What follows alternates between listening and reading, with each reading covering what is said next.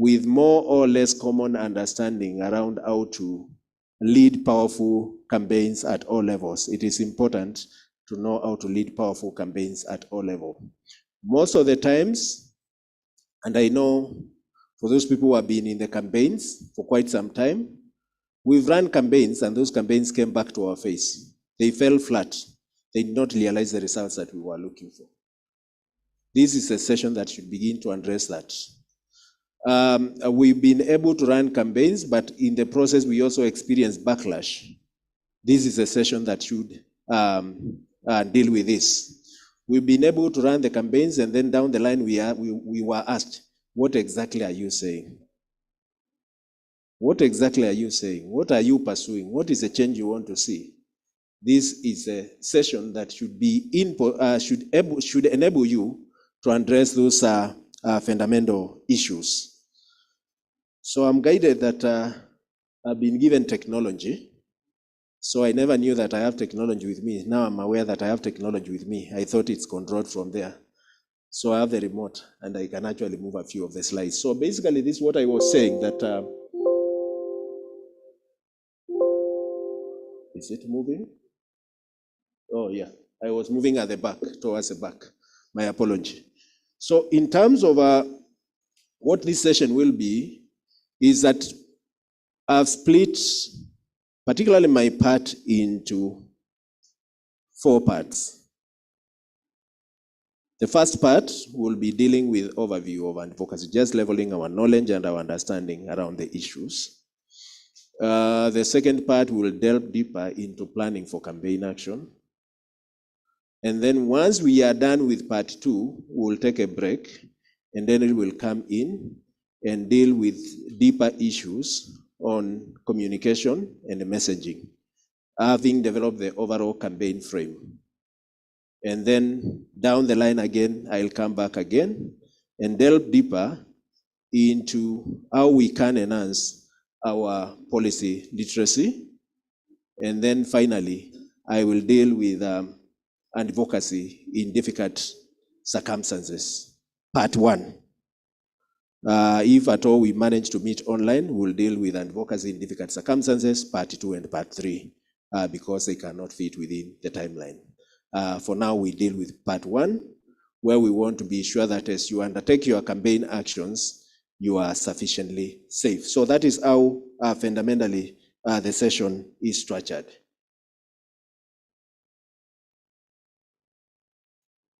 So I know this is pretty simple. What is advocacy?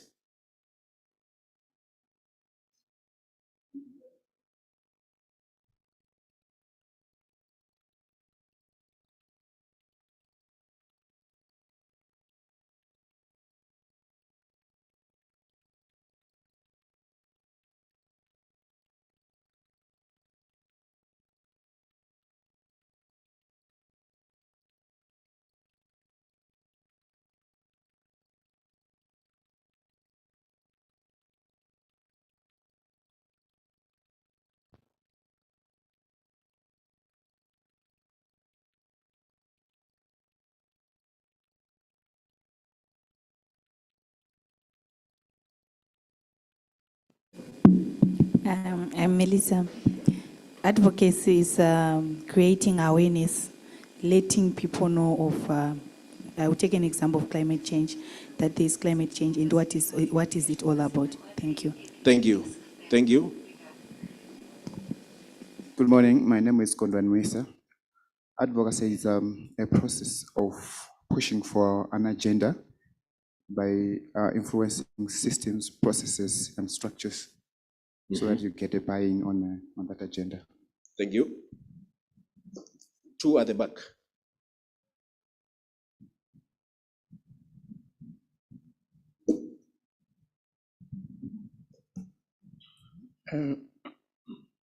Advocacy is a process of influence at different levels. It depends on the issues that we want to change. We can advocate for our government, we can advocate for community, we can advocate for private sector to influence them to change some issues. Thank you. Thank you. Advocacy, in my understanding, is like bringing people together or communities and then placing the policies and the framework around that. Thank you. I think all those responses are quite useful, and they contain words that are quite important. They contain words such as change, policies, actions, and all that.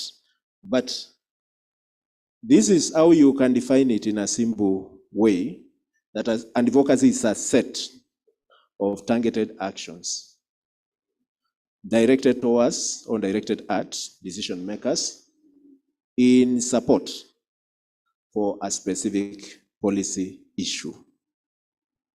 So what are we basically saying? That policy is slightly above awareness. It is a collection of some certain well-targeted actions. The actions are not haphazard. So if you are doing an action that is haphazard and that you are not too sure about its result, that is not advocacy. It's quite targeted. It has a specific target, it has a specific player, and most of the times the targets are usually the decision makers. So if you are undertaking actions that are not necessarily towards influencing or making decision makers commit to a particular action,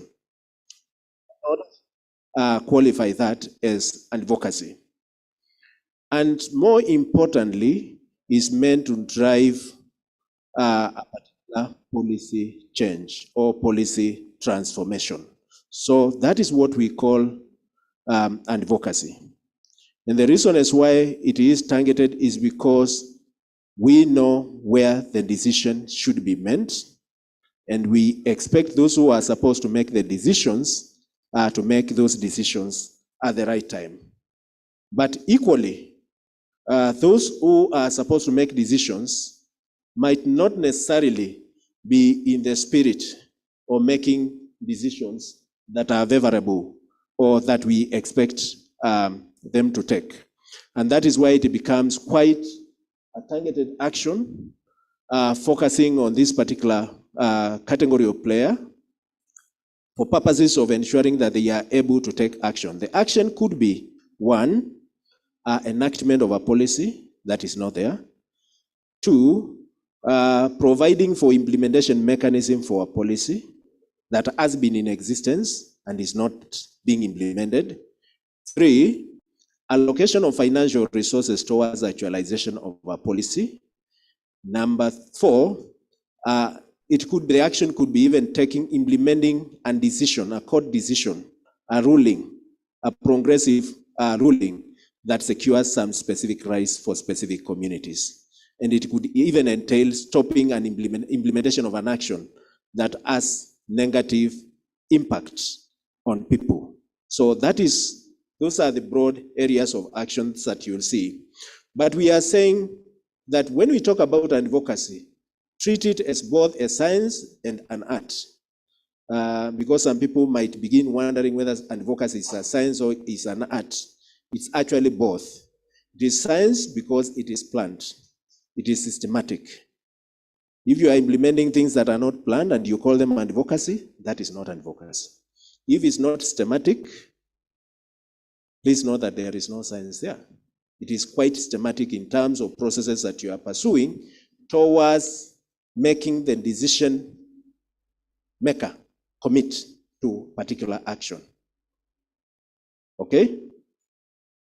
And it requires knowledge and skills. So you are not actually operating advocacy because you've been sufficiently politicized. Yes, you've been politicized, but you must apply the science of analysis, systematic planning, systematic engagement, using the knowledge that you have. But it is also an art because it involves inspiring people to action. It involves strengthening capabilities and capacities to negotiate, to do consensus building, and again, communicate in a more powerful and creative way. Creative way that inspires action and inspires response from duty bearers. And that is why those two areas are important. Allow me to walk you through this, which is quite detailed, but it's more of basically beginning to detail what it is in a snapshot. The moment you talk about advocacy, if you want to be remembering it well, please know that there is action that are well oriented, that are well geared towards a particular change.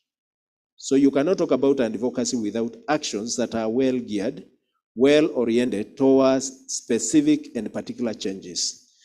If you are just doing actions that are not well oriented and geared towards change, then you are doing something else. Please note that different strategies are involved. So it's not just one strategy. The Panya strategy, you remember the Panya strategy, using one route throughout. There are different strategies that are employed towards influencing the decision makers to make the decision that will be useful or that will advance the cause that you exist for. And it is important that those different strategies are implemented in concerted manner, not as fragmented actions, but implemented in a more or less collective manner and in a more focused manner towards decision makers. You cannot talk about advocacy without the voice of people. And most of the times, all those people who are traditional in advocacy will say advocacy is about speaking on behalf of others. But progressively, I felt like, let's start from there, speaking on behalf of others, but progressively, and using approaches that are quite participatory, approaches that are quite empowering, we've actually realized that the voiceless people can speak on their own behalf. And therefore, increasingly, in our advocacy endeavor, we are trying not to appropriate voice from poor and excluded people, but we are trying to amplify their voice by providing them with a platform to engage in discourse that are important to their lives. So we are increasingly moving away from voicing or speaking on behalf of other people to begin to see how do we empower the people through participatory analysis, through participatory processes, to be in position to speak on their own behalf and drive the agenda that they want to drive in those powerful spaces. And I have an example where I worked with rural women, just bringing them together, doing the analysis, doing the dissecting of the issues, premising the solutions together, empowering them with some little tips around communication, requesting the presence of a cabinet minister in charge of land, and them engaging with the cabinet minister in charge of land and the cabinet minister taking on board their charter of demands. In the process, I did not speak apart from saying these are women from XYZ, they have their issues. Honorable Minister, take the floor, have a discussion with them. So it is indeed important in our style, even though we've gone through this empowering process that has made us strong activists, to begin to realize that people who are excluded have a voice, have a perspective, have a stake, and they can articulate their issues in a better way than anyone else. And in advocacy, again, we are saying others are involved in making a difference. So do not leave this place and say, we were in summer school. We left summer school very empowered. We are the ones who can actually speak. We are the ones who can drive the process. Please note that in advocacy, we are marshalling, we are mobilizing, we are bringing on board all the resources that are needed to drive the change that we want to see. So others have a contribution to make in terms of driving the difference that we want to see. Then more importantly, advocacy is again about changing policies, changing positions, changing programs. So it doesn't end with policy alone, it's also position. What specific positions do people hold on a particular matter? what kind of programs are being implemented and what is the manner in which they are being implemented. If you are unhappy about it, it's time for you to drive that change through advocacy action. So it cuts across this particular spectrum, and it is indeed important to have that broad perspective. The policy could be good. The law could be good, but the programs implementing the policies and the laws are poor. What do? Do you change the law? You change the policy. You change the programs, okay? So advocacy then cuts across that spectrum of changing the policy, the 3 Ps, the policy, positions, and the programs, which is extremely critical. And in advocacy, we are seeking solutions and answers. So anytime you say you are advocating, if you are not seeking any solution or any answer, then don't label it advocacy. Call it anything else. Because it is important you call it by its name rather than calling it advocacy, because you are not changing any position, you are not seeking any answer, you are not seeking any solution. So it is indeed important to know that in advocacy, we are seeking both answers and we are also seeking solutions. And then communication is heavily involved in driving. Actually, you cannot talk about advocacy without communication. And this includes lobbying, direct marketing, social marketing, provision of information, and all that. And then finally, you cannot talk about advocacy without us together. So, most of the times, we will be advocating to, number one, build support for a cause. When you are doing it alone, and as you leave the Nairobi Summer School, are you building support for the cause that probably meant you, even first and foremost, to be eligible, to be enrolled for this particular school? Or are you going to run it alone? Are you looking at this collectivity of people that you met here as part of your support base? And how are you really working with other actors to build profile around the issues that are important or the cause that you are pursuing? So when you are undertaking advocacy, it is indeed important to know that you are doing this to build support for that particular cause. You might go back home, and this is an example that I want to give you. You might go back home, arrive there, and realize that you are the only person speaking climate justice language from the corner that you came from in your country. You are the only person who understands the issue in the manner in which you understand it. I'll give you a very critical example, 2 examples. At the height of coal extraction in this country, I went and interacted with communities in Gaiye, not Gaiye, in the Mui coal basin in Kitui, in Kenya. And when I arrived, they told me, "You've done well to come. We've been keen to mine coal." Those were the men. The women told me they know they will be relocated, and they are worried about where they will be resettled, and their social institutions that are going to be destroyed. Those were women. That is one case of conflictual relationship within the same community, and you are walking in thinking that you are helping them to stop evictions, first and foremost, deal with the question of compensation, deal with the question of dirty energy. But they are not at your level. They are at another level. Men are seeing money, compensation is coming, investments, their children will be employed. Women are seeing their structures, social infrastructure being destroyed. And it did not end there, because after protracted engagement, I had a meeting with members of county assembly drawn from that county. And we did the influence process very well for the first 2 days. Then on the 3rd day, there was fire. And we had to adjourn. Totally, we had to stop. The process could not move on. We had to stop and say, let's pause there.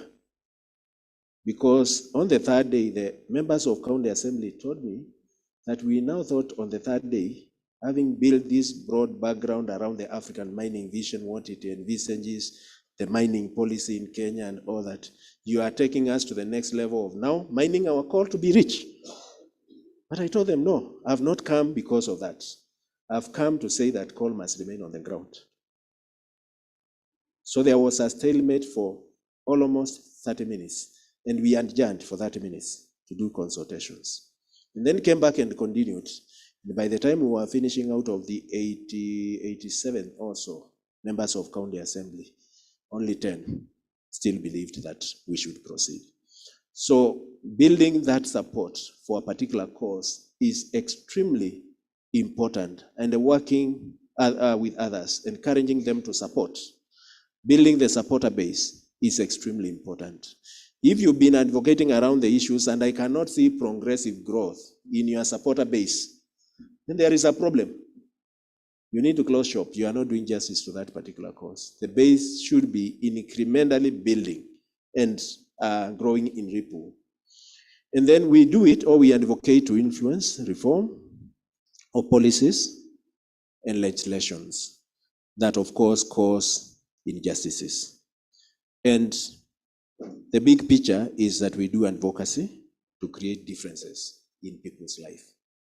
Because sometimes we say we are advocating, and then we down the line we realize that we might have even been co-opted and pursued a direction that does not support the cause for the people.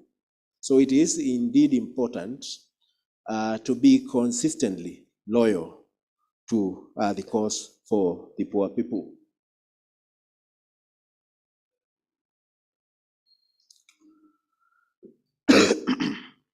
So before you say this is an advocacy issue, there are basic tests that you need to check. Or there are some basic tests that you need to subject that particular issues to. And that issue must pass. The first is, number one, is this problem the result of the current policy situation? The policy could be weak, the policy could be defective, the policy could have been captured. The policy could be there, but not implemented. Then you need to ask yourself whether this situation or the problem can be solved through a policy change. And then does it meet the majority of the issue selection criteria, which I'll share shortly. So this is like a screening for you to be in position to be more focused. So what is an advocacy goal?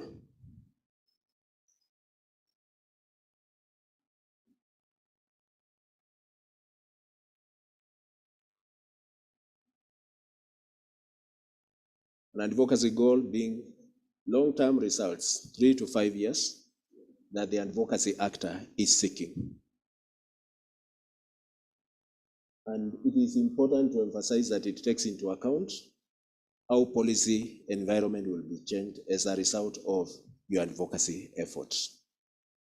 Up there, looking at the long-term result as a result of your advocacy action, 3 to 5 years down the line. But more important, looking at how will the context or the environment be changed as a result of the policy that you are pursuing. Then advocacy objectives. So advocacy goals are actually at a higher level. Then after that, you have advocacy objectives. And of course, an advocacy objective is a short-term target that contributes to achievement of the long-term goal. It is about what you want to do or what you want to change, by how much, by whom, and when. It is usually a short-term result, contributing to the overall goal that you want to see. And therefore, it is part of the process which is extremely important to pinpoint.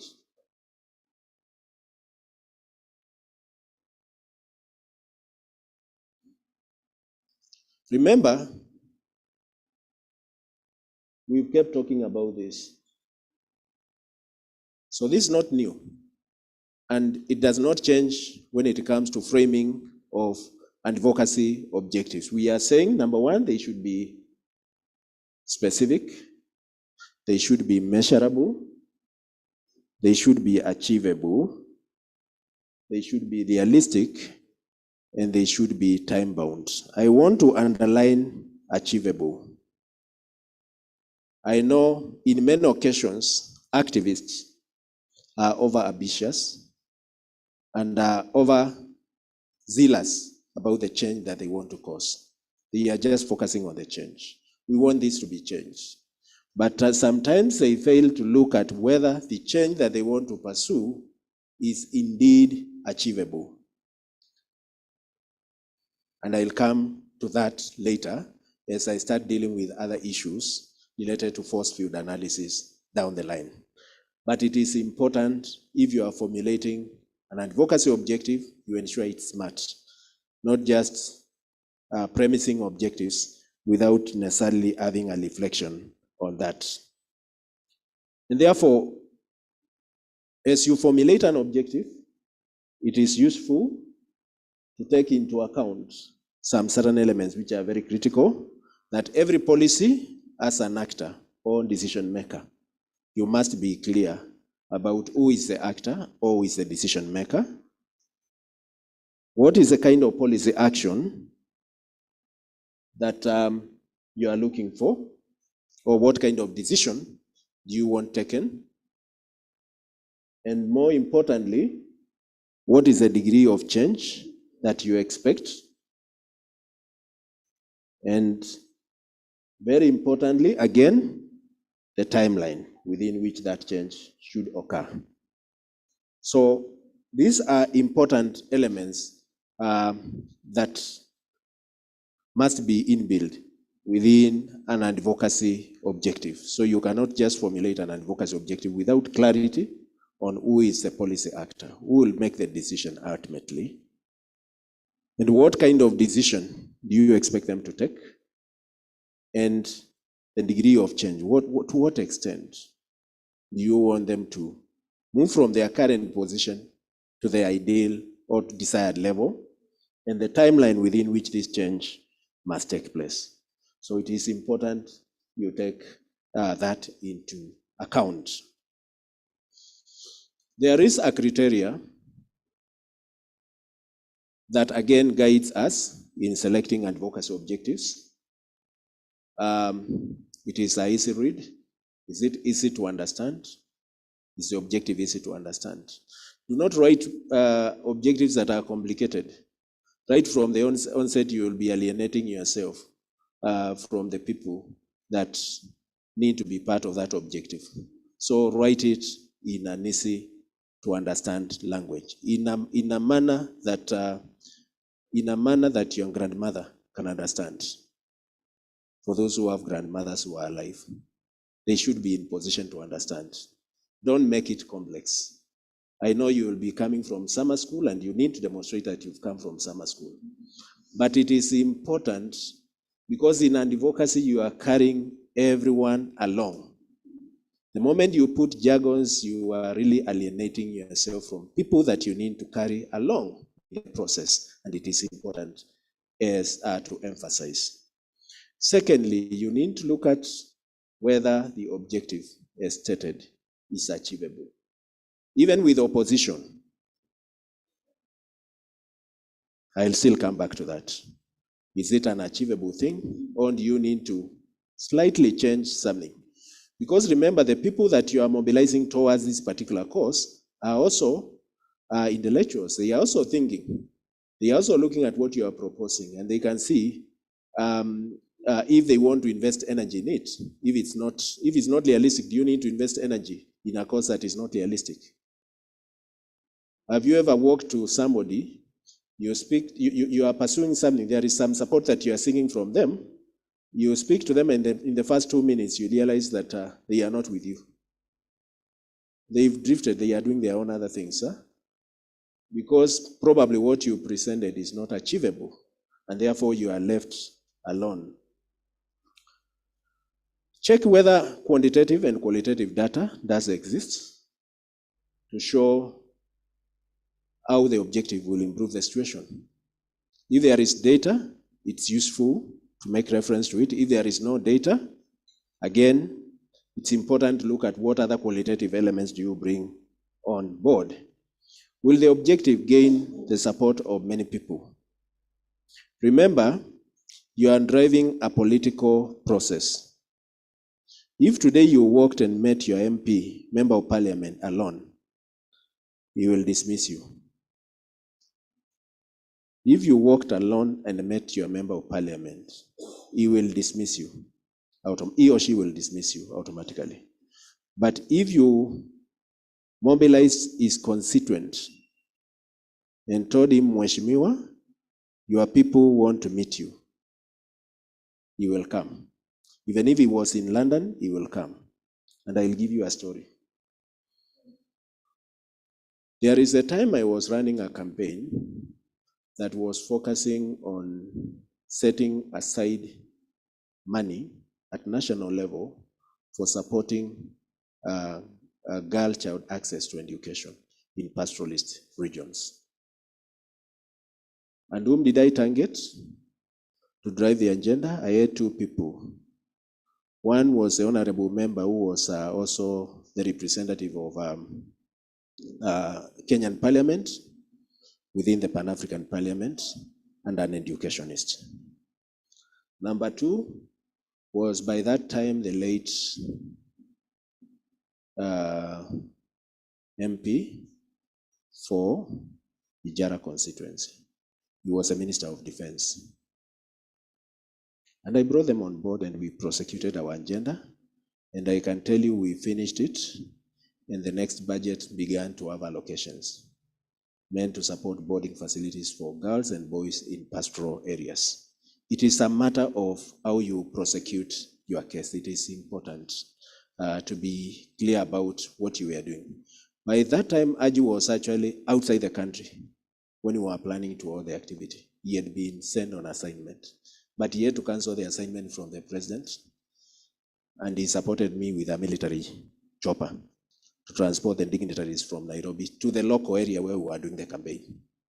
And most of the declarations were made at that particular level. So it is important to see how your agenda will gain a lot of support, including checking whether people care about the objective in a deeply manner to take action. And then again, for an objective, for it to be a good one, check whether it has clear targets. Who are you targeting? We've seen objectives, campaign objectives that are written so casually and loosely, such that you cannot tell who is being targeted in that particular process. But it is a campaign objective, and the people are happy about it. But it is important to be precise about who you are targeting.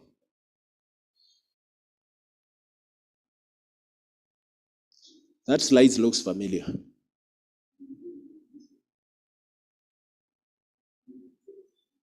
I moved to my second part of presentation. On my second part of presentation, I'm looking at planning for campaign action.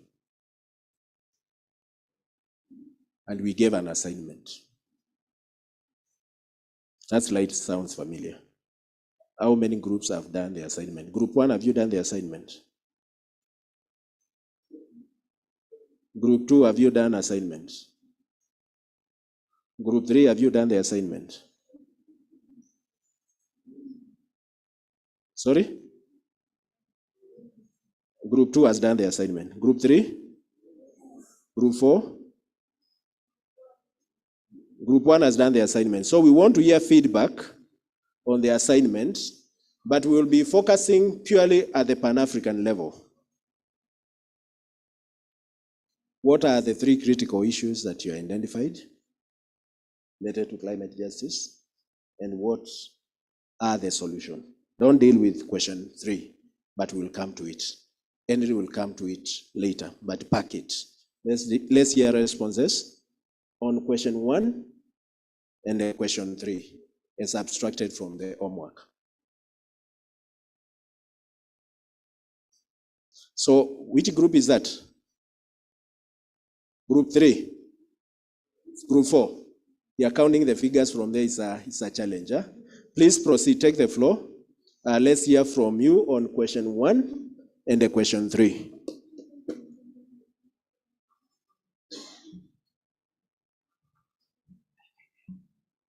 There's just two ladies accompanying me.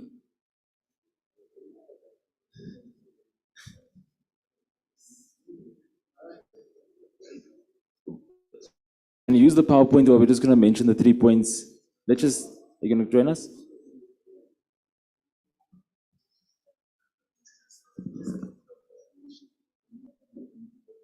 Just present without PowerPoint, but ensure that the PowerPoints reach me.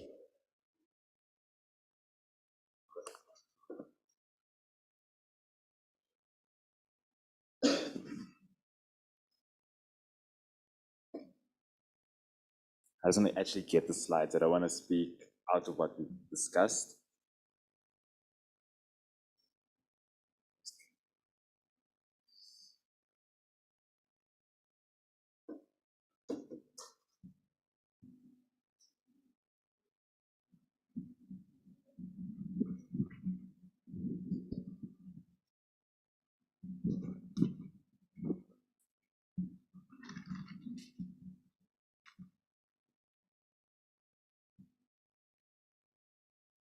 So morning everybody. So on a Pan-African level, our three, because what we realized as we discussed as a team, that everything that we face in, no matter on what country level it is, those things all feed into what we're dealing with as Africa. So our 3 main points we came as to retributive justice, unequal justice, and political justice has to do with political injustice has to do with the policies that are in place. And can I continue? And then in terms of like our tree, when we started doing it, it's like we would see that from an idea perspective, you'd have to. Are we going too far? Okay, so we realized whether we look at Africa from a north perspective or a south perspective, the challenges, so drought, floods, all the shortage of water, the shortage of energy, all of these things come from an injustice perspective, because what we've realized on a Pan-African level is that Africa has experienced a great injustice because of the wealth that has been taken.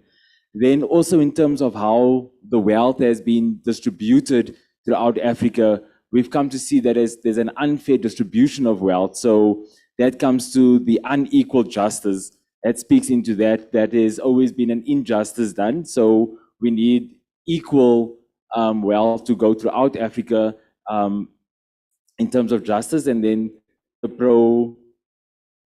how do I say that word? Pro-radical injustice has to do with how the policies around the injustice has impact on people that they don't actually have the ability to move and to advocate for what they're standing for. So how do we bring that into the policy making sphere? Because that has also caused a massive shift and a big difference in terms of the two between West and Africa as well. Thank you. Let's give that group a clap. Thank you. Let's get group 2. Group 2 say they have done the task.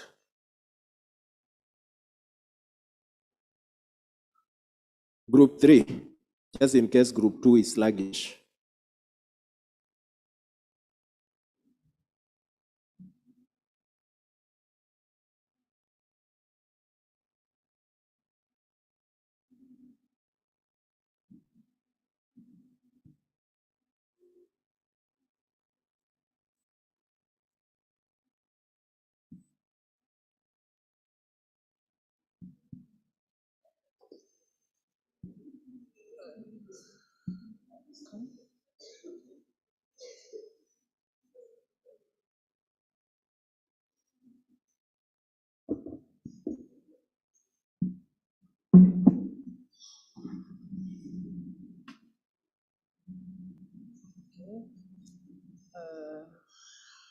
concernant le groupe 3, c'était constitué de francophones et d'anglophones.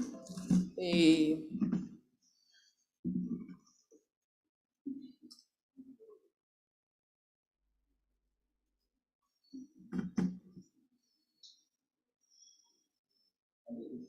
OK. Donc, pour la première question, on a mentionné trois principaux problèmes auxquels on est confronté. Bon, au niveau africain, on a parlé des pertes et dommages, des droits humains et aussi de la finance climatique. On a choisi l'approche des 3 pourquoi et le 4e. Et pour chaque problème, on a essayé d'expliquer, on a essayé d'aller en profondeur, expliquer les différentes raisons. Pourquoi l'Afrique, les populations africaines font face aux pertes et dommages. Et pour la première raison, on a parlé des conséquences des pertes et dommages. Ensuite, le second pourquoi, c'était que le continent est très vulnérable aux différents chocs climatiques. Et après, on a vu que selon le GIEC, le continent est le plus vulnérable au changement climatique. Concernant les droits humains, on a également mentionné les différentes raisons pour lesquelles le continent fait face aux... En fait, on a mentionné les différentes raisons pour lesquelles les droits humains sont bafoués dans le continent. On a souligné le fait que les activistes ou encore les gardes forestiers sont contraints, leurs droits sont bafoués dans l'exercice de leurs fonctions. Et concernant la finance climatique, on a réalisé que le continent n'a pas accès à la finance climatique et qu'on a aussi ressorti le non-respect de l'accord de Paris du côté des pays du Nord. Donc, cela peut s'expliquer par le fait qu'il n'y ait pas de contraintes, voilà, dans l'accord de Paris. Donc, il n'y a aucun moyen de pression pour les pays du Nord dans le cas du respect de la finance climatique. Et concernant la deuxième question, les trois problèmes auxquels le continent est confronté concernant la justice climatique, on a encore parlé du non-accès à la finance climatique, du non-respect des droits internationaux, du manque d'implication des jeunes et des communautés locales. Maintenant, pour les réponses, ça a été fait sous forme de tableau, c'est quand même beaucoup. Donc, pour la finance climatique, la première cause, c'est le manque des volontés des partis du Nord. La seconde, c'est le fait que l'accès au financement soit très contraignant, que les procédures et les modalités d'accès soient très contraignants. Et pour la troisième cause, c'est que le fait que certains pays du Nord nous accordent les financements sous forme de prêts. Donc, c'est un frein à l'accès au financement. Et pour le deuxième problème, qui est le non-respect des accords internationaux, notamment l'accord de Paris, la première cause, c'est le manque de moyens de pression du côté des pays africains. Le deuxième, c'est le désengagement des pays du Nord, notamment des pays les plus pollueurs, comme la Chine et les États-Unis. Et pour le troisième problème, pour le manque d'implication des jeunes ou des communautés locales, on a souligné, disons, le manque de politiques qui permettent aux jeunes de s'exprimer librement au niveau du continent. Il y a aussi le manque, il y a également le problème d'un état d'esprit des jeunes, voilà, qui fait qu'on ne se sente pas impliqué ou encore qu'on ne s'implique pas dans la prise de décision. Je pense que that's all. Oui, concernant les solutions, c'est vrai, je reviens. Oui, on en a parlé. Bon, concernant les solutions aux problèmes de finances climatiques, pour le manque d'implication des pays du Nord, la solution a été de mettre en place des mesures de pression, que l'Afrique trouve des mesures de pression, voilà, pour emmener les pays du Nord à respecter leur engagement.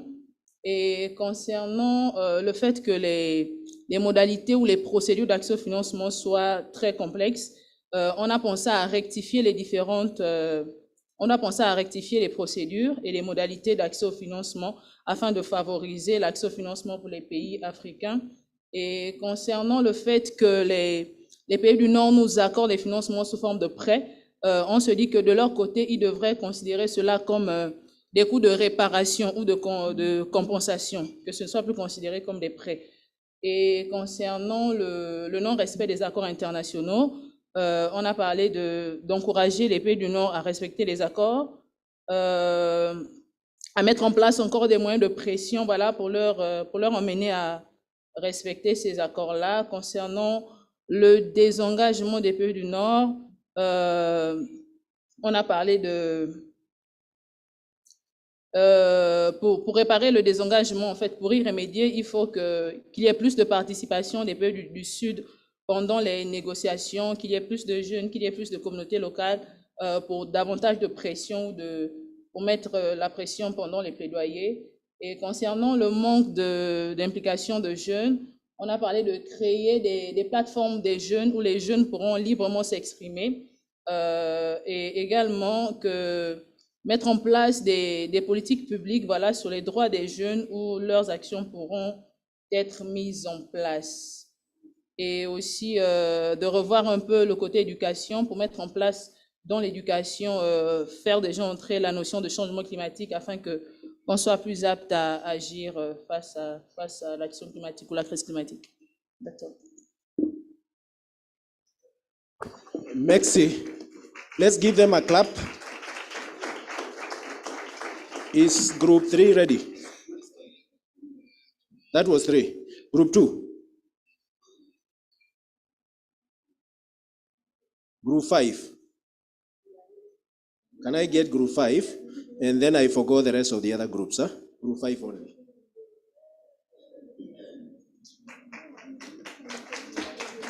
Okay. My name is Walter Oratile Sikalesele from Botswana. The first question. We identified our 3 critical issues that at Pan-African level to be climate governance, climate finance, and climate resilience. Climate governance, this talks about policies, diplomacy, and UNFCCC negotiations. There's lack of policy development, political will, and government engagement on climate change. And the second one, climate finance. This one talks about private, public, green bonds, debt swaps, concessional loans, and grants. We need significant financial support to adapt to or respond to loss and damage, both from the global polluters or most emitting countries and African actors. The third one, climate resilience. African countries are not resilient because of high level of vulnerability and dependence on foreign aid, which makes the pollution particularly exposed to climate change. Solutions. The first one, solutions to climate governance issue. Political solutions. Advocacy at global, Pan-African, and national level for climate action, specifically for relevant policy development that unifies African countries. Local social movements, institutional, to strengthen weak institutions and develop inter-ministry actions. This will help reduce the working silos we see in various institutions. Solutions to climate finance issue. Enhancing budget allocation, more partnership with private sectors at their different levels, and better advocacy at different levels. Solutions to climate resilience issue. Climate resilient agricultural programs, collective and community capacity building and empowerment. And the last one being technology. Thank you. Thank you. They deserve a clap. Out of a quick informal, and taking into account that translation sometimes does not happen simultaneously, Group 1 has requested to present. Group 1, you have 3 minutes, and then we move on.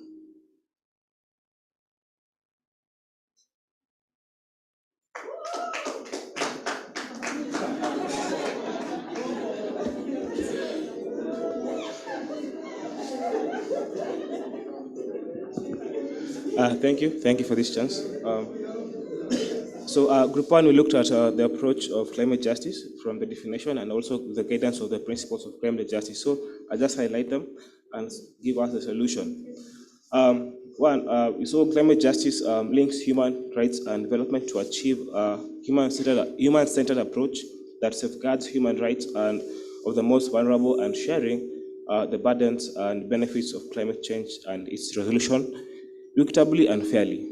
Therefore, we saw these are the challenges that face climate justice, the critical issues that Africa faces in terms of climate justice. One is the lack of support, the right of support to development.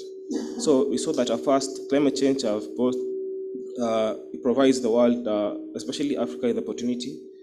This highlights our true interdependence and must lead to a new respectful paradigm of sustainable development. This is based on the urgent need to scale up and transfer green technologies and support low carbon climate strategies for the poorest so that they can become part of the combined effort and mitigation and adaptation. The second one is we saw that Africa countries do not share benefits and burdens equitably. Why? We see like the involvement of acceptance of common but differentiated responsibilities and respect capabilities in relation to reduction to greenhouse gas emissions. They're not shared across all African countries.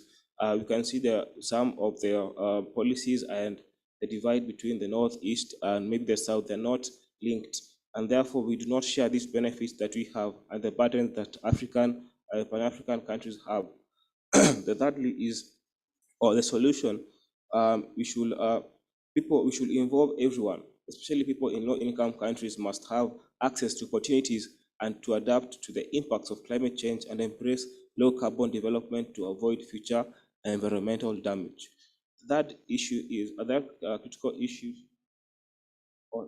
We had more than three, but let me give you the last one. Is highlight gender inequality and inequity.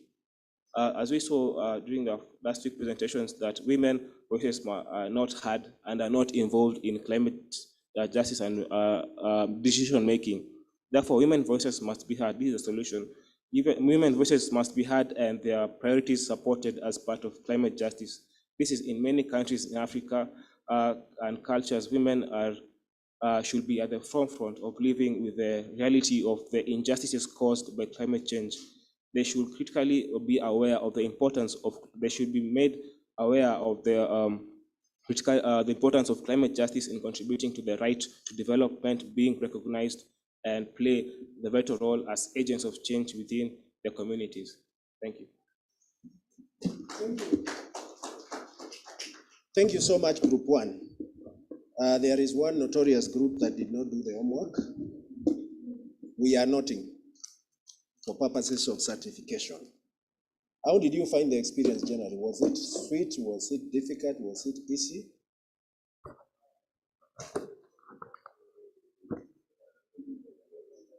It was good. Anyway, I will not open it up. Is there anybody who has done the country level advocacy plan for their respective country? Anybody who has done the task at country level? I can see only one hand. There is a few more forced hands that have come up. But we shall continue. But the most important thing is to go back and reflect on the problem as it is and as it has been defined and the solution, and reflect deeper. And that takes me to my subsequent session. There are some clear steps in planning for advocacy action, and I've split it into 4 phases. The first phase being around evidence generation.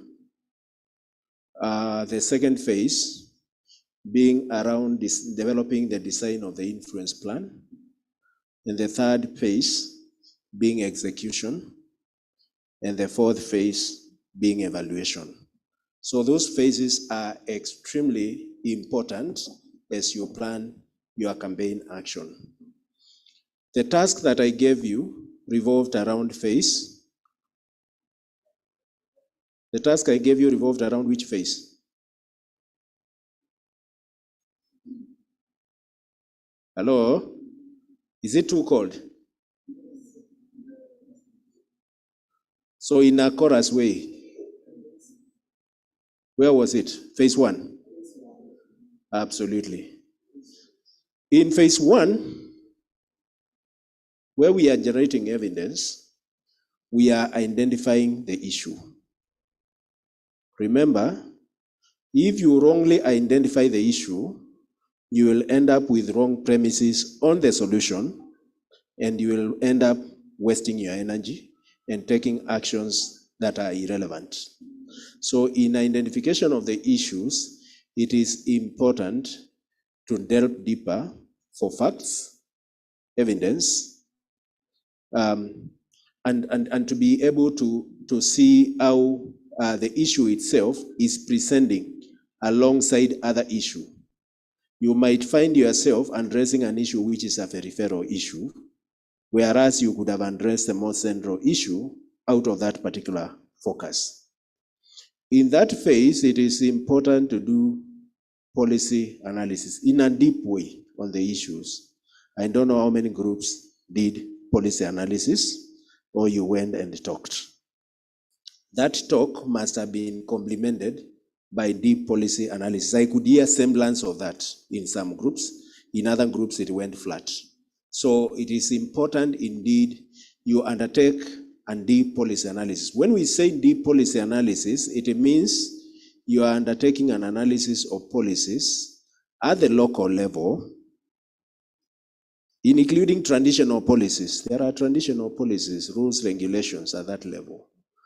At the national level, at the regional level, meaning the regions of SADC, ECOWAS, East African Commission, among others, there are policy, African Union, and then at global level. So you need to look at how does the issue sit within the policy frameworks that are within that ecosystem, or could be the policy framework across local, national, regional, and global, the cause of the problem. So it is important indeed you undertake that.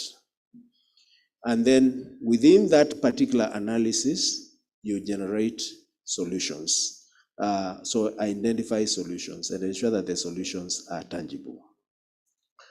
In phase 2 is where you are designing the actual influence. You've done the analysis, and in phase 2, you are beginning to set the goals and the objectives for the campaign.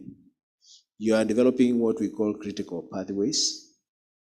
You are undertaking mobilization, design of mobilization, influence and communication plan, but you're also dealing with risk management aspects, which are very critical. You cannot go to campaign without knowing what inherent risks you will face and how you will mitigate against those risks, and how you will address those risks in their eventualities, because some of the risks become real. How do you deal with that? And then phase 3 is running the campaigns, fixing the facts, implementing the mobilization and the influence plan in a bigger way. And then finally, you assess the performance of the campaign. However, for emphasis, I'll say evaluation of campaigns is a concomitant process. Even though I put it as phase 5, is a concomitant process. You cannot implement a 5-year campaign and then you stop in and evaluate after 5 years or after 2.5 years, just the way we evaluate ordinary projects. Indeed, campaign influence happens at the point of execution. You are able to know if you were to execute an action, whether you have won the kind of support that you needed or you've lost. And you can even evaluate, you could be going there with a particular tactic. You walk in, you do a quick evaluation, you realize this tactic is not going to work. You do a bit of evaluation of the context that has emerged, and you apply a totally different tactic or strategy based on presenting opportunity. For instance, you could be looking forward to meeting the president after 2 years of your mobilization. Then the president visits your village In one of those upper sad occasions, the president visits your village. Will you say, okay, now I was supposed to meet the president after 2.5 years of mobilizing and doing summer? No. You evaluate the situation, you look at the emerging context, and you look at what is that you can actually engage the president in, if that opportunity has presented itself. And I want to go back to the problem that you stated and the solution. For any good campaign, the problem and the solution must be stated with clarity and should be articulatable within not more than 2 minutes. We call it the lift moment. The lift moment is that you met a dignitary that you've been looking for to meet, the Minister for Environment, who is so hard to get for your country. You bump into a lift from second floor to first floor. Within second floor to first floor, by the time he's moving out, he should have known who you are, why you exist, the issues that you are grappling with, and what you consider to be the solution. And that should be communicated with a lot of clarity and in an articulate manner. So that even if the minister does not meet you in his reflections in the evening, or when he walks to the office, he is asking, who is this lady that I met in the lift? Not because you are beautiful, but because you said something of substance that he or she needs to follow up on. So it's called a moment lift, and therefore it is indeed important to go back to your problem and the solution. If your analysis is crisp and up to the point, the minister will say, by the way, this guy has articulated the problem the way I wanted it articulated. If your solution is innovative and on spot, you will say, by the way, I think there is a conversation to pursue. And that is the time when, by the time you are moving out of the lift, you ensure the minister has your card. What they do with the card depends on what you have told them in the tool. Hello? What they do with the card, because they can trash it, depends on what you do in those 2 minutes. And therefore, having spoken about those phases, the first phase is around identification of the problem. And that entails a lot of policy analysis. And we analyze policy to test its appropriateness. Can it cure the problem that we have? To identify whether there are gaps and omissions within that particular policy. To understand the key definitions and aspects of the policy. How is it conceptualized? And again, to begin to understand how is it anchored within existing, or has it been operationalized within existing laws and the policy, within existing laws and regulation. We also analyze it to determine whether it can be or is being implemented. There are so many policies that are not being implemented or have not even seen the light of the day. After they were enacted, they were thrown somewhere. So we look at whether it's being implemented or it's just somewhere. And whether there are provisions in the policy or law on how to operationalize the policy framework. And also to get a better sense of who are the actors of that particular policy. Each policy has its policy actors.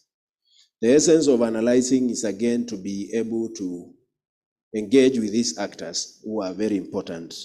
And again, understanding what their responsibilities, their roles are, and whether resources are being provided towards operationalization of that policy. And we are saying a good policy must promote inclusiveness. Right from the process making, the process of making the policy, but also within the aspiration of the policy itself, and also in the implementation. So when we talk about good policies, promoting inclusion is not just in the making alone. It is even in the spirit, the intent, the content, and the letter of the policy itself, as well as the manner in which it's being operationalized must be taken into account. It must foster harmony with other policies for purposes of addressing cross-cutting issues. We've seen standalone policies. When you analyze them, you realize that they are not even connected with the national, the overarching national legal framework, which is the constitution of that particular country. And then you begin wondering, where is this policy anchored and how do you really operationalize it? And then we are saying a good policy must be beneficial to the largest number of people.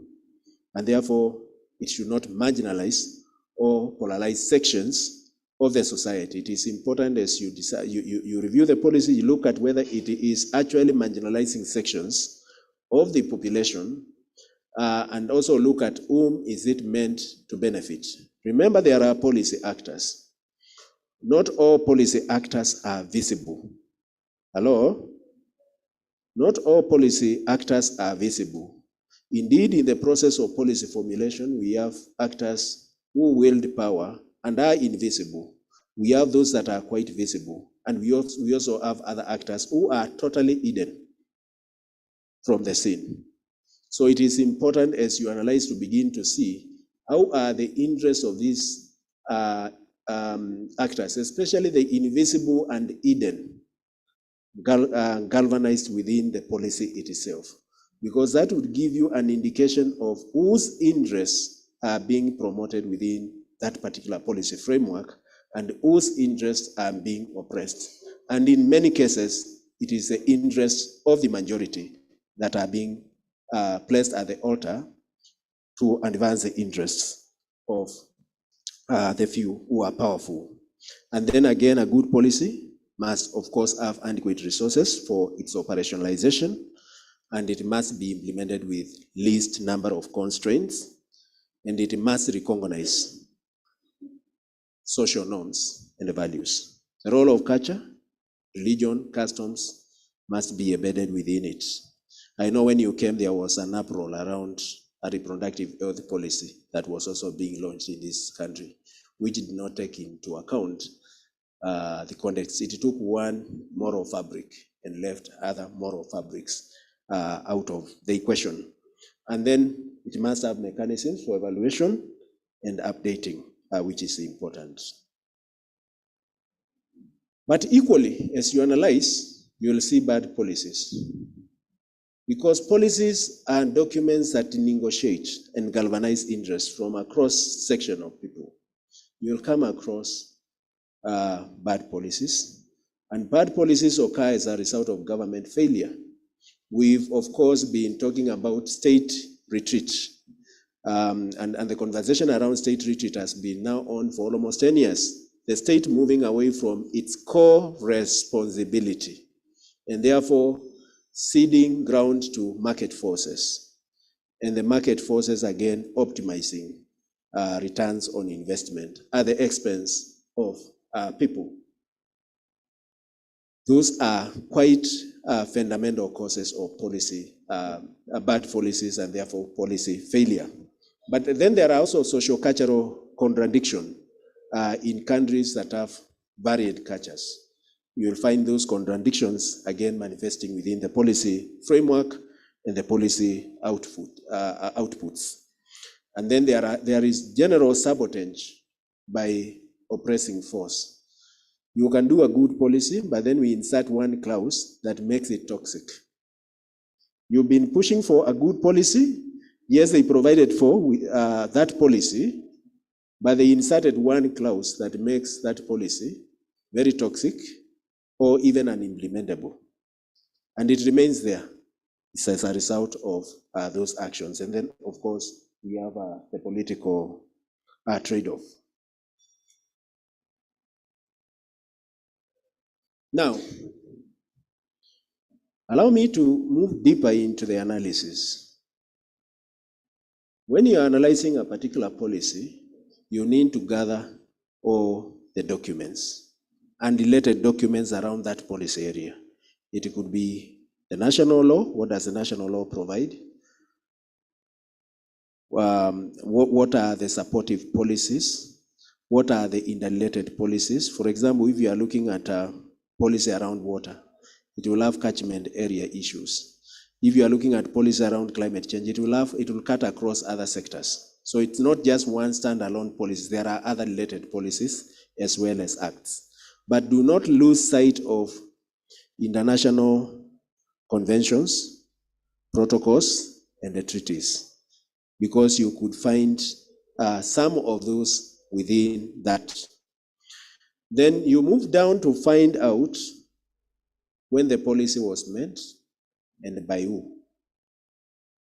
By who is more important than anything else, because as individuals, we have individual biases, and those individual biases manifest in the policies. They manifest in terms of what we read, how we contextualize what we read, and what ultimately we recommend to be moved to the next level.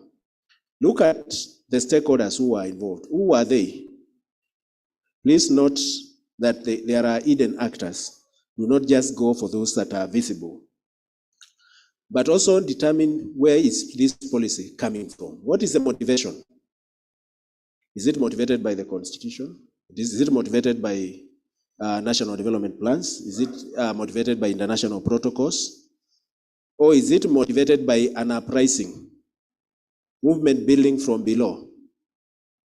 I know people think that movements cannot agitate for policy reforms. In Kenya, we did it successfully, I think, in 1997, working with another guy. The EU policies on green energy and their promotion of growth of jatropha within Africa. And of course, they had identified a site where jatropha was to be produced in large scale as a fuel, as a biofuel, an alternative to the conventional fuel. Was that policy implemented in Kenya? No, we quashed it out of campaign and agitation from below, providing spaces for people, the analysis from people to be shared, including in universities and in parliament in EU countries. So you need to be in position to look at what is the actual source of this particular policy and what is really motivating it. Establish the rationale for making the policy, including the problem being addressed. The problem being addressed could be necessarily not what is cardinal. And therefore, your agitation begins to say that this policy erred and missed the pathway right from its design. And then how is the policy linked with the other sector? And what is the implications? And why is that policy of importance to you? I've talked about examining other policies, so I'll not go deeper into that. But more important, look at what is the impact of the policy on the poorest and the most marginalized people. Because policies have what we call incidence. Incidence meaning that you've designed it, it could have been well intended, but its impact could be something different. And therefore, it is indeed important to delve deeper into that and look at what is the implication of that particular policies. Go on deeper to look at what are the strengths and the weakness, what are the pros and the cons of that particular policy. Do a serious SWOT analysis, the strengths, the weaknesses, and opportunities and threats within that policy. Because most of the policies have opportunities, they have strengths, they have weaknesses, they have threats.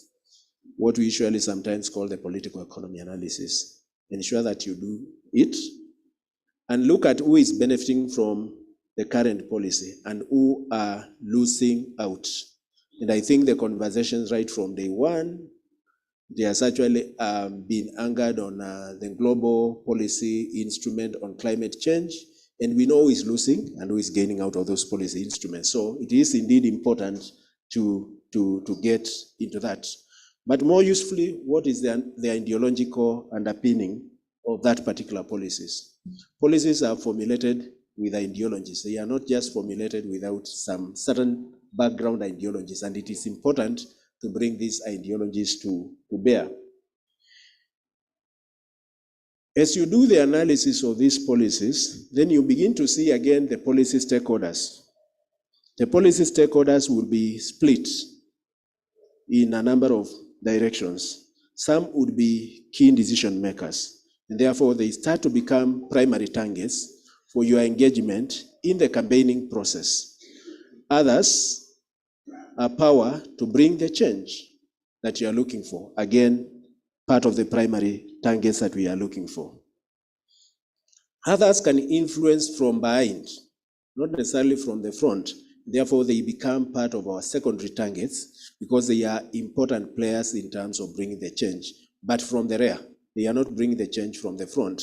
The first two are decision makers and have the power to change, are the primary targets because they will drive the change that we want to see in that particular policy.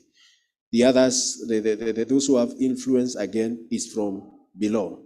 Look at who is directly affected by this particular policy. And this becomes your primary constituent for mobilizing, organizing, strengthening their capacity, and giving them voice to drive the issue because they are directly impacted and affected by the issue. So you give them the voice to drive that particular campaign through strong organization into social movements and capacitating them to drive the change. Look at those who are indirectly affected. They become part of your allies in terms of driving the change. Look at people who care enough about the issue. They could be in the south, they could be in the north. Those become, again, allies for the change that you are looking for. And again, look at who is likely also to benefit. There could be people who are not directly affected by the policy as it is, but the change that you are proposing will bring benefits to them. So it's a constituency, it's a core constituency that you need to bring on board in your mobilization block as you implement your campaign action. Now, I'm moving fast in interest of time. Having done that, it is important to go back to your change. Remember the change that you want to see, the solution that you have. Having done all that analysis and all that, it's important to go back to your change and do what we call force field analysis. Apologies, today we are using a lot of military terms because force field analysis was also derived. Campaign advocacy is still military, campaign is still advocacy, campaign is still a military term, force field analysis is a military term, target is a military term. We are using a lot of military terms because advocacy is about bringing change, conquering, the way military people move into conquer. And therefore, force field analysis is an approach that is used to analyze the feasibility of change. How feasible is it for you to bring that particular change? Remember, you have done all that policy analysis and dissecting. You've even analyzed the actors and all that. Then you move to do this quick analysis. A quick analysis, you look at the change that you want to cause, and you look at the driving force. What are those forces that are going to drive the change that you want to see? You then look at what are those forces that are going to restrain you, inhibit you from achieving the change that you want to see. Put them in different axes. The driving forces on one of the side of the axis, the restraining forces on the other axis. Where you realize that you have weak driving force and a strong restraining force, what do? In a situation where you find you have weak driving force and a strong restraining force, what do? Sorry? Something like that. You go back to mobilizing. Are you in position to mobilize? Are you in position to strengthen your influencing block? And in a situation where you are not able to strengthen the influencing block, you redefine the change. You redefine the change because you are in campaign to score. You are not in campaign to lose. You are in campaign to score. You redefine the change so that it's feasible. Remember, I spoke about the change, the objectives that you are pursuing being a feasible objective. So you go back and redefine the change so that the change is feasible. But we are not saying you lower the bar so that you can be able to jump over very easily. It is important before you lower the bar, begin to look at how can you build on the block of the influencing constituent.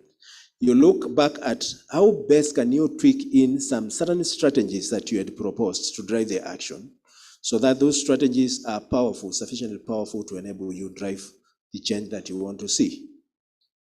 It is important you go back there. In a situation where you are unable, then you redefine the change for purposes of being accountable.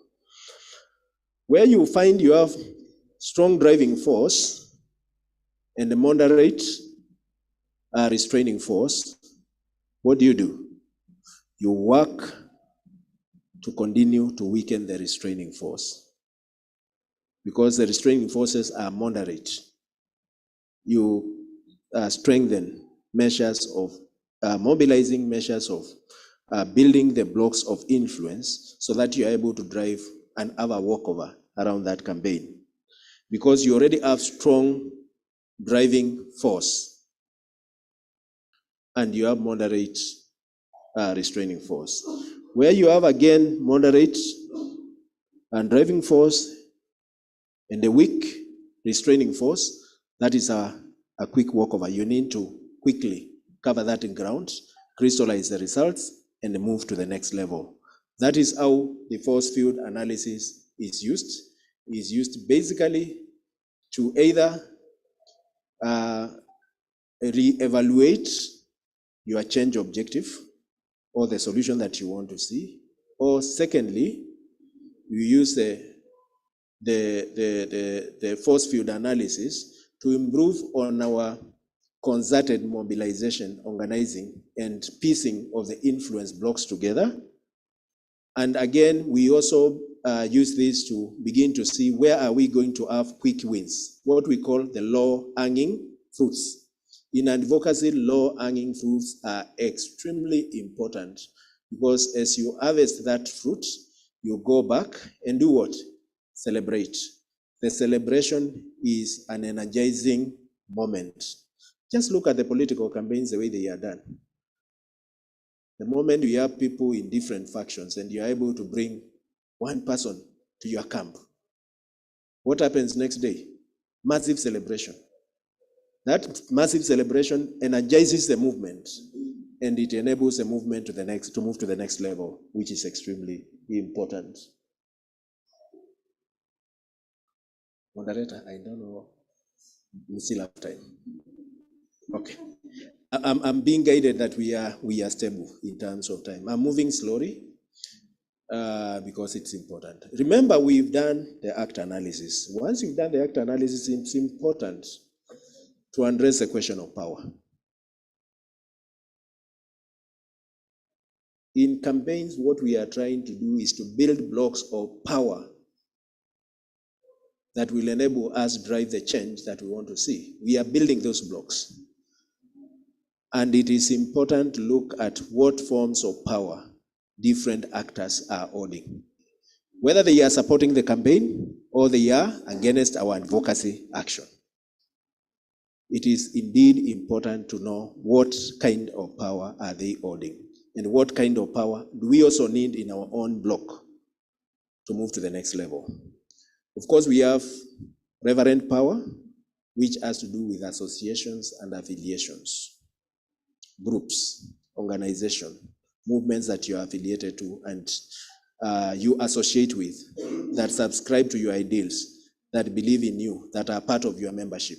Such that when you stand, yesterday you saw the chairman, the chair political technical committee of the board of Pan-African Climate Justice Alliance. What did he say about PACT? He made reference to the power blocks, the movements that are members. And therefore, when you occupy a space of decision, you're actually representing this big constituent. And that is the referent power that we are speaking about. And that is why as you go back, you need to look at how strong is your referent power. Is your referent power the small group of young people, 20 in number, 10 in number, because of dropout? Young people are quite dynamic. Or is it something that you can hold on substantively and say this is a strong base? Coercive power Coercive power is associated with state and state institutions, and it's about use of force to influence. This will not happen. This meeting is not going to happen here. You guys have to move. Coercive power.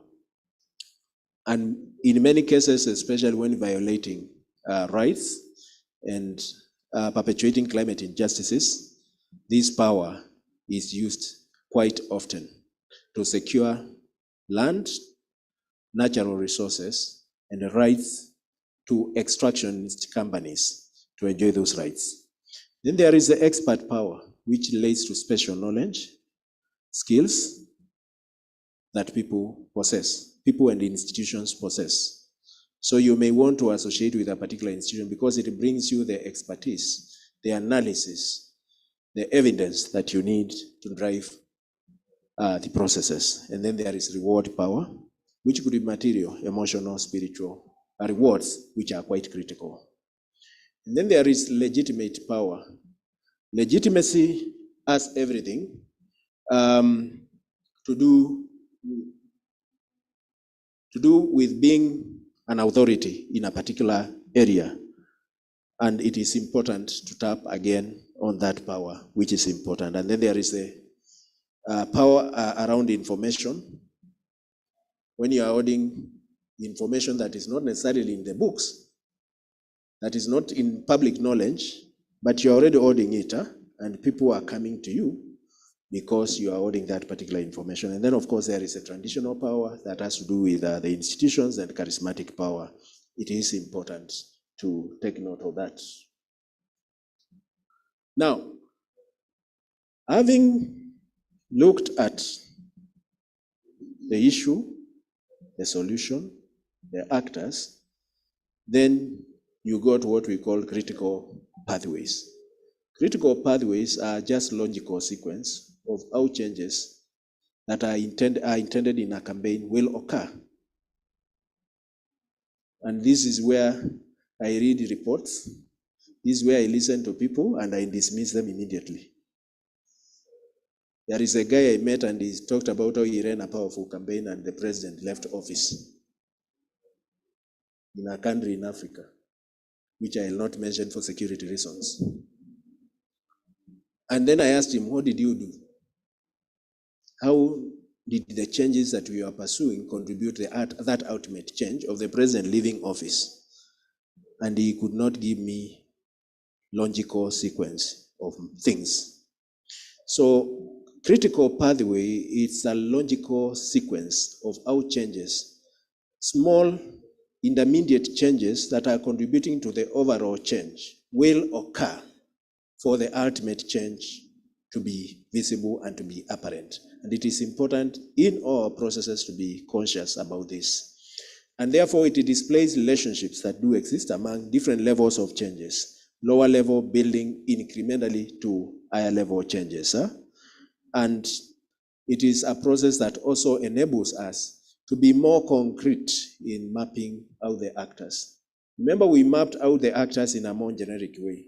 But as you begin to look at the sequence of changes, then you are able to see how are these changes connected in iterative manner and be able to see which other actors would you have missed in the process of creating change.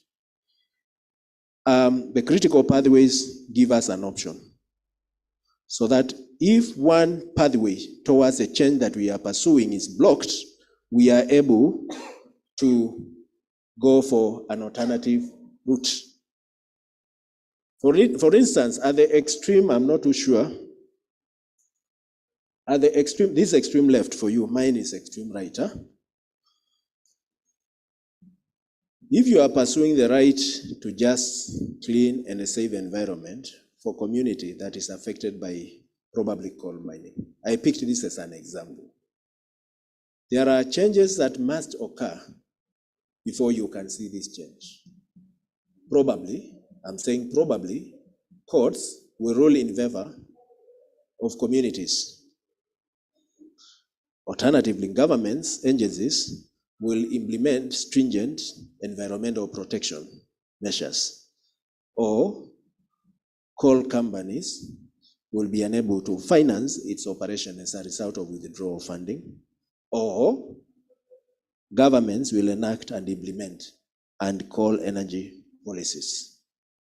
But for this, again, set of things to happen, there will be probably enhanced consciousness within the legal fraternity so that they can give a favorable ruling, or citizens will be in position to hold government to account for investments in the energy sector, or there will be a citizenry uprising, or taxation regime will be punitive, or alternatively, there will be reduced funding, and then, or there will be international pressure on governments to implement those measures.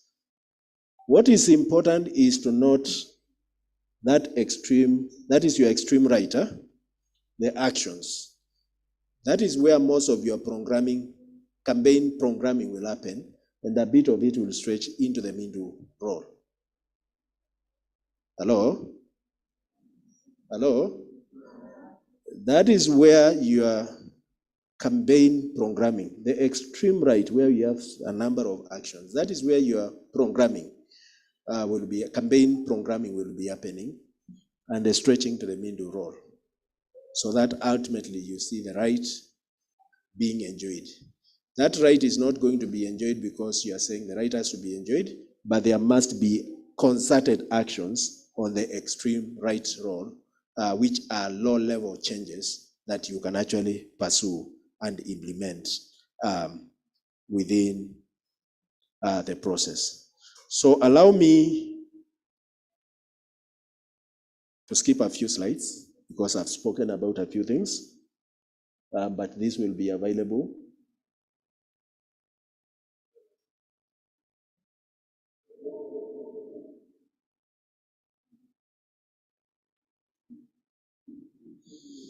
And begin to emphasize that as you do your campaigning, there are some certain core strategies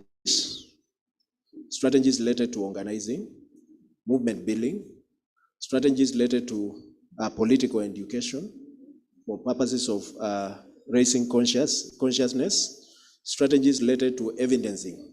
How are you doing your evidencing? How are you packaging your evidencing? And how are you using that evidence to drive the influence? There are direct campaign actions related to protests, petitions, and all that. Of course, definitely capacity building is a cross-cutting action as part of the strategy. And if you are fought to get an inside track of engagement, being propositional, providing policy alternative is part of the strategy, which is important. Network building coalitions is, again, critical. Disciplining opponents, including injuring their interests, is quite a powerful strategy when you start to injure that particular interest. There is a time we were injuring a particular interest, and then I was told, please pause at that particular level. If you injure it more, things might be relevant. What was the strategy there about? Another strategy in terms of mobilizing and strengthening the human rights defenders component, which is not mentioned here, which I'll come to later. And then the role of media in terms of amplifying what we do cannot be sidestepped, and legal action. I want to stop there, for I'm guided that break time is with us. So I want to stop there and pass it over to Duncan, who is moderating the session, to provide further guidance. Thanks.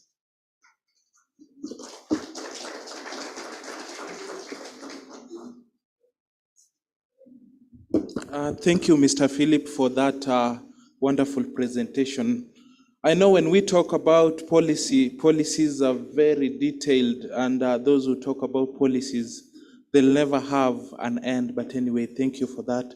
So we're going to quickly go for tea break, since we are already on borrowed time. We are late by 30 minutes, so we're going to take around 15 to 20 minutes, then come back for the next presentation. Thank you all. So let's be quick. We divide ourselves as we go out. We take our tea quickly.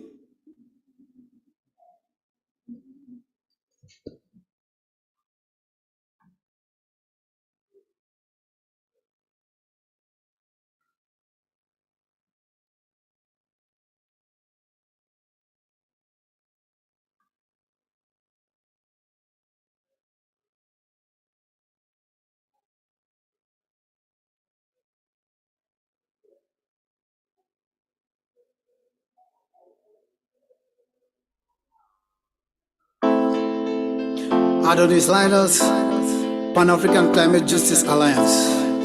We know.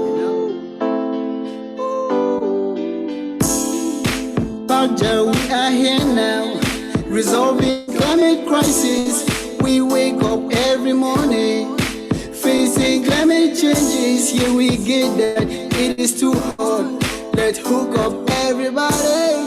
Together we can fight it. We can fight it. Just remember, your actions are survival. We're rising up the new plans, reinforcing all the main point. We're building frame new strategies. Oh yes, we can do it. Oh yes, if we mean it. It starts with you and me. I know, you know. If we get together, we can make the world green. All green, all green. If we get together, we can make the world green. All green, all green. If we get together, we can make the world green. Climate change is everywhere. I'm still not used to that. Carbon warm the atmosphere. I cannot breathe it out. Is my future still secure with the nature that we got? The green land I strive for said I'm worried. Burning everywhere, trash is all along the street. We worry every day to make this world a better place. Garbage rolling, global warming, bet we can fight this, make the world a better place. I know, you know, if we get together we can make the world green. All green, all green. If we get together we can make the world green. All green, all green.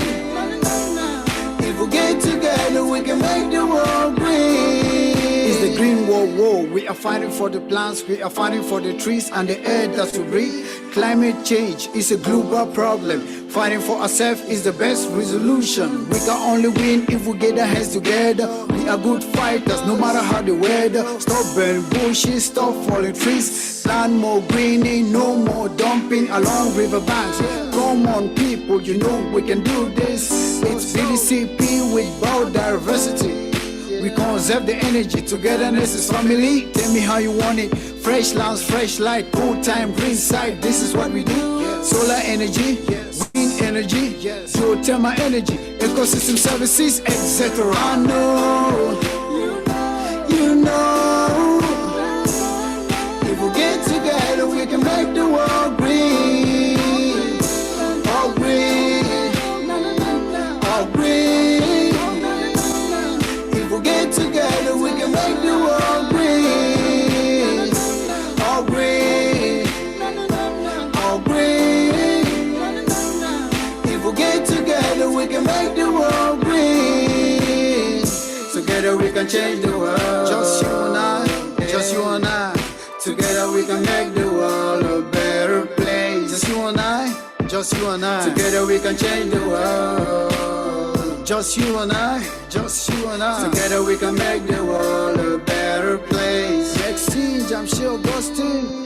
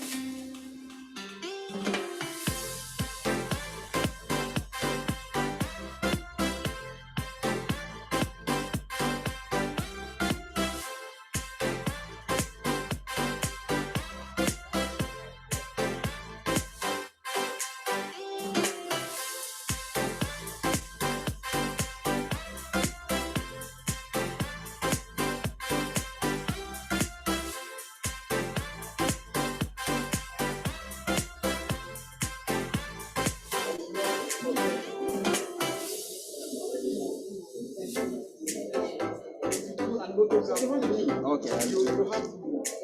I have to write a small sentence. I have a passion for picture. Yes, and that's why I've given you this picture.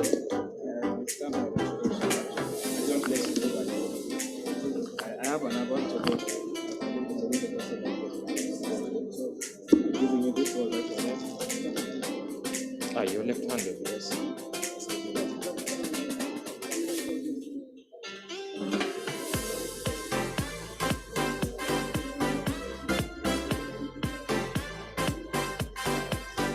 Okay.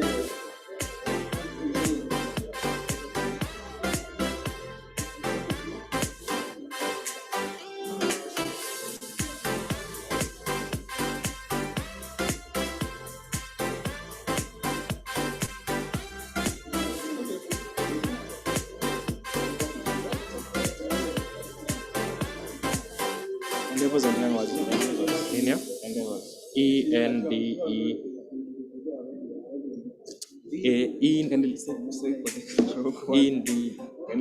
Niko sure A iko mahali hapo. Endeavors.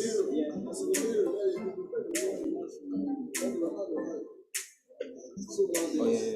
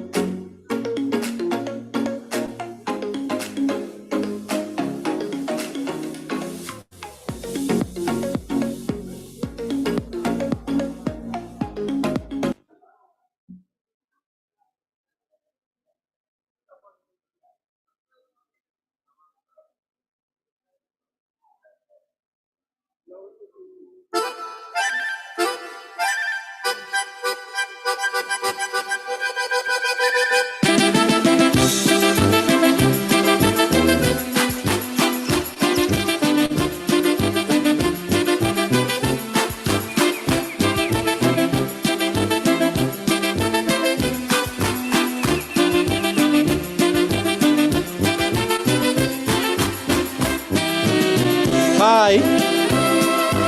Good morning. Good morning.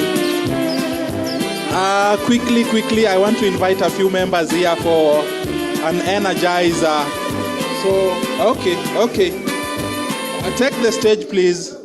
A few people to take the stage. Who's taking the stage? A few people. Yeah.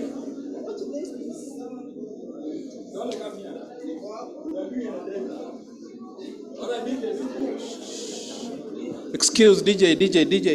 Come up.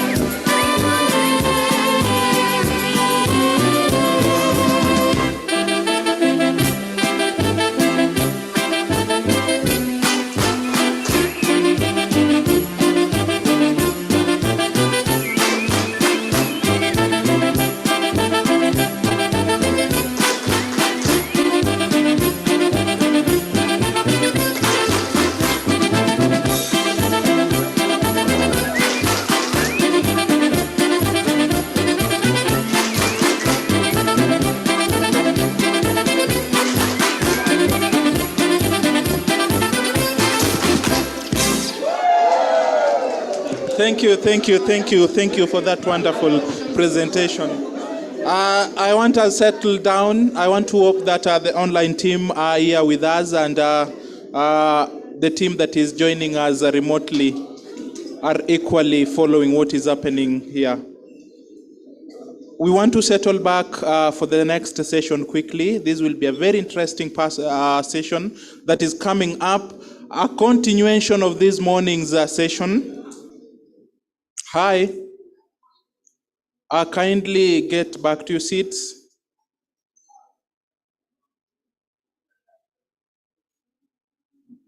From our online team, kindly let us know that if we have our online participants being active. So we're going to move to the second session, a continuation of this morning's session on advocacy tools. And we're going to have it from one of our own, a very young, vibrant star from Lamu County called Helbusaid Swale Ahmed. He's one of the best guys, very energetic young man who is doing advocacy and empowerment at grassroots levels. He's a human rights defender with a particular focus on the right to a clean and healthy environment. He is one who is at the corpus of climate justice narrative and packages into simpler and more languages. These are the kinds of the people who we want, who consumes the message that we get and repackages the message into the local languages we have. So we're going to have Swale come on stage and take us through his presentation quickly. I'm sure he's a man of short words. Thank you.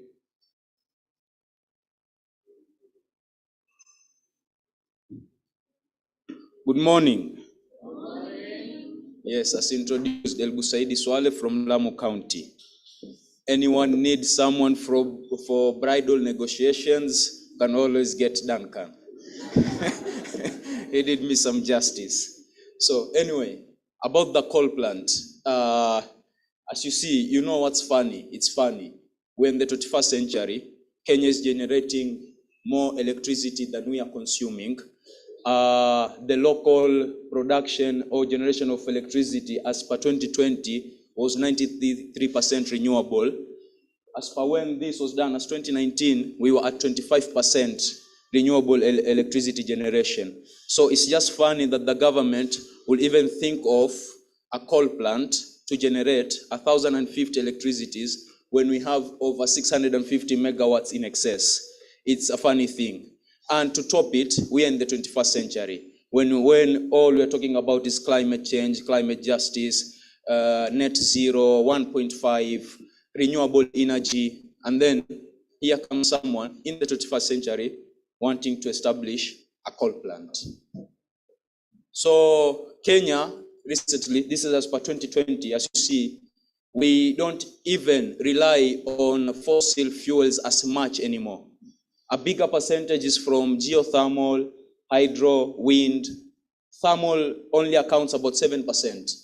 And these are figures and data by KNBS. So fossil fuel is already a dying breed. We should let it die. So who approved this? Because it's funny. So to know who was behind this. So this worked at 3 levels. There was the national government, the county government, and at the local level, the county assembly and the local administrators. At the national government, when people were busy running on the ground advocating for clean energy, the national government passed the Energy Act 2019, which advocates for the coal plant. What's funny about it is the coal plant that is advocated for in the Energy Act is the same description as the coal plant that is being built in Lamu, the water cooling system. So basically, as people were running on the ground to grassroots communities doing advocacy, the government was putting it into law. So it was very interesting, cat and mouse. The local government. The local government, what happened, there's the county assembly. These are the ones who make laws for the county level. And then there's the county administration team. This is the governor and everything. On the office of the governor seated at that time did not give direct statements regarding the call, but he made implications about Lamu wanting development and everything. On the county assembly, however, the local MCAs were taken on a trip to China for about a week. When they came back, they had approved the plant. Then went to the NEMA level. NEMA is National Environmental Management Authority. These are the people who give licenses for any industries or factories, any project that is, NEMA has to approve. NEMA approved the environmental social impact assessment and gave the license, approved the license. Oh, sorry. I have questions at the end of each slide. These are for your own digestion, for you to ponder. So, with Africa in dire need of industrialization, what source of energy do you think will be sustainable and best for your country to develop/explore? Because most of African countries are still working at 3 hours to 5 hours of electricity per day, which is sad, being in the 21st century. So energy is a big issue for Africans. So what do you think as your country, which energy route is the best to take? Here is, are you familiar with the energy laws in your country? Are there any bad laws? Because your country might not have a coal plant yet, but it could be provided for in law. We do not have a nuclear power plant yet, but it's in law already. So do you have any such laws? Are you familiar with them? So who are these rich people funding such poor projects? Yes, I use the term poor loosely. So Industrial and Commercial Bank of China, ICBC, the ones here are the ones that were out front funding. There are others too, but these were the ones who pledged publicly, if I may say so. They pledged $900 million. South African Standard Bank, $300 million. Power Construction Corporation of China, this was got into a contract to build the plant.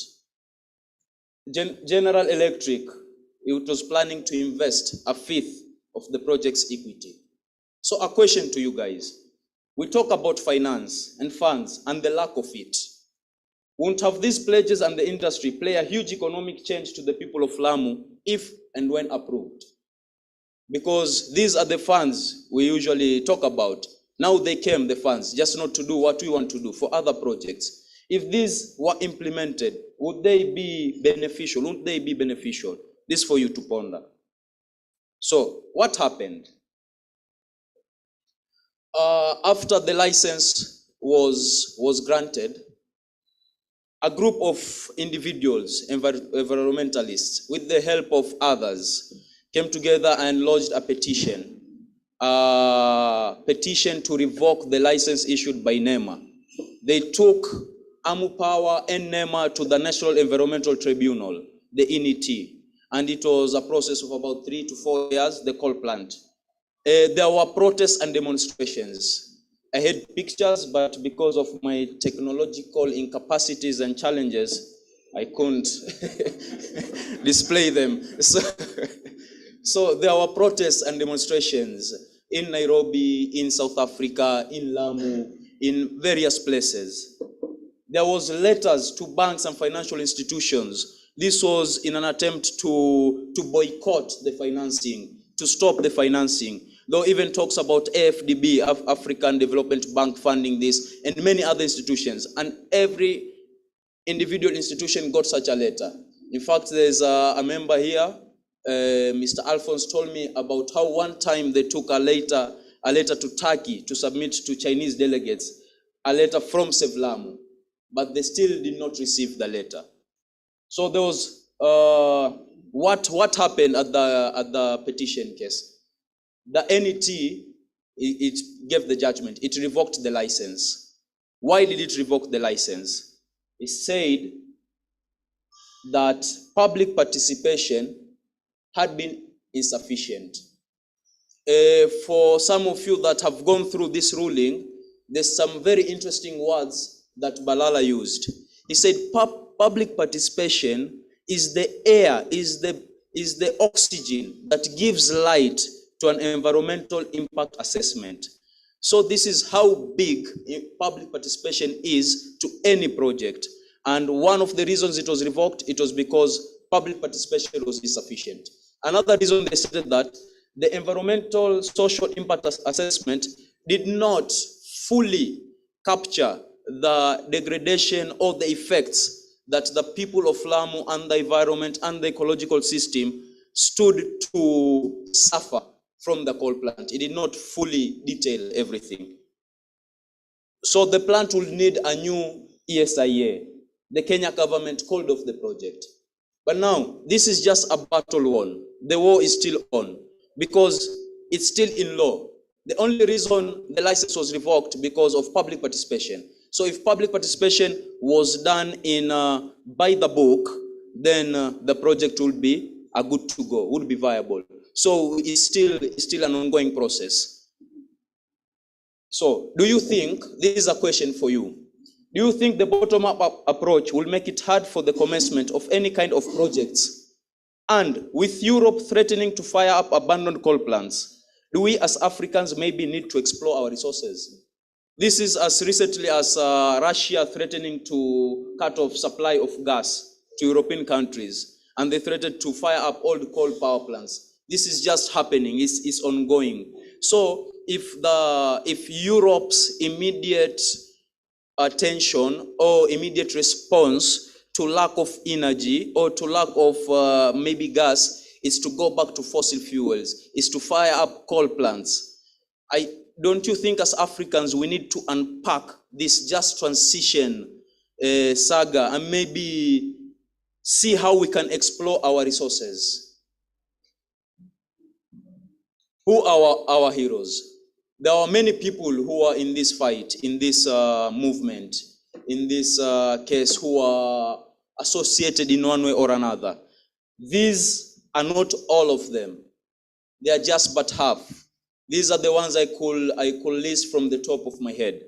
There was Save Lamu. This is an organization that lodged the petition, grassroots organization at the grassroots level, local communities themselves.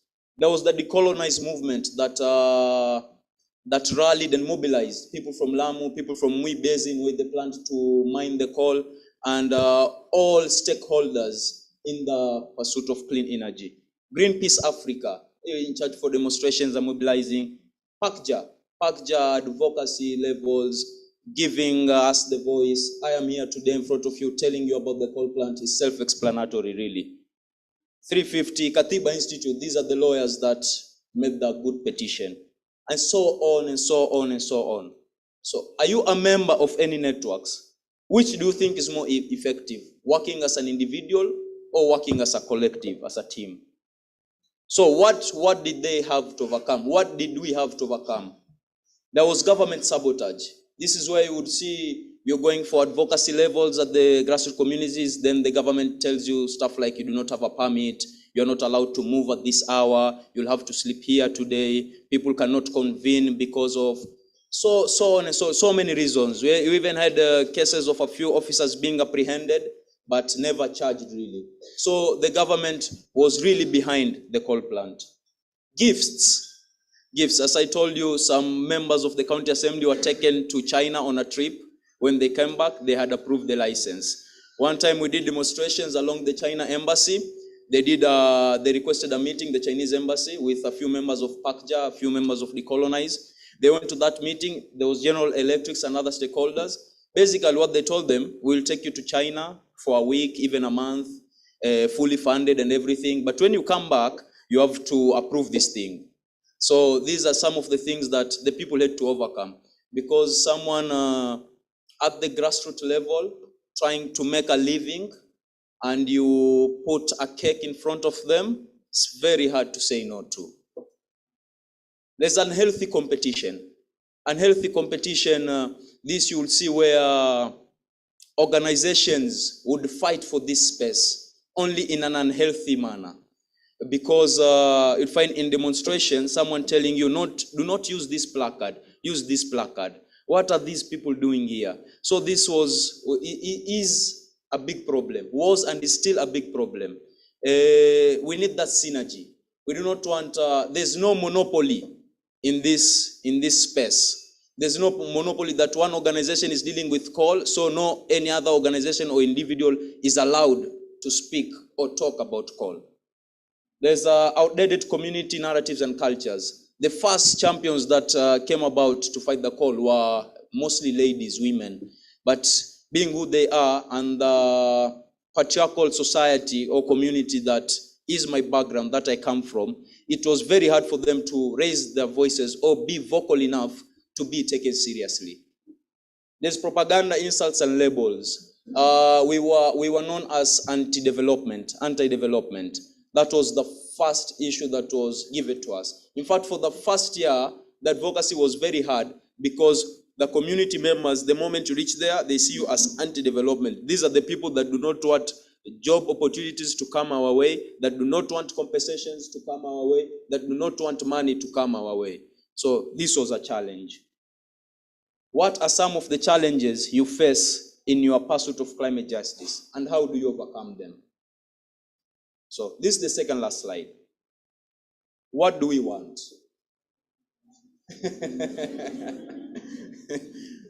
So we need advocacy and empowerment efforts. We need more of these. It's not over. It's not over. We're just getting started.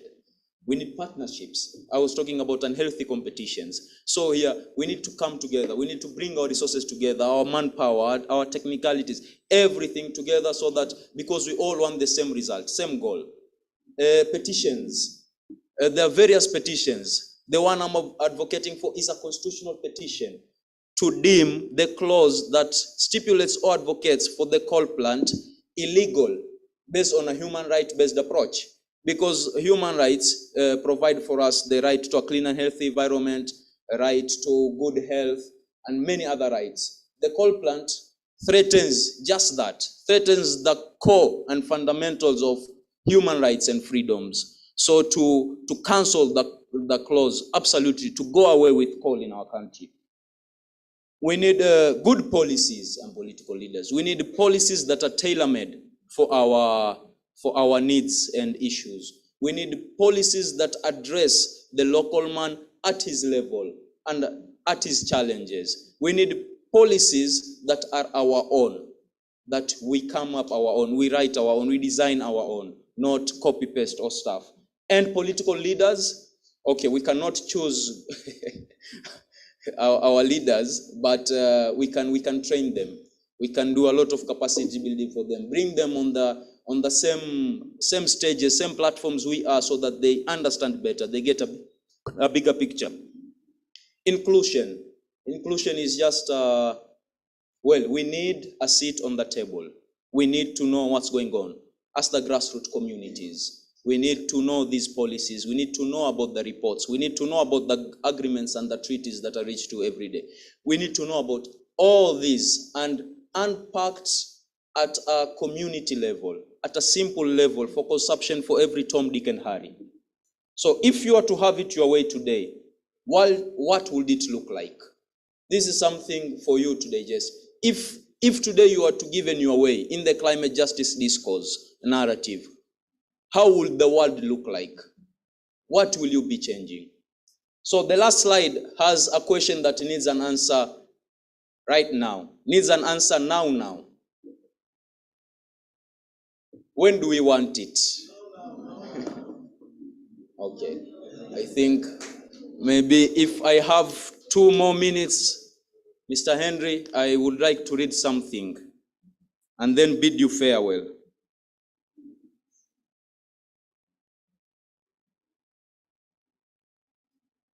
Yeah, here. Okay. Hear me, hear me, hear me. I come with a cry. I cry from my people. A cry for my home, a cry from my home, a cry from me. This cry I cry together with my people. They have destroyed the environment. They have hurt the ecosystem. They have demolished homes in the ocean and burnt down crops on land. They do not think about the future generations. In destruction and death, they dirty their hands. Nobody's saying anything about it. Our leaders are afraid to upset the system. They come with sweet talks of money and play hope games with the poor. They take your lands and homes, and with words like compensation they lure. With promise of reward and many benefits, you they assure. And they leave you homeless and hopeless with diseases too expensive for you to treat, let alone cure. Like most colonialists, they play a game of divide and conquer, pitching the people against each other, everyone arguing over whose camp is better. Nobody speaking about the injustices, the atrocities and humanities that face us. Everybody pointing fingers or turning a blind eye like it is nothing serious. We need to rise, we need to stand, we need to speak now. We have to take a stand and stop praising men. This is not time to bow. This is a cry for the future generations if we do not act now. This is not just a cry, this is the voice of Lamu. Thank you.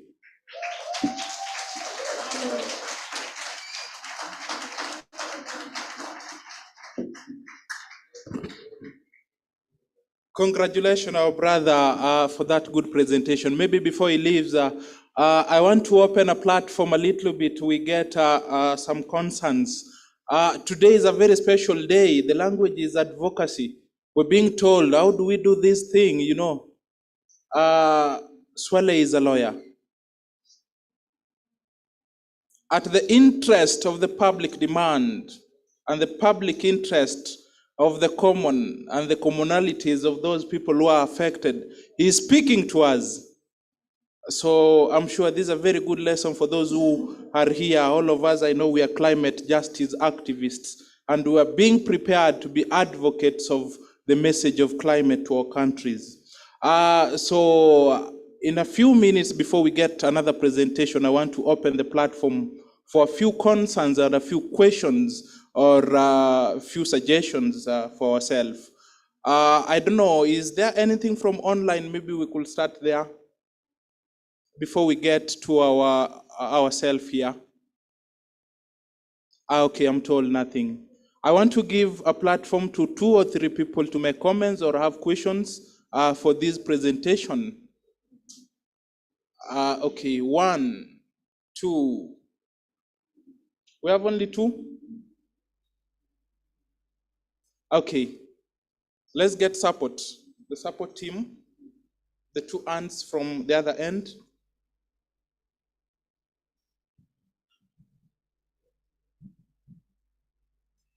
Ok, je suis Salem Ayenan du Bénin.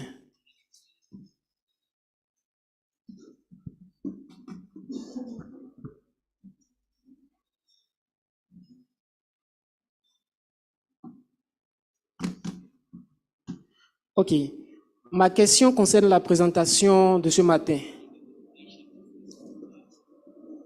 Le présentateur, parlant de advocacy, du plaidoyer, dans la définition de la lettre C, il a parlé de communication.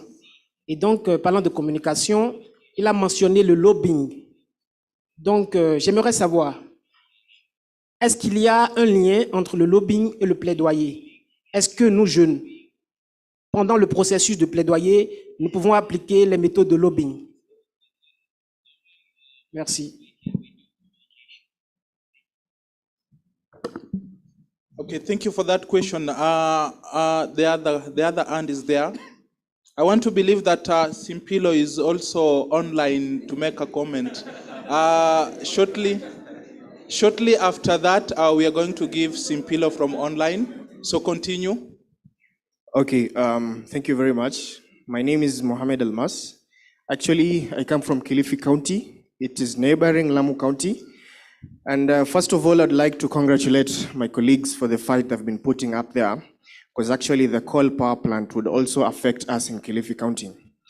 Now, there's another donkey work to do, which I request through you, my friend. And if you can reach out to all the other organizations. I've been trying to reach out to Natural Justice and Save Lamu as well. In Kilifi County, we've had Del Monte doing some investments in Magarini sub-county. They have invested in thousands of acres of land, and actually even powerful people are moving to Kilifi County, purchasing the same huge tracts of land. And sadly, it is leading to forest degradation. And this is very, very dangerous for us because I feel there are no measures that have been put in place by that multinational firm on climate resilience. Kilifi County is facing very many effects of climate change, drought being one of them. We are at a danger of food insecurity in Kilifi County. And the challenge is the people who are buying land there are very powerful people, starting from the number one of this country. And yeah, it's a very nasty fight that is going to take place there. And we're just calling on for support, actually, from all of you here, from Pakja, and yeah. So that is a concern that I'm bringing on board. And this time we had a radio talk show concerning that, and the manager of the radio talk show called back and said that the topic you brought in the radio station was very, very controversial. The very powerful people who reached out. And yeah, they even want to try to control the conversations that go on there. So clearly, that's a nasty fight, and yeah, we call on for support. Thank you. Okay, thank you. Thank you for that question. I want to believe that the first question was addressed to our own Philip and the second one to our own Swale. So allow me get the platform online. There is a question from Simpilo. Simpilo, the platform, the forum is open for you. Kindly, if you're muted, unmute.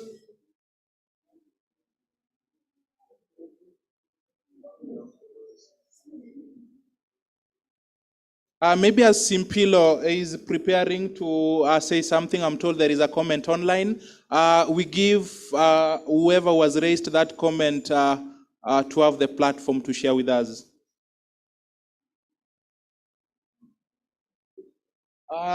This is interesting. We have our own who is from this Saba Bokari from UNESCO, who is our lead from the UNESCO or desk from Gigiri. Let me read that. Allow me read that question from Saba Bokari. It is, did I understand correctly that Kenya is no longer dependent on fossil fuels for its energy needs? And what is it doing with oil reserves in Turkana? That is from the UNESCO headquarters, Nairobi. Maybe we are going to address that. Maybe we can give Saba. Saba, are you there? We give you a platform to share with us. Yes, hi. Yes, please. I really want to thank you for the excellent presentations. Just love them. So my question was, the gentleman before you, he said something about goodbye to fossil fuels. Did he say that Kenya was no longer dependent on them? And then since Kenya has oil reserves in Turkana, I just wanted to know, what is it doing with that? Is it exporting it, or I don't know what it's doing with that if it doesn't need them anymore? Thank you. Okay, thank you, Saba, for that question. I think it will be addressed shortly when we get to the presenters. Is Simpilo still online? Simpilo? Okay, maybe Simpilo is not there. I want to get the platform back to the presenters in the order that I don't know who needs to start. Swale, are you there to start? Then we finish with Philip. Kindly do.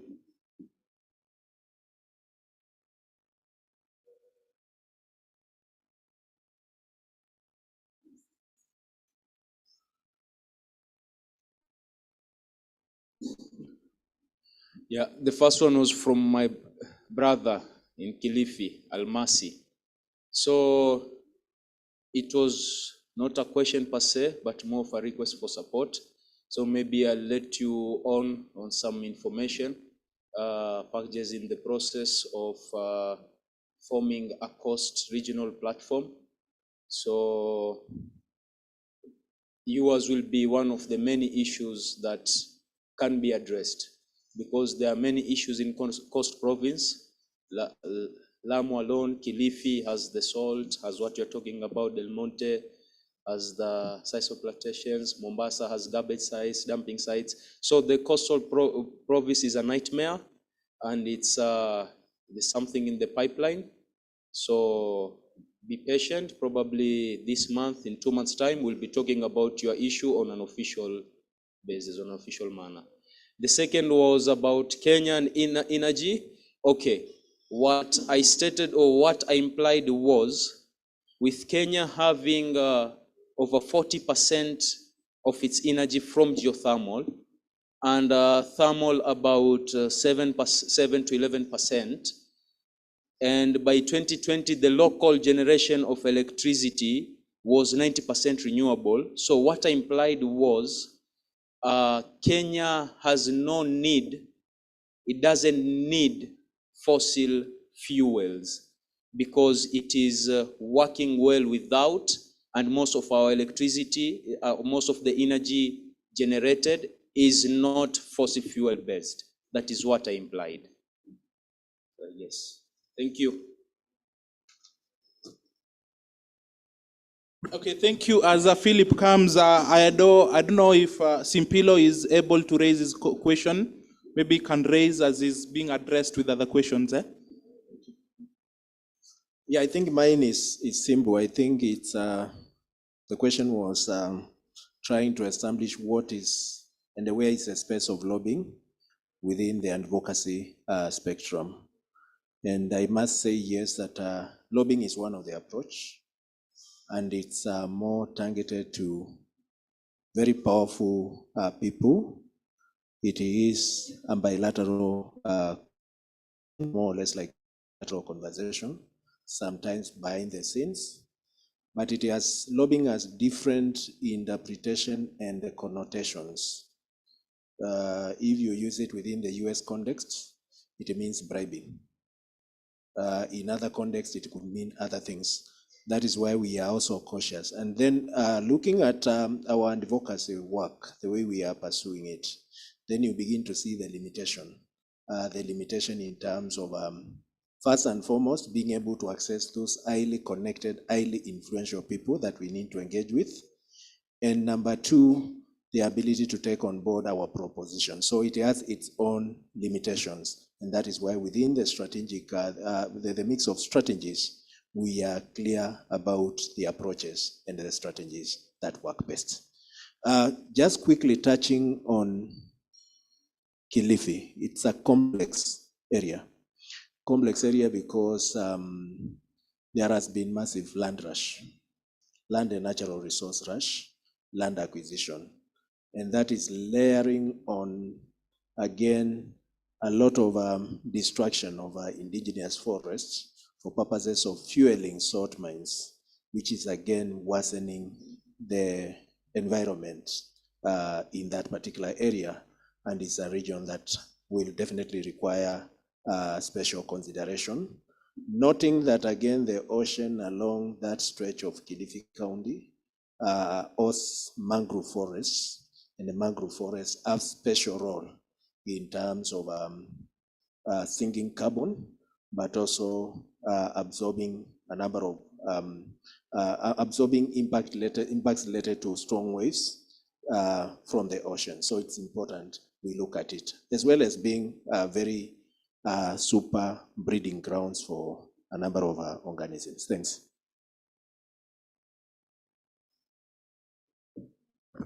Thank you, Philip and Swale, for that good presentation. Now, before we move to the next presentation, I want to believe that all of us are here with us and we are able to take the message home. Today is being the 12th day and the last day of this summer school. I want to believe what you've taken for the last 12 days is very important for you. So briefly, as we go to the second presenter, is one of our own who is the strategic communication specialist by the name Henry Nehondo, who will come and give us his overview on how we want to communicate climate message and how do we get the message being read. He is a rising PhD student on climate change communication, and he has published several researches on framing climate change stories in Kenya. And believe me that the message that you read in the newspaper, he is the one who is behind the scenes. So let us know who are these people who are behind the scenes of what we read in the newspapers and what goes to the media. Henry, the platform is all yours.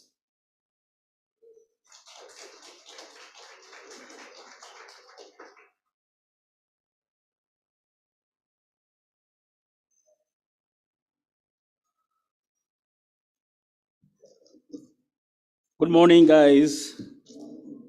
How are you? Am I speaking to the old people or young people? They should be speaking like young people, eh? Can I get a mic? The mobile one.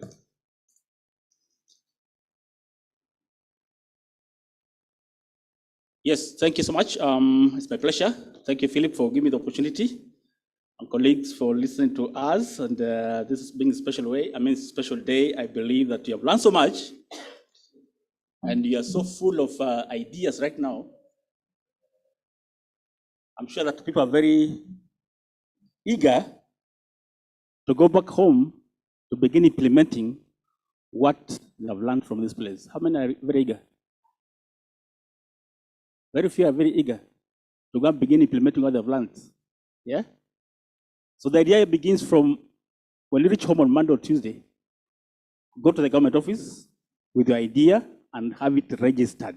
Okay? You can register it as an organization or a company. You have learned so much from the energy side of it.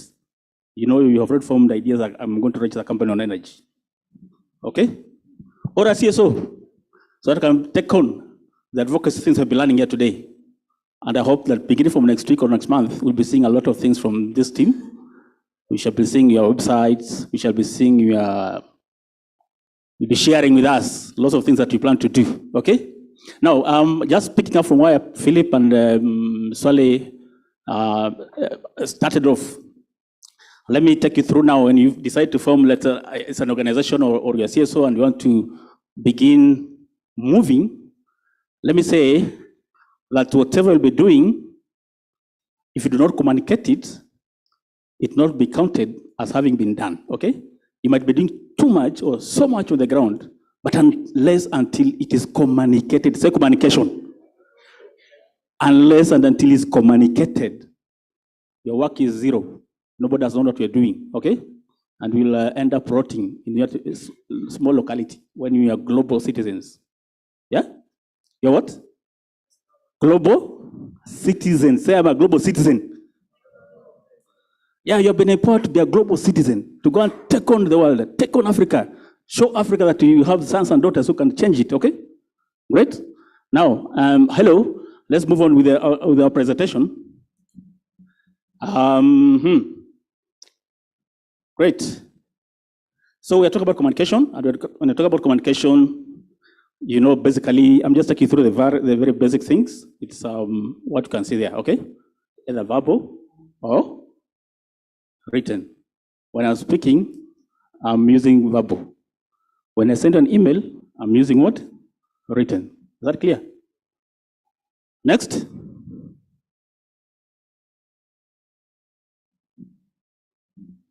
Okay. Oh, thank you.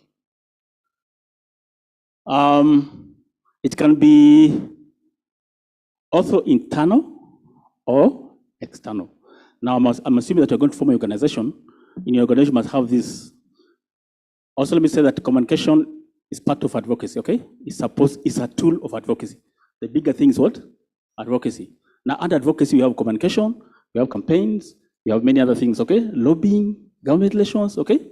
So the bigger picture is what? Advocacy. So in advocacy, you want to use communication to help you achieve what you want to, what Philip was talking about, okay? Now, the objective which I'm leaving behind is derived from either the organization or from the advocacy, okay? So the objective is either to influencing or creating awareness, okay? Or get the buy-in, okay? Now, in your organization, you have this, either it's internal, where you're communicating with your staff, okay? Your vendors, your suppliers. Yeah, we shall briefly be looking at the tools to use for internal communication. Or it can be external, where now looking at a bigger picture, you look at the stakeholders, you're looking at the audience, and we shall be looking at that, okay? Now, in the very basic model of communication, you have that model where you have the sender, the channel, the message, and the receiver. Okay? And of course, the feedback. There's something that I'm not showing there is a barrier. Okay? Sometimes there could be a barrier in your communication so that people do not understand or hear what you are communicating because of the barriers which are multifaceted. But the aim of communication is to break the barriers so that your message can be understood the way you have sent it. Okay? Now, if you look at this part only, sender to receiver, it will be one direction, okay? One way. Okay? Stand up, my sister. One way. I said stand up, she stood up, okay? Sit down. It is mostly instructional, okay? Instructional, you're instructing. You're talking to your junior, you're talking to your son. Instruction one way, and you expect obedience, okay? Did you have breakfast?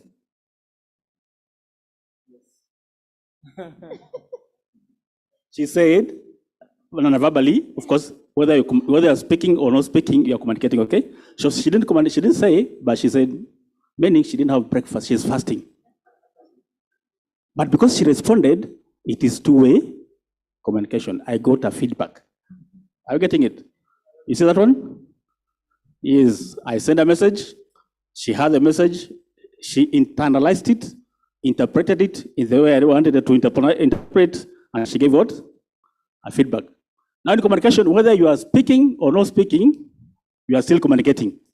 So for example, if a journalist if you are the owner of your organization, and the journalist comes to interview you, and you say, I have no comment, it's already that's a story by itself, okay? So it serves you better to speak your agenda. Am I communicating? It is better for you to do what? Speak don't run away from journalists if they come your way. Whether you are speaking or not speaking, they can still make a story out of that. Next. Oh, sorry. Okay. Now, it's the word communication derived from this Latin word communis, which means common. Okay? It means what? Common. Now, from that root word, one of the many principles of communication is that we want to create common understanding. When you're communicating, the idea is that your receiver must receive it in the way you expect him to receive. Okay? And so that you may get or gain the action you expect to gain. If you get a contrary action, it means your message was not communicated and there was no understanding between you two. Am I communicating? There's no what? Understanding. But the aim of communication is to gain what? Common understanding. So when you go to Twitter or to Facebook and you're communicating, whatever you're communicating, either if you don't get any action, is the receiver did not get the message you expected to have gotten. There was a barrier. Okay? That brings a question. The many things you are writing as young people in our Facebook and Twitter accounts and Instagram, and maybe you're not getting any feedback. Possibly, the receiver did not get it the way you expect it to be received, okay? So always watch out what you're sending so that you should be getting what you expect from your audience. Now, of course, with the common understanding, the question is, a common understanding between who? Okay? Or among who? Bring us to this point. In communication, you must always have what? Your audience. One thing that Philip mentioned earlier on was this. You must always identify your issue. Okay? Very important thing that you must always note that just don't wake up and just send out messages like that. Your message must have an issue that you want addressed. Okay? That's the most important thing in communication. The second important thing in communication is this thing called what? Audience. You must always get your audience right, or else you're wasting people's time and you're wasting your own energy. Okay? Always get your audience. Now, audience, because I'm speaking from the CSO, if I stand another lens from a company or a corporate, I'll not call it audience, I'll call it publics, okay? So it's either publics or what? Audience, depending where you are standing from. So I'm mixing two things here. I'm mixing like three ideas together here. I'm mixing the CSO communication, I'm mixing the public relations communication, and I'm also mixing some bits of advocacy. So just read along as you're moving. You can apply them differently as the situation applies. Now, these are stakeholders. The people you have been told earlier on who are most affected by the issue you want to address, either directly or indirectly, okay? How many have heard of HIV? HIV? Let me see. You heard about HIV. Now, in HIV, there are people who are affected within their families, okay? People who got what? Infected. You know infection? They were infected, okay? Those who are direct, we call them people living with HIV. But then within them, they had wives, they have families, they have children. So the wives and the children, although they were not infected, okay?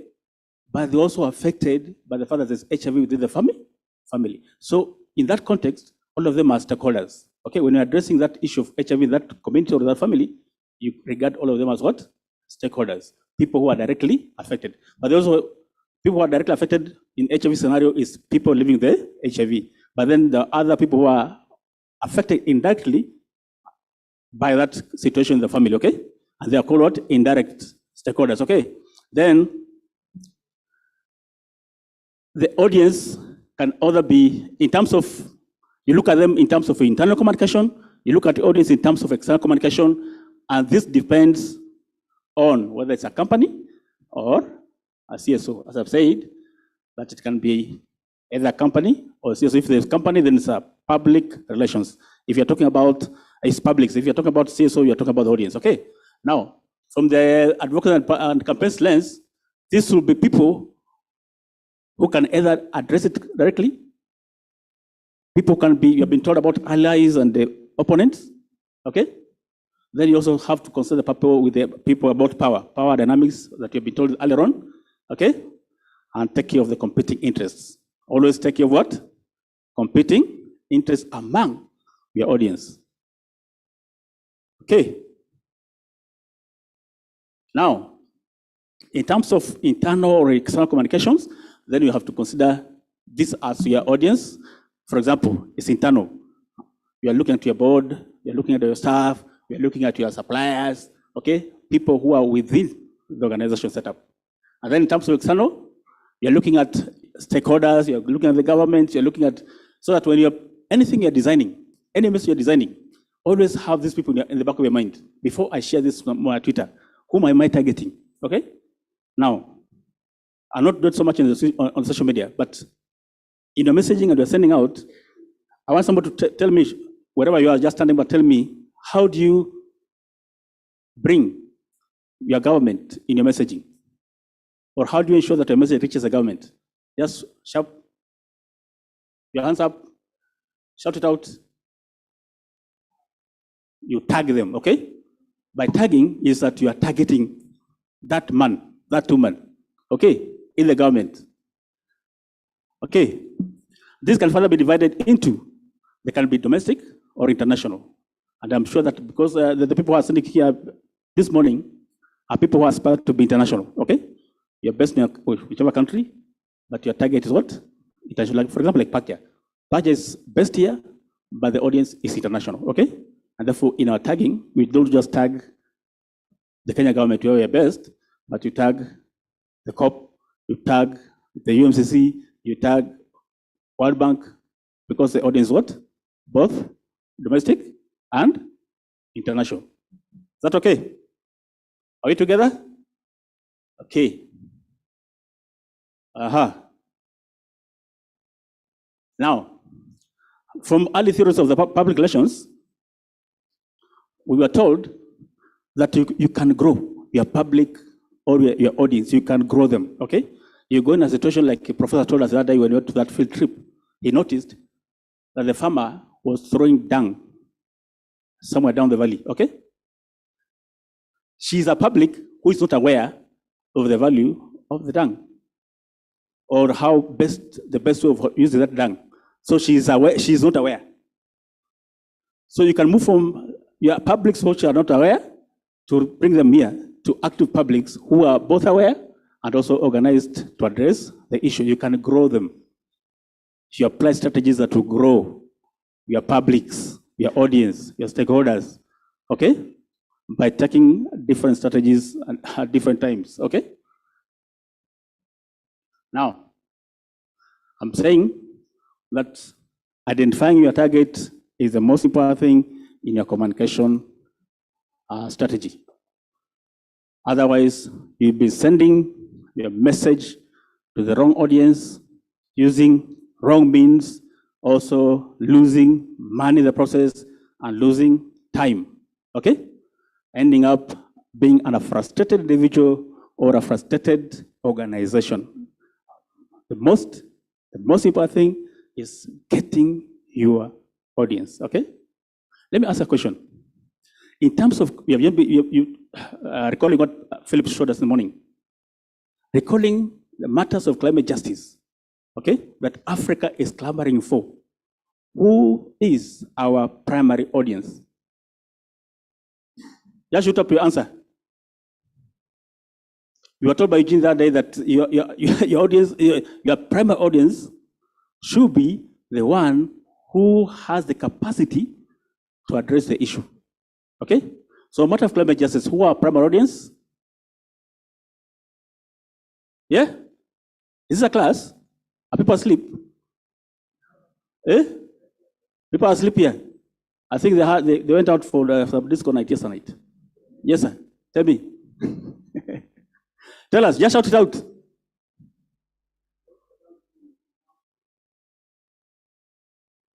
Yes. What is the question? I didn't get it right. Sorry, let me revert to my. Yeah? Oh, just shout, just shout, just shout. No stories. They can't hear. Okay. Oh, you don't have versatile people. My God, next time we shall be watching at your fitness level for the next summer school, Eugene. People are too lazy here. They seem to be like grandparents, not young. Where's the mic? Be sitting by the aisle, not inside. Yes. Voilà, merci. Pour moi, l'audience primaire à ce niveau, il faut faire le plaidoyer auprès de notre gouvernement, soit auprès du ministère de l'Environnement ou auprès même du gouvernement, le président de la République. Merci. Thank you. Okay, now that is one. But now, the government you're talking about are African governments who are part of the people who are crying. Okay? So who is it that can address our climate justice? Is this the government of Africa? Who? Who is it? Who is our primary audience? Think about that one. Okay? You are given some assignments by Philip. I'm also giving you that one. Get us who is our primary audience and let us know in your discussions forum. Okay? People who can address our issue. Is it the Malawi government? My brother? Is it Malawi? Is it Kenya government? Where they're also going to cry over issues of climate change? Okay. Messaging. That's what? Message. I said the most important thing, number one, is getting your audience right. Okay? Now, once you get your audience right, then it becomes easy to tailor framing your message according to that audience. And the same organization can tailor its message in a different way, the same message but framed differently, depending on the audience that you have identified. Am I clear? Don't send the same message to different audiences. It may not have or yield what you expect. Is that okay? Yes. It should always be very simple. Let it be very clear. And let it be, when you go to speak about your message, you must speak it with lots of clarity, clear, conscious, and with confidence. Okay? With what? Who can speak it confidently? Let me see your hand. You can speak on issue of climate justice with confidence. Let me see here. You saw Augustine yesterday. Okay? He was speaking with what? With conviction. Okay? Now, if you're leaving this place, climate justice school, to go back home, and you go with the same timidity that you came in with, then you will have failed the purpose of summer school. You'll have done what? Failed the purpose of the. You saw how Augustine was speaking about yesterday? And you saw the video he displayed here yesterday. Did you see the video? And you saw how the man was speaking there? That's the same video. I want you to go back home and start speaking. Are we clear? Who can demonstrate here in a minute? Who can demonstrate? Speaking with confidence about climate justice. Oh my God. What is wrong? We have been too theoretical. Come, quickly. Run, be running. Yeah. Run, young man. Yes, now with confidence, 1 minute. Africa Power. If we need climate justice, if we are calling for just division and distribution of the benefits and burdens of climate change, then we need to hold the global north at ransom. We need to stop supplying them fossil raw materials and minerals. Thank you. He has tried, eh? But somebody said who can do it better. Who is that one? Who can do it better? No, not Saleh. You who is saying Saleh. Can you come up and say? Now you see, you are transferring all the knowledge to one person. Are you not failing now? Come. You have failed us because you are transferring all that you have learned in 2 weeks to one man. Okay, no laughing. We Africans have been suffering from climate change. Why? Because of the global north. Right now, they are refusing to take responsibility of that. We as African youth, together, if we stand together, we'll be able to fight that and demand the justice and demand what is right of us. So please, let us be united as Africans. Okay, she has tried, but she has missed something. Okay, there was no call to action. Call to what? When you are speaking, make sure that your audience has something to act upon. Okay?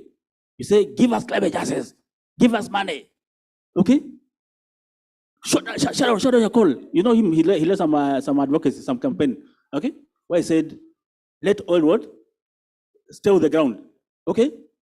There must be a call to action. Okay? Am I clear? Yeah. Now, in the delivery message, this is how you go about it, okay? You must know what your audience, what you want your audience to know, okay? You must have a goal. The goal is the audience must hear my message in the way I want them to hear. And make it very clear so that there should be no barrier. There should be no hindrance to your message. Make it what? Clear, concise. It is you to determine the action that audience has to give you. Am I communicating? It is you. When you stand before anywhere or writing anything, the kind of action or response that you are going to get from the audience, it is you to determine. So to make it very clear, make it very concise, and let it come out very, your call to action must be very, very clear. So it can either be in any of this, okay? What do you want them to know? What kind of feeling do you want to expect? Do you want them to feel that you are vulnerable? Is that what you want? Do you want them to feel, you want to touch the emotional, okay? Cognitive, okay? And then action. Am I communicating? Yeah, there must be a call to action. Now, when you want to have their feelings touched, that's why you find packages sometimes going to its meetings globally with an affected community, somebody from affected community, somebody who has suffered from drought or suffered from oil spill, so that they can speak from the life experiences we just heard from Swale, how the Lamu people got affected because they knew what they were to suffer from. So you have to have somebody from the community who has lived the experience, okay? Do what? Don't just speak. Sometimes you speaking with your facts and research It's not convincing enough because somebody else can come with a counter research, okay? And that's where we've been failing. Okay? Someone can come what? With a counter. Yeah, for example, we've been crying about climate justice, saying that climate change is affecting us. They also told us, even us in the West, we are getting affected by climate change. That's why we're seeing floods in the UK. We're seeing floods in Belgium. Have they not beaten us? Have they not countered? Has they not neutralized our argument? Okay? Now, to go about neutralize that argument, you need to have somebody with a lived experience speak, crying with the tears. Okay? So that it may affect what? The emotional side of it. Are you getting something? Always have somebody from the community who has lived through the experience.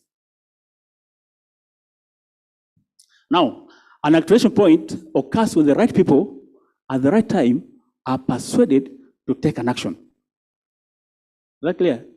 The day we'll have, the days like last year we had government of Scotland giving in to funding adaptation, okay? That was an activation point for people who have been clamoring for adaptation funding, okay? When somebody takes the appropriate action from the appropriate communication, then you have what is known as what? An activation point. It is not the message itself, but the impact of the message that you should be aiming at, okay? Is that clear? The impact. And that impact is based on what I've just said. Make it very clear, make it concise, remove barriers, and speak it with conviction. Okay? Speak with what? Confidence. Are we clear?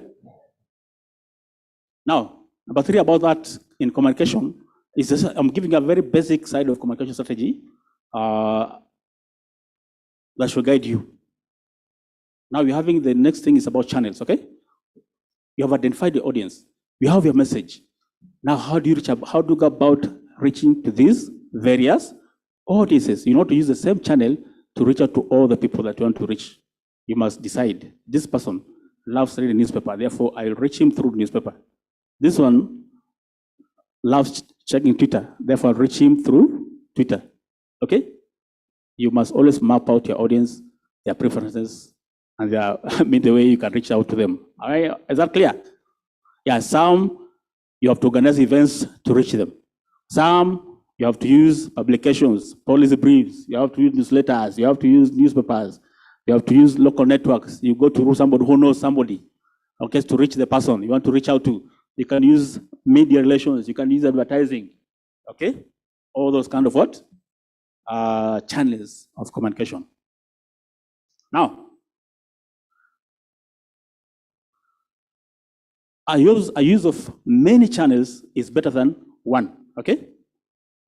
It has been proved that to be better, you stand a better chance of changing behavior than a single channel approach, and that especially an approach that uses mass media can achieve objectives quickly, especially if your objective is creating awareness in a community where there's a problem and the community seems not to be acting, possibly because they're not aware, or possibly they're not aware of the problem or the solutions that are out there. So you have to use mass media to create that awareness, okay? Enables you to reach more targeted groups and to reach people in different environments within more frequently, okay? Use many channels to communicate your message. And if you've been very keen with Packaging, you can see that you are using social media, you're using the mass media, you're using meetings, okay? We are using lobbying. Am I communicating? To send our message out there. Use many channels. Okay. Message delivered through these channels must be consistent and reinforce each other. Don't go with the conflicting messages. Okay? Yeah.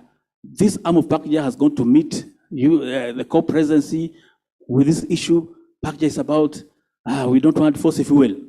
Another group from Africa goes to see the co-president and say, Africa needs fossil fuel. Have we not conflicted ourselves? Okay? Our message must be the same. Is that clear? Whichever channel you're using, the message must be what? Must be the same message. Okay. Then, in picking your channel, decide which channel will reach the largest proportion of the intended audience. Okay? You have a message, you have channels, but then choose the channel that will help you reach the larger proportion. Okay? If I have a message and I put it in a newsletter, okay? And I have that message and I put it in the Malawi Nation, which will reach the larger audience. Which one will reach the larger audience? The one in the Nation or in my company newsletter? Which one will reach the larger audience? The one with the national appeal will reach the larger audience. So sometimes you choose, okay, this message, I need to put it where so that I can reach the largest audience. And then, which channel will fit the message brief? You have one paragraph message. Do you send it to the newspaper or send it to the radio? Which channel will you use? One paragraph message. You choose which channel to take to, okay? It should be fitting the kind of message you have. Is that clear? Okay. And then, which channel we will quickly change your audience perception, okay? All these are factors that you have to consider while picking or choosing the channel, okay? It should be not complex, it should not be difficult to implement, which are locally available tools that your audience prefer. You must know your audience properly. I said, sit down, identify your audience, if possible, to the person. When you're writing down your audience or mapping out your audience, okay? Don't say my audience or my stakeholder is government. That is not being specific, okay? You have to be what? Very specific. Which government? Minister of Environment. Which person in the Minister of Environment? Which person? Should it be the minister? Or the permanent secretary? Or the director? Identify the person. Then once you have identified the person, you can easily call the secretary and say, okay, what kind of channel does this man like, or this woman like? Is it radio, or is it television, or is it newspaper? The secretary may give you a hint. This man likes reading newspaper every day. Okay, so I'll reach him through newspaper. Okay? Is that clear? So you choose the appropriate channel. There's also this channel of media relations. In media relations, talk about mass media, okay? In mass media, talking about the broadcast, the print, okay? And of course, when you talk about the broadcast, you're talking about the TV and radio. If your audience is mostly, or the stakeholders are mostly rural people, then radio will be the most appropriate, okay? If your stakeholders are urban-based, then the print can be the most appropriate. If the audience or stakeholders are the youth, then none of this is appropriate, but social media, okay? Which tools to use, which channel to use depends on your audience. And therefore I'm saying that identifying your audience is one of the most critical things in your communication outreach, okay? You can use print media, and in print media talking about what? Newsletters, brochures, flyers, posters, magazines, okay? All those kind of things. Is that okay? But it also depends with who is your audience, okay? You're communicating or engaging with rural-based people, you don't have to go this direction. They don't read flyers, they don't read your brochure, okay? Use a different channel. It could be entertainment, it could be drama, it could be music, okay? You use these channels to communicate your message to them. Am I communicating? Okay. Yes. Okay. Now, if you have decided to use print, then you must realize this, that good media coverage is a prized commodity for all organizations, okay? If you go and form an organization, and 3 months' time you will not be covered by press, then know that you're working on a dangerous line, okay? Always be on the front line to look for media coverage. Am I saying something? Have I said something? What have I said? How do you gain that one? We say media relations. Say media relations. Media relations. Develop media relations so that you can always be getting that media coverage. Okay? Now look at it. You are here clamoring for climate justice, climate change, which is a critical thing for Africa. But then You are not on the newspaper. You are not on the radio. Somebody who's on the radio is a politician who stole money yesterday. Okay? Because they're always eager to go to the radio. They're always eager to go to the television. They're always eager to go to the print. Okay? Yet critical matters that should be sorted by the society are not being aired, are not being covered. Why? Because you are silent. Because you are not seeing them as crucial. How many are going to change that one? How many are going to change? As you reach home, you are going to look for the media. How do you get the media? Sit down. Look through all the national newspapers, okay? Look through your national newspapers, look through your radio, through your television, and look at the journalists who are covering this area. Mark them out, write down their names, okay? Do what? Develop a media list. A journalist, media list, okay? Get the names of people who cover on climate change. If possible, call the media house and ask the other person's telephone number or their email, okay? So that every time you have an issue, you send to them. You'll be sending rubbish the first time, second time rubbish, third time rubbish, the fourth day, it will not be rubbish. They say this man is serious, okay? And therefore you'll see yourself, the issue being covered. Am I saying something? Are you getting to some point? Yeah, when you start writing, they don't give you anything. Who is this? Okay? Second time, third time, fourth time, sometimes what happens is that day, they have nothing to cover. Okay, so they'll go to anything that has been sent. And good luck for you if they think that day is a day that you are sending to them and they have nothing to put on the newspaper, they'll publish, okay? And the day you get published with one newspaper, somebody else will see, okay, so this is organization. Every time you send them, they'll do what? They'll be publishing. So do something. Always, that is called media advocacy. Persist. Even if you have to publish today, persist, okay? Always craft your message targeting reporters need, okay? Reporters have needs, just as you have needs. Your need is to be covered. Reporters have a need. They need stories. Am I saying something? You need what? Coverage. Reporters need what? So when you are writing to them, write it in a way you have read in the newspaper. Just open in the morning, read the newspaper, and see how they have structured their story. And then write it the same way and send to the reporter. Okay? How do they cover? They have the say what? What? Say what? Who? When? Where? And why? Why? And how? How? Only those five things, okay? Just that, do that. What is it? There was flooding in my village. When was it? Yesterday. How many people are affected? 20 people are affected. And send to them. Simple. You have met their need. Their need is a story. Am I saying something? Unless that day the newsroom is full of stories, they'll leave. But others, that if there's not much story, they will pick it. Are you getting the point? How many can do that one? How many can write the W? 5W. Five what? W. Says, number one, who, what, where, when, why, and how. Only that. That's how the all newspapers from the UK to South Africa, to Australia, to America, to Russia, they just follow those 5 formats. They do what? Follow the 5. Wherever the newspapers are, follow the 5 formats. Very simple. And I'm turning you to be journalists, I think, from today. How many are going to be journalists? Ooh, the room is full of journalists. Okay? Now this framing, the key point thing is what? Framing. Are you saying the first bulletin? Framing is the most important thing. It's a theory of communication. There are 2 theories that dominate communication, okay? One is agenda setting. Is what? Say agenda setting.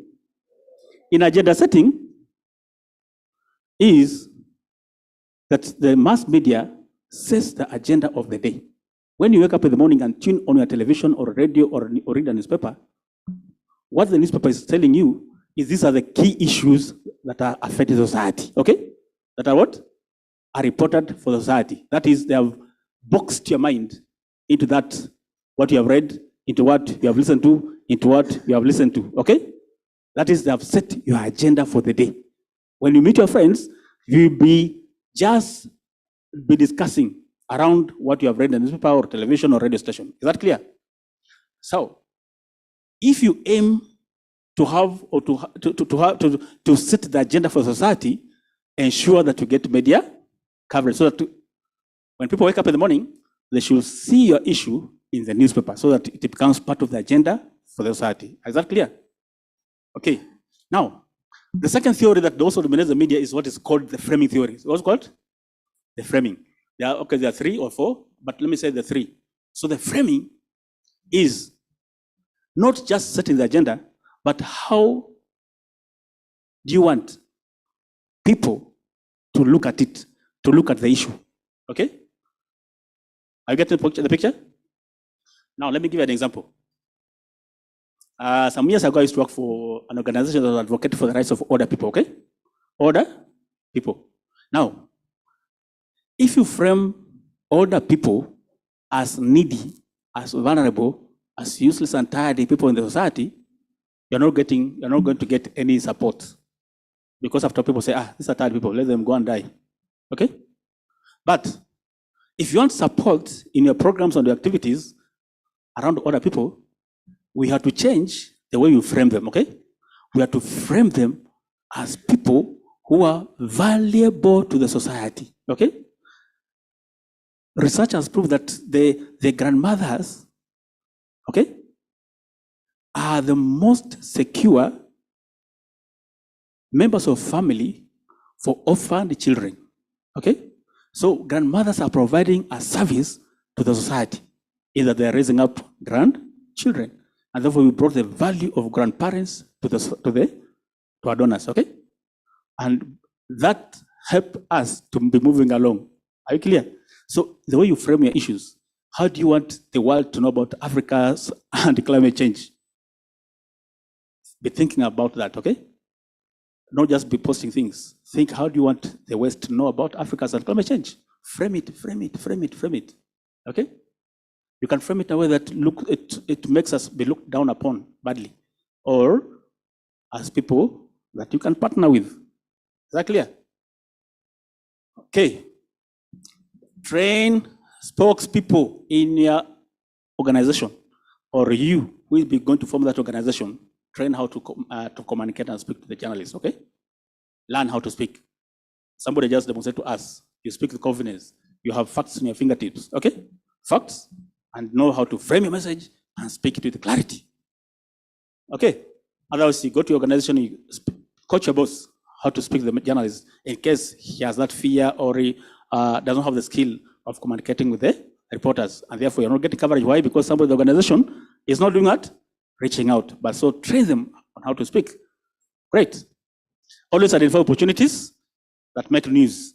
Okay? Today's World Environment Day is an opportunity for you to make news. Is that clear? Identify opportunities when to make news. When it's World Environment Day, be on the television.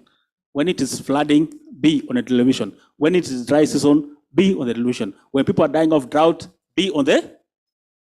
Make use of every opportunity that comes. There's a big conference in your country, and you're keeping quiet, even if it's not related to climate change. As long as a big conference in your nation, be there. Speak about climate justice. Always look for opportunity. We are told here, somebody told us here how climate change is affecting every SDG, okay? And therefore, always you cannot get an entry point to any meeting or any conference taking place in your home country, even if it's an economic conference. Is that clear? So always look for opportunity when you can make what? News. Okay. As an organization, PACJ has been very on the front line and trying to strengthen its capacity with the journalists, particularly from across Africa, on climate change reporting. In 2013, PACJ initiated what is known as African Climate Change and Environmental Reporting Award, okay?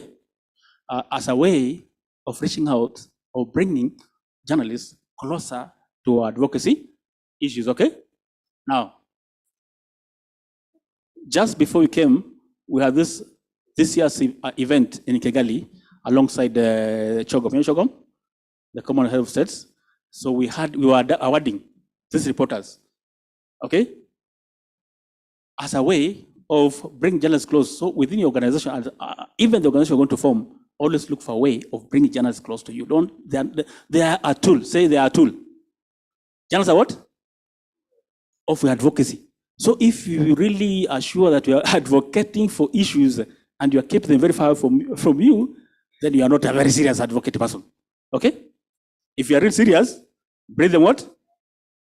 Close. Come up with an initiative. Pakja came up with this as a word. Pakja came up with an initiative called Media Academy that trains journalists. Pakja also came up with another initiative along with the journalists PAMAC, Pan-African Media for Climate, okay? Change, okay?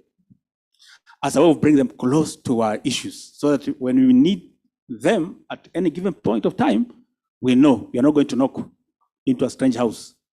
We know who to call. Is that clear? Similarly, go back and do the same. In our country, develop a relationship with the media, and that should be a year-long program. It's not a one-off thing that when you want to launch something, can I get a reporter? Once in a year. That's not a media relation. They tell you our reporters are busy. Who are you? Okay? They shut down on you. Is that clear? That is a award that took place in Kigali. You can see these are the first prize winners. This is when it was, this is second, the topmost was second AS Award. This is the launch of AS Award 22. Okay? I'm saying it's you who can design it, but come up with an initiative that brings journalists closer to your organization, closer to your issues, okay? You can use internet-based as a channel, and those are things. You need to have your website. When you go back and register your organization, the next thing is to design a website, okay? Create a blog. Is that clear? Then begin engaging. You can engage through video conferencing. You can see people are now using Twitter Space. You can use, people are using webinars. People are doing web chats, okay? Always seek for opportunities to be heard. Your mouth is not for eating ugali. You know ugali, you've been eating ugali in Kenya, eh? Your mouth is not for eating gari only. Your mouth is not for eating what? Matoke only. Okay? Your mouth is also to be speaking. Speak on issues. Let people hear what are the issues. If you keep quiet, people will not hear what is happening in Africa. And people think it's happening in Africa because you are best in your localities. Speak them. Bring them out. Okay? Then you can use community-based. I've said you can use conferences, training, workshops, open days, all those kind of things. You have open days within societies. You have you can organize workshops, exhibitions, or participate in any of them. Okay? You see an exhibition coming up and you're keeping quiet. Write to them. Can I come and exhibit on what we are doing on climate justice issues? Okay? Is that clear? How am I going to do that? How am I going to take action? Eh? I think this group next time, they should be brought back. The same people should come back so that next year they could be taken through the practical aspects. Because I'm seeing people are sleeping. I think it was very active in the night, not during the day. Man, you're very active in the night, eh? Drinking some local brews and coming to sleep in the class. I hope you're not sleeping in the class.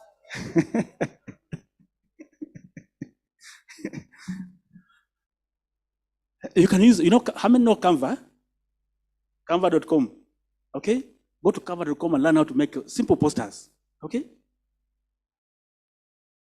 Okay, how many have Facebook accounts here? You can make it as a channel of communication. Make it Facebook Live and communicate on the Facebook, on Twitter, all those kind of things. We need active people. And this team is sleeping. Oh my God, I wish I can come with the what is that? Jesus whip. Wake up. Okay? Are we saying something? Like between today to COP27, we are going to see a buzz of activities from the young people. How many are promising that? My God. People have been starving. They are very hungry. She's very hungry. Who is hungry? She's hungry. So they can get some energy. Okay. Okay. These are complementary steps you can take. Okay. You'll get this. I'm just passing through this. You'll get that one. Okay. Is that clear? Now, then there's of course the use of social media in advocacy. And the social media, you have to the same thing. Exhibit passion. Have your voice heard on social media. Practice to writing clearly. Okay. okay, you have to show people that you know what it is they're communicating about. You have spent 2 weeks in summer school. Huh? By the time you reach home, show your countrymen that you are an expert in climate issues. Okay? Am I saying something? Yeah. All want 4 years to be a climate champion. How many want 4 years or 2 weeks? How many? How many want 2 weeks to be a climate champion? How many? How many wants 2 years or 4 years or 2 weeks to be a climate justice champion? We have been singing now, okay? Now, when you go back home, beginning next week, you must be a champion, okay? Last year's team, we had people like you who sat in a class like this. When they went back home, they got covered by CNN to be climate justice champions, okay? So I'm seeing the same things developing in this team. Is that clear? Be what? Climate justice champion.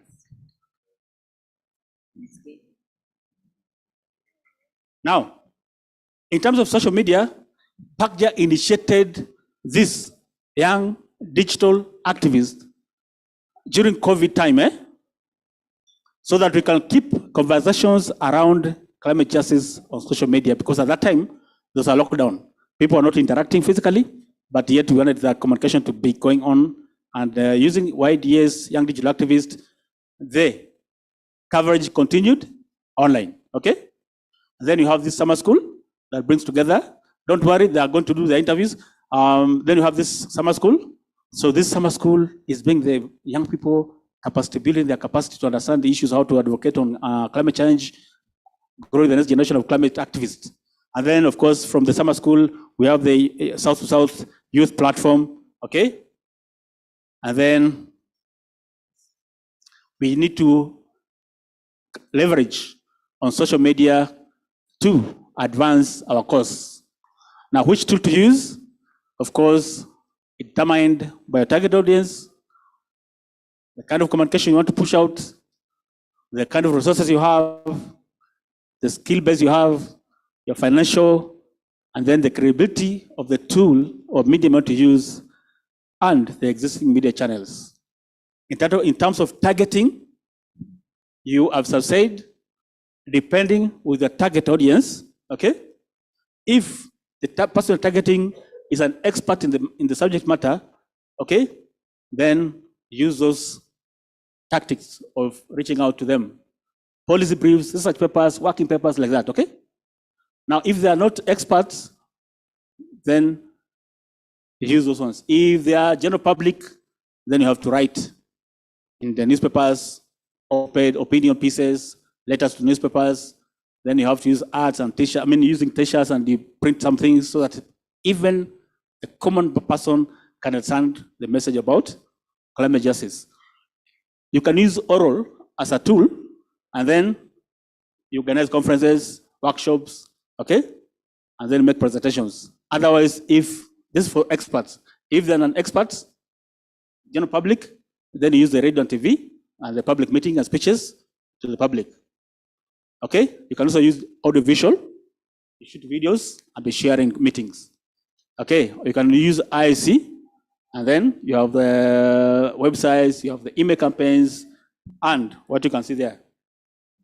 And then monitoring and evaluation, as I said, you work together with your team, MID teams, to develop your metrics in which you can judge the performance of your media campaigns. And that brings me to the end of the presentation. Okay? Is that okay? How many have learned anything? Okay. I thought that I liked this class, but I can say that at the end of this presentation, then I love the class, okay? What I expect from this lovely class is they're going to be taking action, okay? I want to be seeing activities from your home countries around climate justice. All the best. Thank you. Thank you.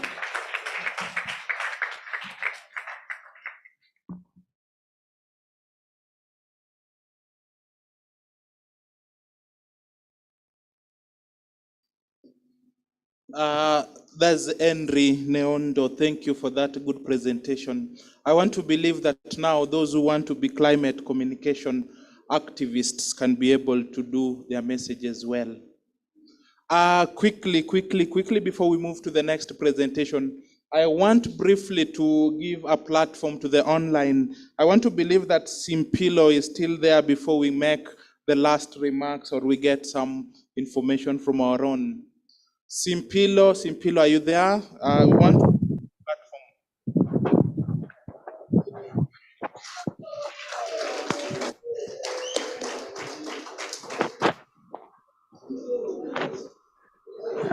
Good afternoon. Good afternoon. Well, thank you so much. I had challenges on logging in the morning, so I couldn't come in on. First of all, I want to make a comment on the previous one, on the previous speaker. I wanted to talk about advocacy decentralization, where we need to reach out to every last person at a community level. So all parts of decentralization aspect must be involved so that the last person down there must get the climate change message of what needs to be done. Then the current presentation that has been made on communication, which is very, very important, because in every aspect, communication is the key. When they don't get your message, means that it will be very difficult for those people to do what they're supposed to do. So it's a clarion call to everyone that even as we go back to our country or even as we be doing our activity in our countries, communication must be taken into a serious consideration so that we spread the message to everyone, and environmental issues must be the center of each and every economical development in the country. In that way, means that the leaders, the community leaders, civil society, faith-based organizations, students, and all financial facilities, they will know that climate change issues are serious and they need support.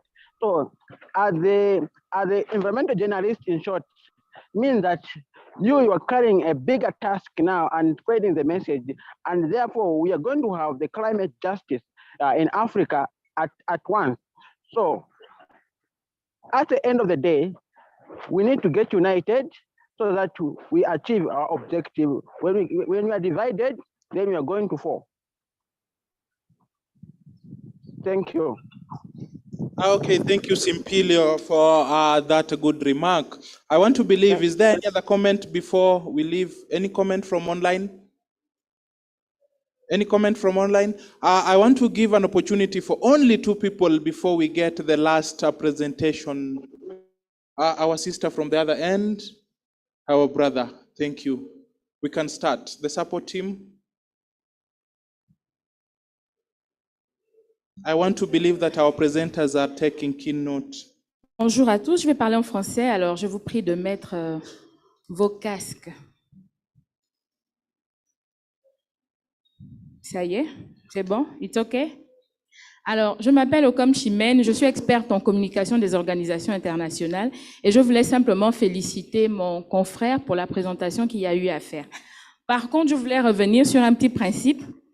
Lorsqu'il a posé la question de savoir comment fallait-il identifier le message et quelle était la cible principale. La cible principale ne peut pas être les autorités. La cible secondaire ou cible, voilà, elle ne peut pas être les autorités. Ici, il est d'abord question du cœur de cible. C'est quoi le cœur de cible? C'est la cible qui est visée par les effets que l'on subit. Je ne sais pas trop comment le dire en français plus facile. Et le cœur de cible vient d'abord en premier. Et c'est qui le cœur de cible en milieu de jeunes? Ce sont les jeunes comme vous. Parce que la question du changement climatique, elle est encore un peu trop élitiste. C'est pour les intellectuels, c'est pour les scientifiques. Il ne devrait plus en être question. Donc ici, les cibles sont définies en fonction des objectifs de communication. Et en communication, il y a 3 objectifs. Il y a d'abord l'objectif cognitif, qui est de faire connaître, donc d'implanter une certaine notoriété. Et là, en milieu jeune, alors que nous participons à cette université d'été, il est d'abord question de vulgariser la question du changement climatique dans les milieux les plus reculés. que vous ne réfléchissiez pas seulement en tant qu'intellectuel, mais que vous pensiez aussi à ceux qui n'ont pas été à l'école pour qu'ils appréhendent la notion du changement climatique. Ensuite, une fois que cette notoriété est faite, vous passez au second objectif qui est l'objectif affectif, faire aimer, faire adhérer. Une fois que tout le monde a adhéré, vous passez au troisième objectif de communication qui est l'objectif conatif. Et là, on implique maintenant la cible secondaire, c'est-à-dire les autorités et tous ceux qui ont un pouvoir décisionnel pour les faire agir, pour les faire changer de comportement, parce que c'est cette cible-là qui interagit avec le cœur de cible et qui l'influence. Donc, je voulais simplement revenir là-dessus. Merci. Okay, thank you, our sister. The last comment or question. Donc, je suis Aka de la Côte d'Ivoire et j'ai quelques questions. En fait, comment faire pour que notre message soit super crédible? Parce que deux fois, dans notre stratégie de communication, on a un souci pour rendre nos messages vraiment crédibles. Aussi, quelle est la place aussi du branding aussi dans la stratégie de communication des organisations? Ce sont mes deux questions.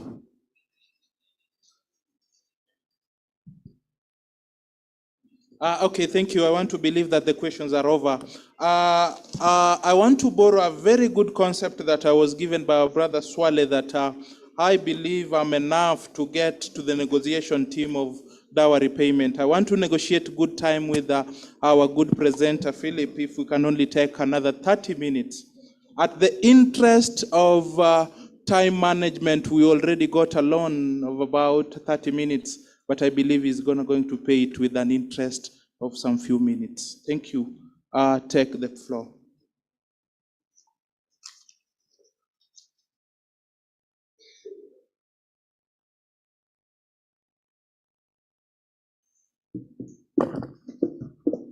Questions of time debts and who shall pay the time debts, I think is another matter altogether. I'm not too sure whether I'll manage to pay the time debt, but I'll strive to live within the limits. Before I proceed, I think there is one question that was quite interesting in terms of who is the primary target in our advocacy action. And I'll say that your assertion is quite correct from the school that you are coming from. That is quite correct.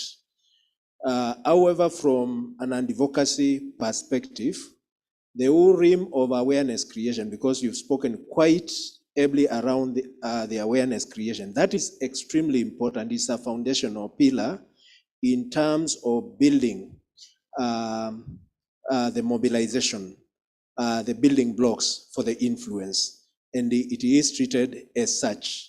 And therefore, when it comes to identifying the targets, the primary target is ideally the institution that is responsible for bringing the change that you are looking for. But we go further beyond the institution to identify individuals within the institution. And those individuals indeed become our primary targets, because institutions are organic entity, and the people within those institutions control decision, wield a lot of power, and their use of power determines our ability to enjoy rights or not to enjoy them. So it is indeed important to note that, of course, the whole spectrum of awareness creation, which I believe once we go back, we'll be able to do that, creating a constituent with a lot of knowledge base, moving from awareness to knowledge, knowledgeable constituent is extremely important, and then moving that constituent to conviction level for them to take action and to engage with the primary target, and then pushing for action. That spectrum is indeed useful. So I'm just building that within my session.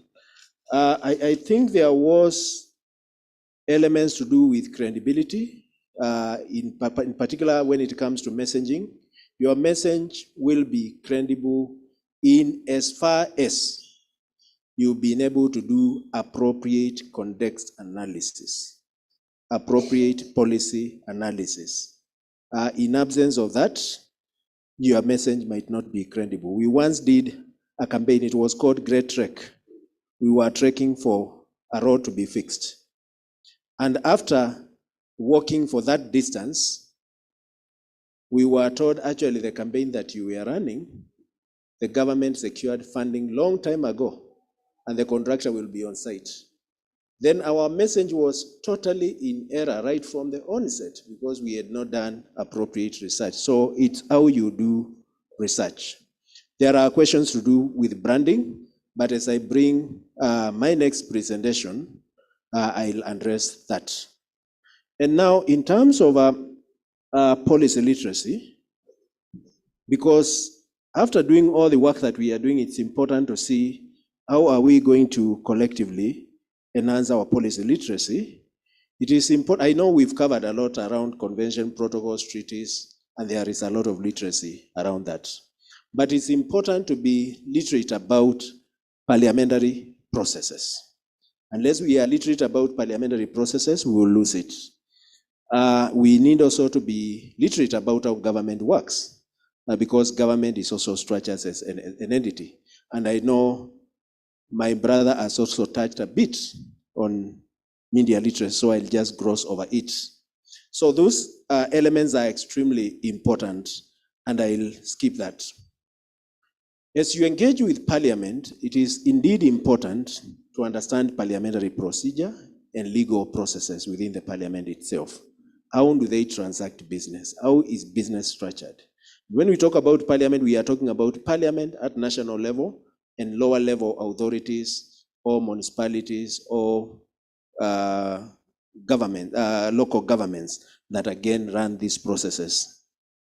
It is important also to note what is the legislative proposal for each session of the Parliament. Every time a session of Parliament is beginning, the President usually gives an opening speech.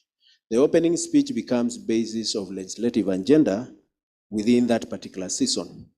And indeed, you could find useful opportunities to hook up your agenda within the legislative processes. But then also understand that Parliament as an entity, their business is prosecuted through committees. So it is indeed important to note what kind of committees do you want to engage in pursuit of climate justice agenda. If you don't have an environmental committee, where is the environmental agenda anchored within your parliamentary processes? Because most of the parliaments, those institutions have committees in charge of environmental matters. There are committees in charge of water. How do you plug in? There are committees in charge of agriculture. How do you plug in your agenda around climate justice? There are committees around land. How do you plug in? There are committees on human rights. How do you plug in your agenda within those processes so that, again, the climate justice agenda is amplified across? But you must clearly understand the mandate of each committee so that as you engage with each of the committee, you are developing policy briefs relevant to each committee. Remember, these policy briefs are derivative of one, community voices, and number two, your analysis around policies. Please don't take policy brief that is not carrying community voices, because you will be fundamentally process. Ensure that you walk in this particular structure with policy briefs that are not only carrying the analysis of the policy, but the contextual realities of our communities in these spaces.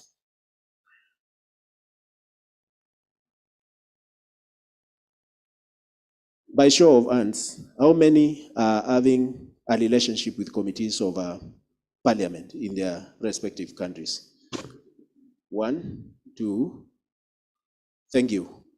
So it's a challenge for all of you, first and foremost, as you go back, you establish those relationships and those rapport, because it is indeed the clerks of the parliamentary committees who are able to give you the opportunity. They can even tell you that this will be our agenda in this particular season, and we would be keen to get proposition from your end, depending on how organized you are as a person to drive that particular agenda.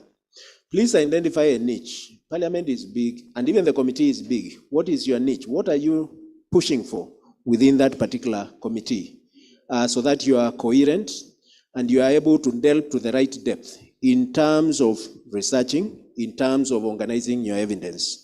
The moment you become a powerhouse in terms of evidence generation, in terms of informing their thought process, then you will find that every time they have an issue, they will invite you as an authority to give them some perspectives. But that can only come in when your analysis of policy, when the voices of people are on board, and when you are propositional in terms of what next needs to be taken forward. And therefore, research, which is timely, which is relevant, and that demonstrate expertise is extremely useful. Otherwise, you'll be thrown out of that particular structure. Please note the role of watchdog committees and the role they play in terms of accountability. But usefully, again, you could be pursuing an analysis of a policy, but that policy is at another level. So develop what we call bill tracking tools to be in position to know if there were bills, if there were laws that were being enacted in a particular area, at what stage are they in? How much input, how much influence can we take in when this law is at this stage? Or do we need to paralyze it totally to begin afresh? Because there are stages where a bill or a particular legislative process reaches, and you can't, if you want to contribute, you can't contribute in a meaningful way. Probably you need to forestall the process, restart it afresh if you feel you've taken the wrong trajectory and you need to influence it. So it's important to really track and be in position to know where that process is. Please note that there is a divide between committees of parliament and media. You cannot be given a platform to engage a committee or parliament, and then after that you walk out and engage with media. Next time they will close a space for you. And then you'll start saying, oh, we were here, we were trained by Pacha, so we don't know why the space has closed, and we opened the committee. It is important to divide the role between those who are playing downstream and those who are playing upstream engagement. If you are doing the downstream engagement in terms of community mobilization, petitioning, protests, picketing, all that, that's downstream. If you are in upstream, then collaborate all the evidence, the voices from below, take it to the upstream, and then leave the conversations within that space to that space, if you are the person participating. But usefully, sneak some of the insights to the downstream, so that the downstream builds sufficient momentum towards a change that you are pursuing. So you sneak the insights to the downstream, those playing downstream, so that those who are playing a downstream role in terms of mobilizing and building the blocks from below are able to substantively engage. And you can actually even see this cutting across or even to the UN engagement process, where you have African group of negotiators engaging. If there are pertinent issues, they are able to sneak it out to civil society organization and platforms such as Pacha. Pacha is able to gear up an advocacy action, but themselves they cannot protest inside the negotiation process. Those rules of engagement are extremely important. Your branding question in terms of when you are working with parliamentary committees, please cut on branding. They are not interested in your branding because it means something else for them. So what is important is your proposition, your agenda, how sound it is, how noble it is. But more useful as you do this engagement, government is also informed.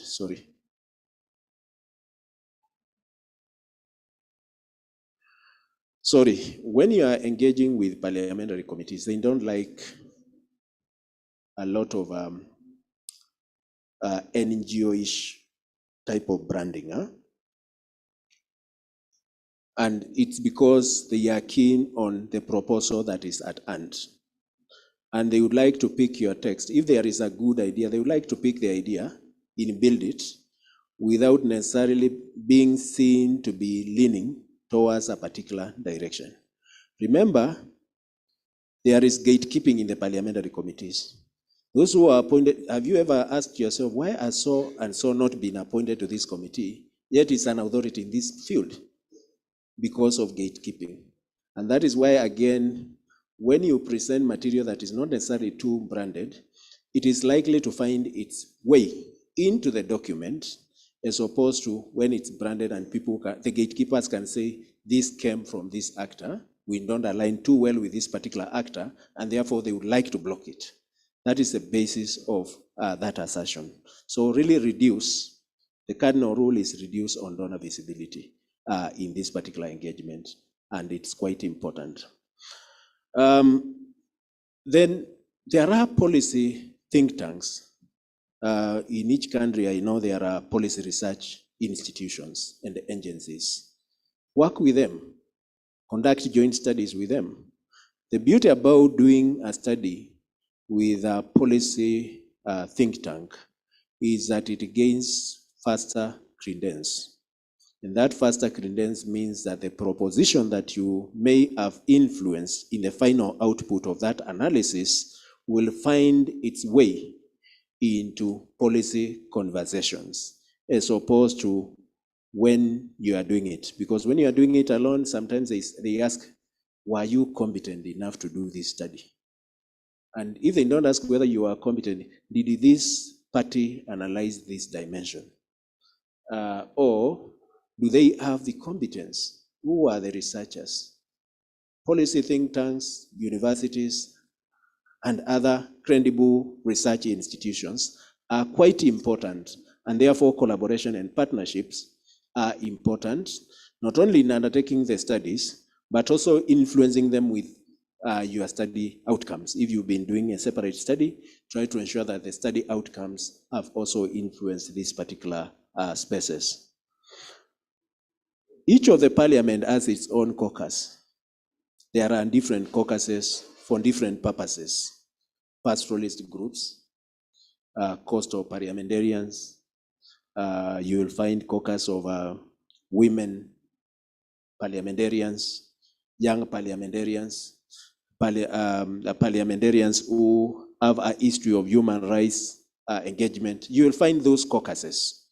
Please target these caucuses with your courses and ensure that as you piece your agenda, you've been able to piece it so succinctly such that they will be unable to resist the proposition.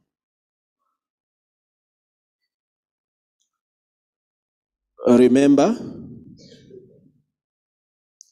to do your research and force field analysis, and be again able to provide options.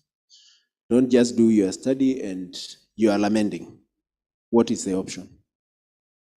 Remember to be able to provide that option, which is extremely important. As you do your engagement with the government, avoid what we call turn-on vision. Turn-on vision is where you are able to see a policy from quite a limited rim. You are looking at this policy and how it affects young people with disability, which is good. You have generated your evidence. But how did you consider how that policy interfaces with women, how it interfaces with pastoralists, how it interfaces with other communities?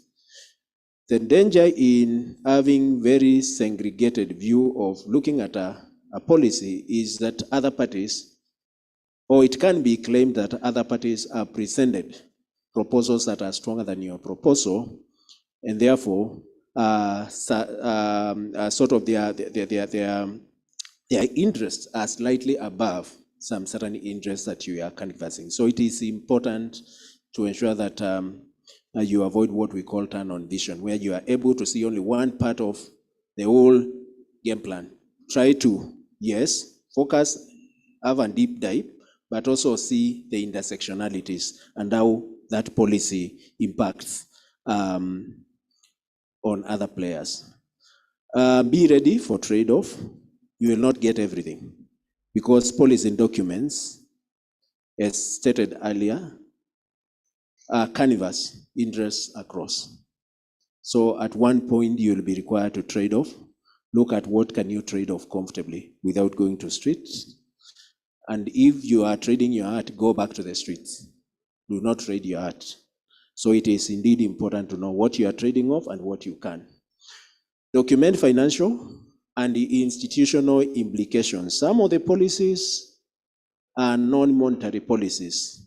Where you have non-monetary policies, you must say that these are non-monetary policy in terms of even laws. There are some that might not require, but look at the institutional makeup so that you don't end up with a policy, but with no backing institutions to roll it out. So in paper, you will say we have brilliant policy, but what are the institutional mechanisms for implementing it? So you end up with a lacuna of another 5 to 6 years, and where countries have a longer period before they review the policy, you will have lost on momentum that could have been gained if the initial policy had institutional mechanisms to support its implementation. So it is indeed important to look at that. Please crystallize all the government spaces, regional bodies, international bodies, and strengthen public consultations, because that is what is important. As you engage with parliament, as you engage with government, there are cardinal principles that you cannot trade off. But the pursuit for democratic process, the pursuit for evidence as served by research, looking at how you are growing your partnerships, which Swale overemphasized, strengthening consultations and building caucuses and building consensus. Those are principles that remain cardinal in all those consultations. I want to quickly slide to advocacy in difficult situation. I provided these slides. They are 2 slides. They are basically an appetizer, a startup pack. And is part 1. Part 2, we can have conversations, because part 2, we go into the art of negotiations in deeper way, but it will not be part of this. But in terms of the work that we do, if you are doing advocacy and there is no resistance to your work, you are just selling tomatoes. And I have respect for those people who sell tomatoes, because I occasionally grow tomatoes. Real advocacy work must step on toes of powerful people, and sometimes steps on the mouths of powerful people. So if you are doing real advocacy, it will step on mouth, it will step on toes of powerful people. It will drain the swamp, using Trump's word. I'm not too sure whether it drained the swamp, but it will drain the swamp. And as you drain the swamp, it means those who are dependent on that swamp will be looking at, or will be keenly pursuing and trying to analyze to see where their water has gone. And therefore, it means there are risks, inherent risks in advocacy actions. So if you are undertaking advocacy actions, be prepared for risks. Some of the risks that are there, which I believe you know, include arrest, include detention, include your family members being targeted. It also includes bullying, including in media and social spaces. Worst case scenario, there are deaths, disappearance of persons, and you can also be exiled. So there are a host of risks. And it's important to manage those risks. How do you manage those risks? Right from all the conversation from day one, we've been building blocks that are enabling you to build the risks. And therefore, my responsibility would be to provide a crisp summary. For you to be in position to overcome risks, you must undertake a context analysis. Context analysis is so critical. Begin to understand the context that you're operating in.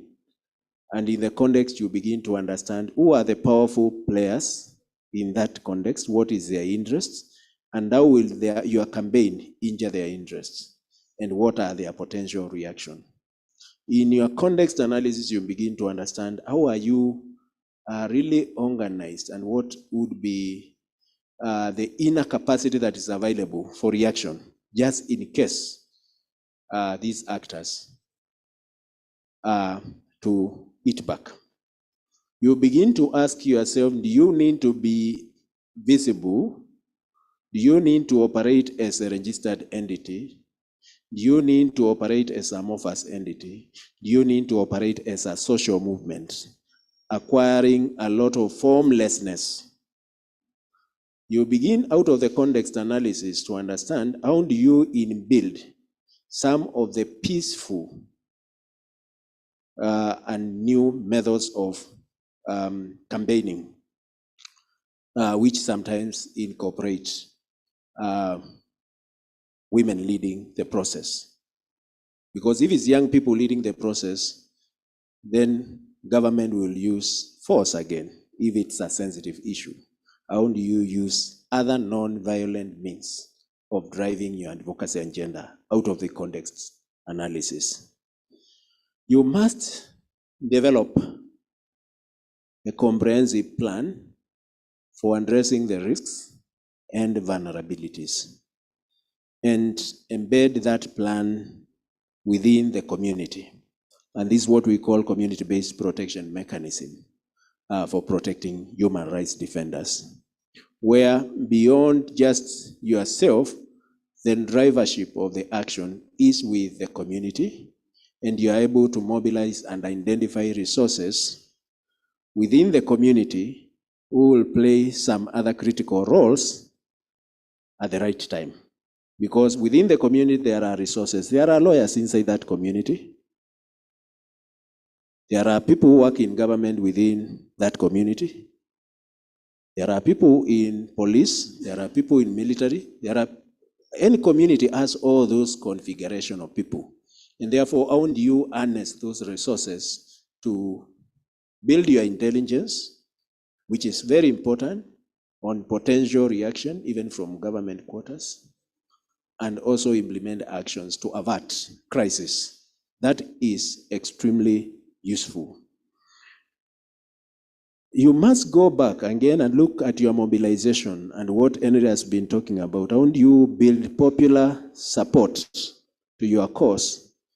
But this time round, working with judiciary, because in case your people are arrested, they will be taken to court. If the judge is there, the magistrate, the prosecutor do not understand what you are advancing for, you are in trouble. But if they have a bit of sense of what you are pursuing, then you stand chances of fair trial. Or whoever has been arrested stands chances of fair trial. And it's important that that perspective is inbuilt. The administration. Because the administration play quite a critical role. You can be arrested, and when the police is handling it, other administration organs step in and say, by the way, we understand this person and the institution they come from and the work that they are doing and why it's important. Give them a reprieve. The law enforcement agencies, including the police, we had one case that we were pursuing. One young boy, I think he was 14, 15 years, with 14 counts, 14 different cases. And we, out of the relationship that we had with the police, we walked in and spoke to the commandant of the station. And they asked, how is it feasible for this boy to commit all these crimes that are in numbers? Do you know the boy was set scot-free? None of those cases saw the light of the day, because again, it's about understanding the cause that you stand for. It is indeed important in our climate justice work to ensure that our cause is well understood, is well internalized by all. So let's use key government functionaries as allies to our cause rather than competitors. But all that said, we must build capacity of human rights defenders, including on how to stay safe in digital spaces. Because what we've also seen is that some human rights defenders also overexpose themselves, particularly on the digital spaces, and they cannot retract go back on that. So that becomes part of the tangible evidence too. So how do you ensure that whatever they communicate within the digital spaces is safe, and they are safe within the digital spaces, which is extremely important. Women who are human rights defenders, in addition, require some extra skills, and therefore it is indeed important to ensure that that capacity is there in the process. There are tactical elements. How do you deal with an arrest? If you are arrested, the court does not rule favorable to you, and it slaps you with a fine of $6,000. How do you deal with it? How do you address that particular pertinent challenge? What kind of alliances and how quickly are you able to hoodwink key political players to come to your rescue? So there are a number of tactics that can be applied, but I'll not go to all of them. I'll just mention in passing which human rights defenders and the work that you are doing must be anchored on. I think it is important to build rapport with parliamentary committees on human rights, national and regional human rights bodies. Parliamentary committees, because they also investigate human rights atrocities, and they are able to document and pick it with the right institution for resolve and redress, which is quite important, which again connects back to the cause that we are advancing around justice. So it is important we build those relationships. And then let's look at the law. How is the law protecting human rights defenders in our respective countries? What is the current status? And how do we strengthen that so that human rights defenders pursuing climate justice are able to tap on the promise of the law to defend their rights, protect their rights, and seek redress? We need rapid response measures, rapid response kitty, just to support human rights defenders.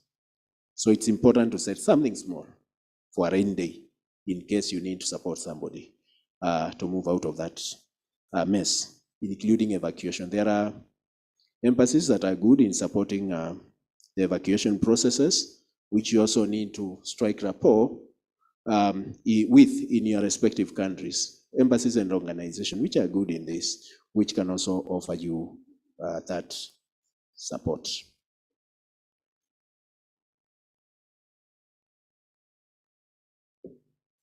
Thank you so much.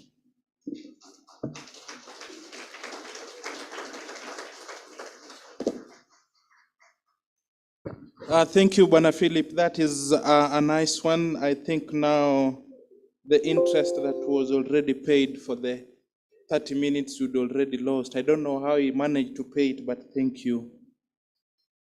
Briefly, maybe before we move to another thing, I want to open a platform for just a minute, exactly a minute.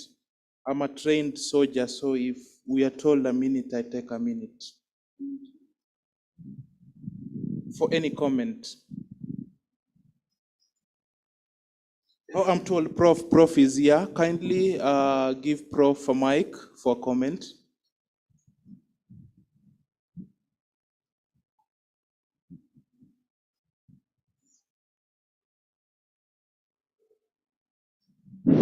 Thank you very much. I'll be very brief. Remember this cap again.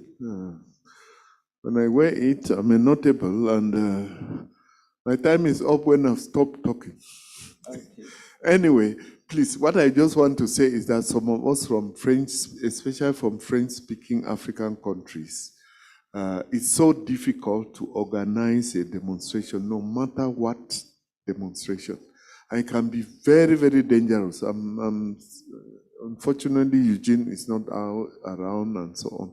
Can be very, very dangerous. We have political systems that are very, very unstable. So I don't know what advice you can give us. Somebody can start something like that, and then you are branded as a terrorist who want to overtake power and things like that. It has happened there. That is it. Thank you. Okay, thank you, Prof, for that remark. Is there anything online? Okay, thank you. I'm told there is nothing. Oh, we have one hand here. Let's take this.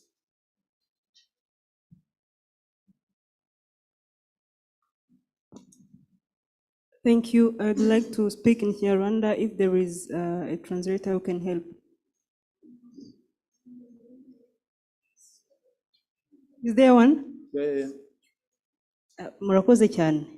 Mbanje gusuhuza umuntu ugiye kudutranslatingira hanyuma ibintu bivuge. Nashakaga kubaza tugeze ku musozo w'amasomo twari turi gufata.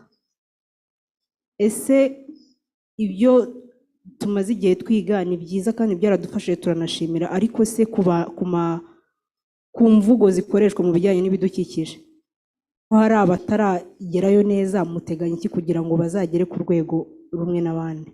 Hanyuma ikindi ku kijyanye n'uwatanze ikiganiro kuri communication, mwavuze ko hari ibiteganywa cyangwa se PACJA ifite urubuga twakita nk'urw'itangazamakuru ku guhugura ku itangazamakuru cyangwa se kuri platform za media.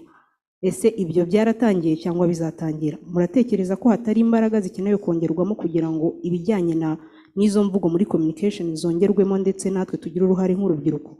Murakoze.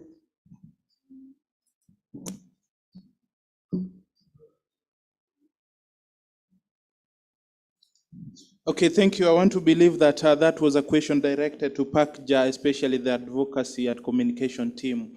I don't know if Philip will want to respond to that.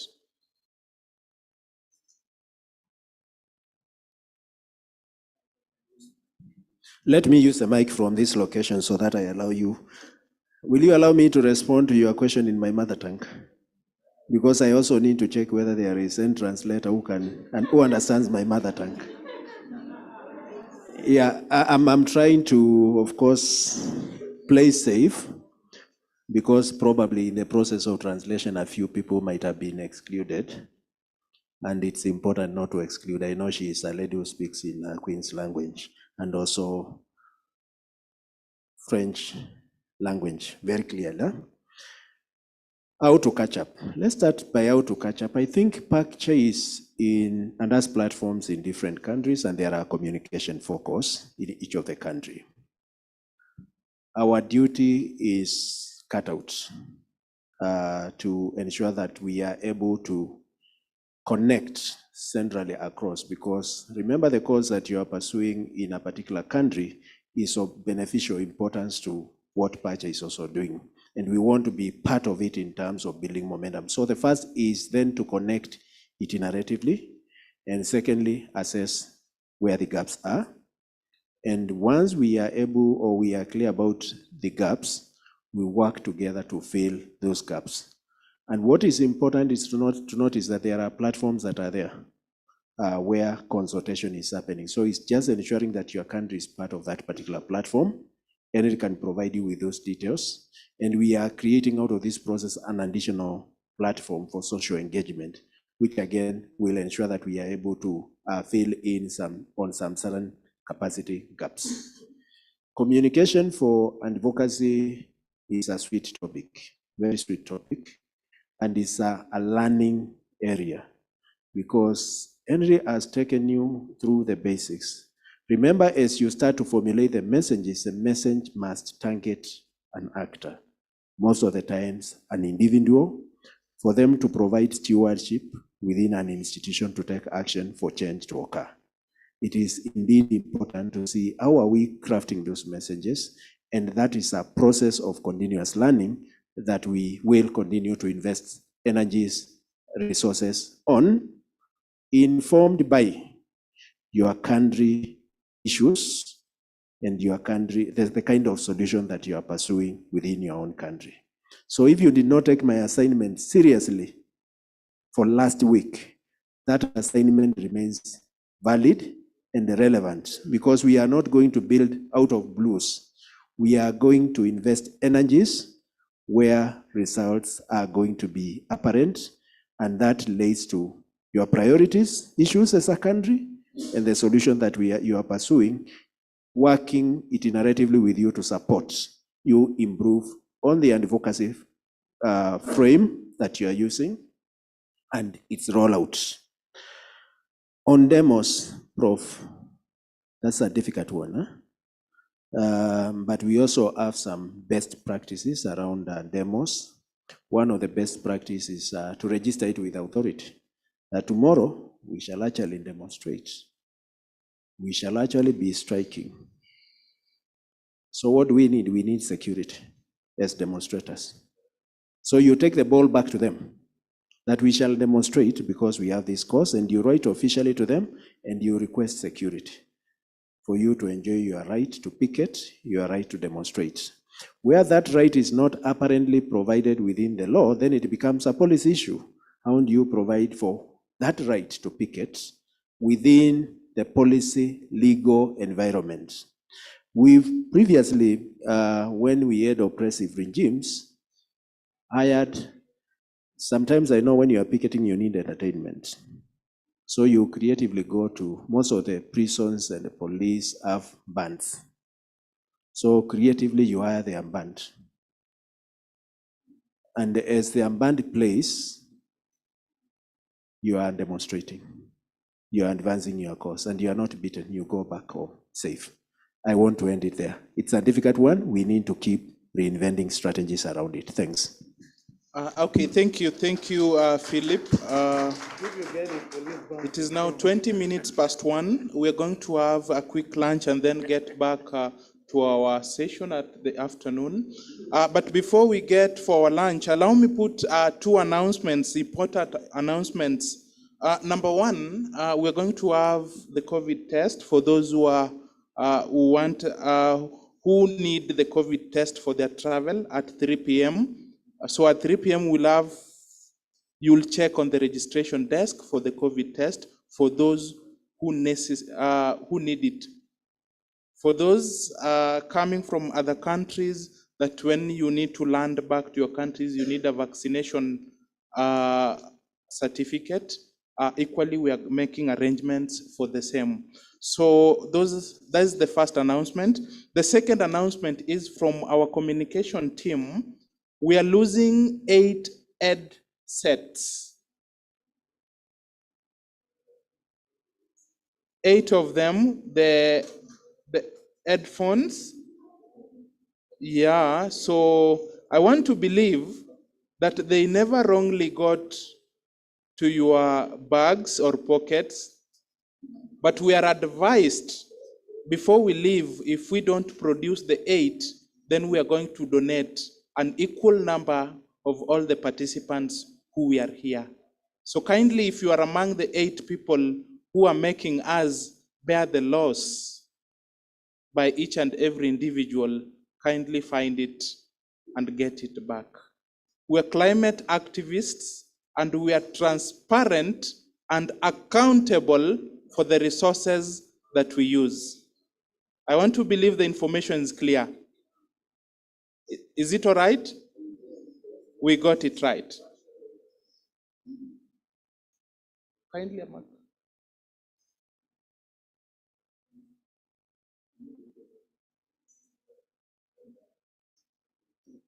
I think this is the summer school. Don't go far.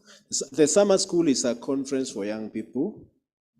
Interestingly, PACH has been supporting young people to grow. And I can tell you honestly that we get all these services from a young person, a very young lady. And you can imagine the damages that this is causing to our business. So let's be a bit more responsible. Let's try to check. And let's get her what she needs for her to thrive. Thanks. Thank you. It's now lunchtime. The interest and the fight between the stomach and the coordination on our brain is focused in our stomach. Therefore, allow me set you free for lunch. By 10 minutes past 2, we will be back. So kindly let's keep time. And today is the last day. as we finish earlier to get more time for ourselves. Thank you.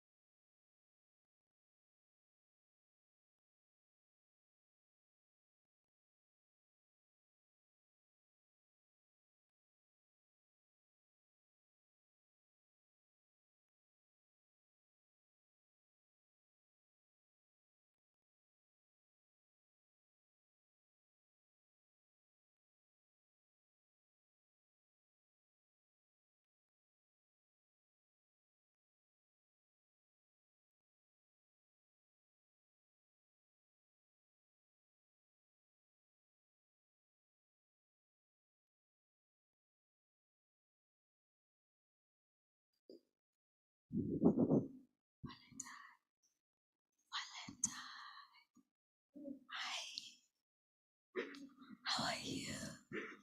What are you doing?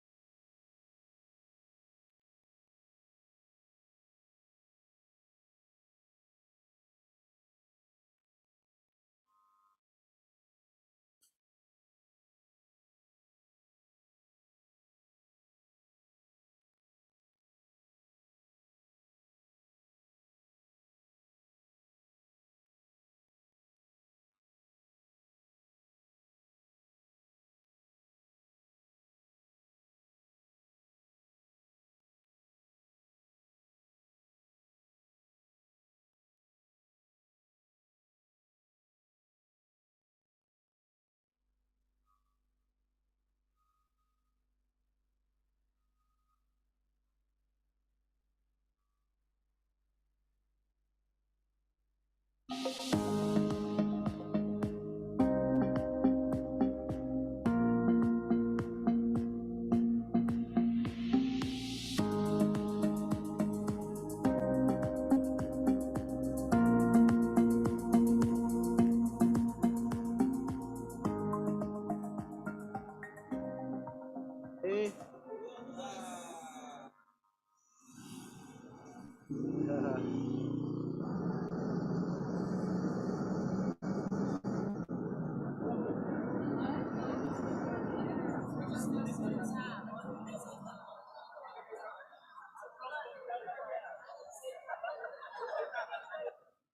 when we say two, your time should go up. Like, so two is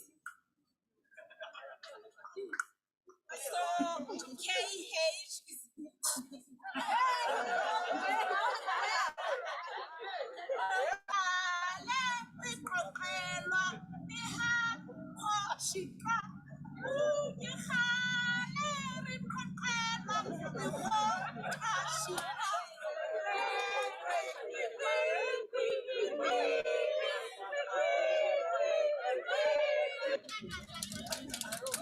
Mbuga wanyama Tanzania, ya kwanza ni Serengeti, Ngorongoro, Manyara na Mikumi.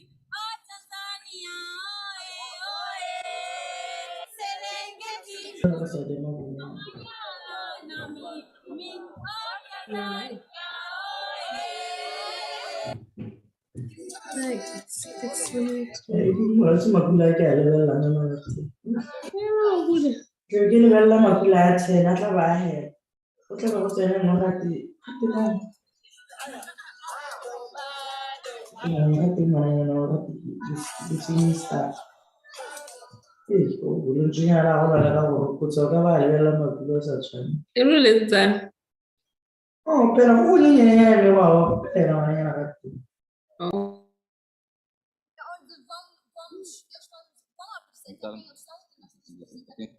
C'est un des principaux Kenya aujourd'hui dans la conservation. And also sustainable water management systems. Nairobi, Egypt, Morocco. Sustainable land management is a climate mitigation measure, and as you can be able to see in this area has experienced a lot of climate change issues, ranging from water scarcity, ranging from high temperatures. The students are going to learn a number of points, and actually we have segregated this into three key areas, and one of them is the issue of water harvesting, rainwater harvesting. Culturally, people don't believe that they can harvest runoff and use it for their own benefit, but here we are doing it. So we are going to train the farmers on the importance of having water runoff for use during the dry season. The students are also going to learn about soil and water conservation structures, which are very, very useful. What I can call, and especially upon the government of Kenya, to upscale such technologies. You don't have to build the mega dams to bring changes to the people of Kenya. You can still do small projects like these ones and empower very many people in other parts of Kenya. Then at the same time empowering our youths, especially through Kazi kwa Vijana. This is an activity which is generating a lot of labor days for the youths, and they can be able to work in. My names are Joseph Waithaka Kimani, and this is my farm. And the farm is situated in Ng'enda Ward, Katudu South Sub-County, Kiambu County. I'm doing some vegetable farming, and this is through some sponsorship by the government, whereby the government helped the farmers in this village, 20 farmers, to harvest road runoff.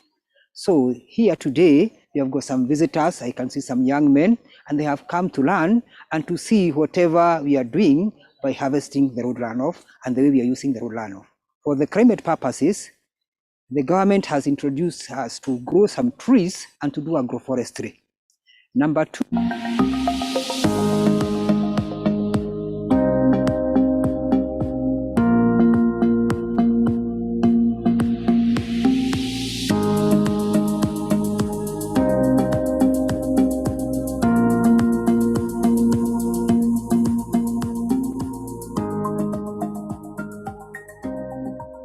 So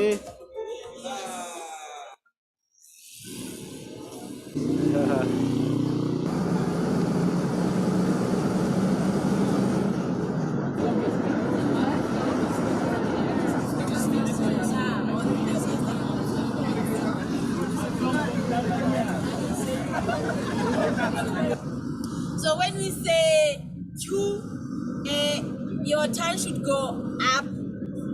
Like, so Q is Q. So KH is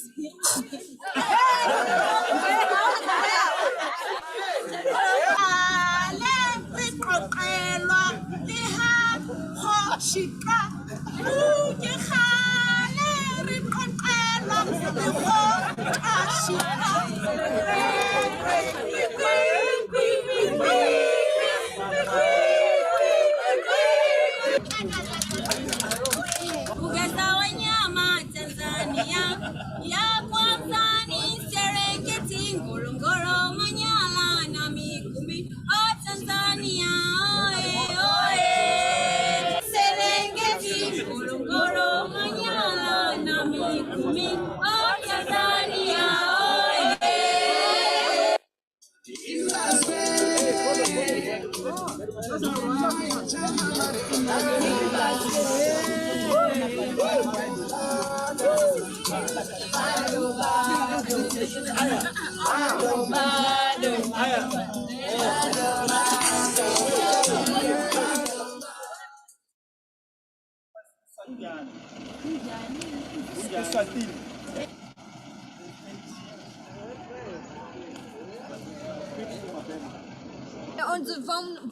Eles vão apresentar quem eles são e nós vamos apresentar quem. C'est un des principaux exemples qu'on a au Kenya aujourd'hui dans la conservation. And also sustainable water management systems.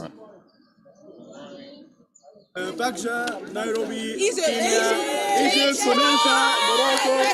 Sustainable land management is a climate mitigation measure, and as you can be able to see in this area has experienced a lot of climate change issues, ranging from water scarcity, ranging from high temperatures.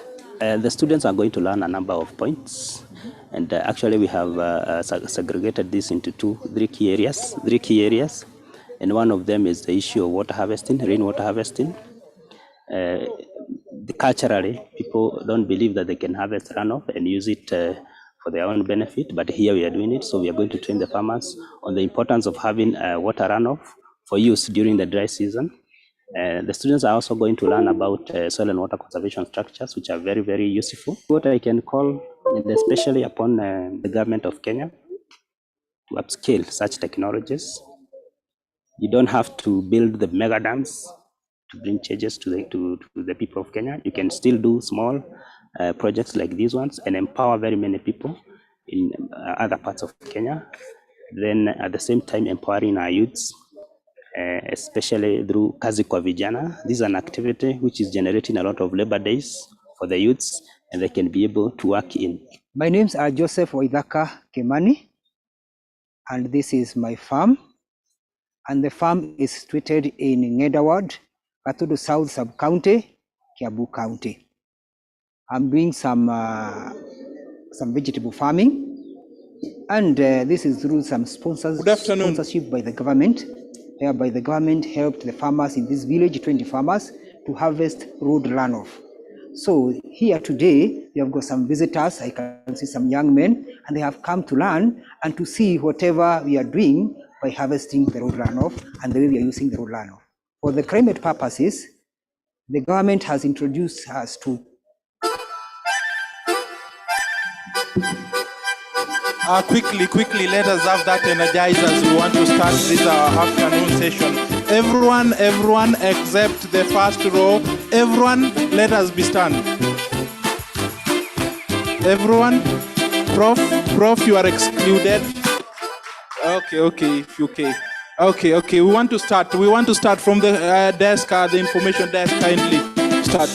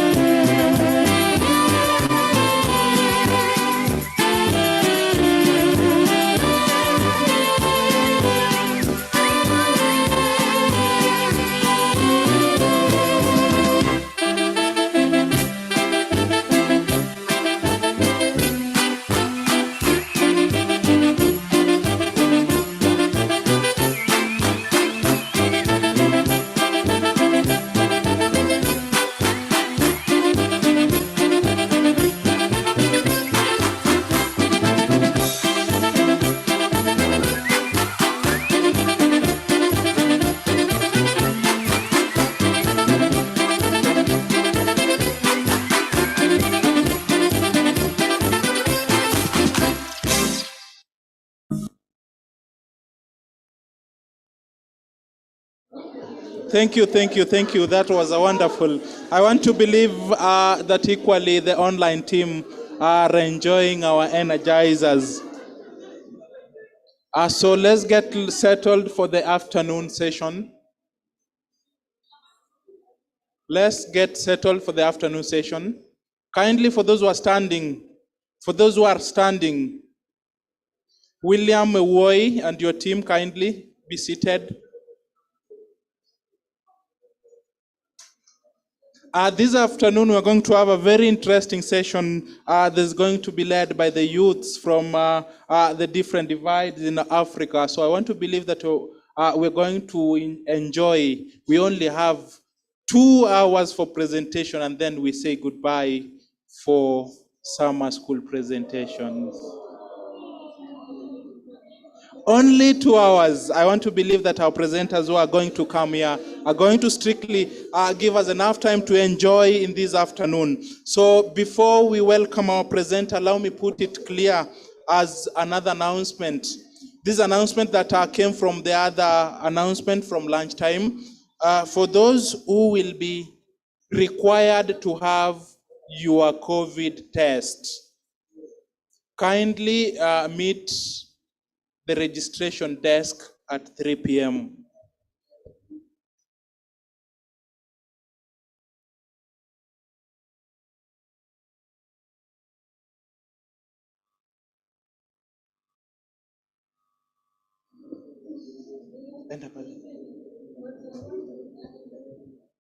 So before I welcome our own, who is Elizabeth Gulugulu from Zimbabwe, I'm told there is a young creative young mind among ourselves who wants to communicate some good message.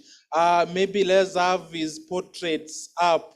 We will be able to understand what's happening.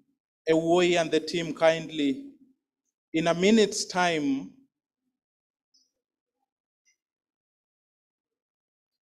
we have youngsters who've started communicating the climate message in a very special way. So kindly have it quickly as we welcome one of our own.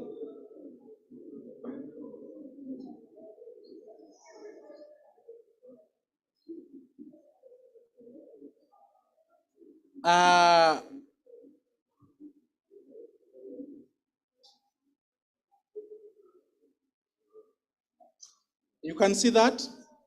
You can see that? Are you able to see that? I want to give William Ewoy just 2 minutes to express to us or explain to us what do these messages mean to us as young Africans, young climate justice advocates. William, the floor is yours.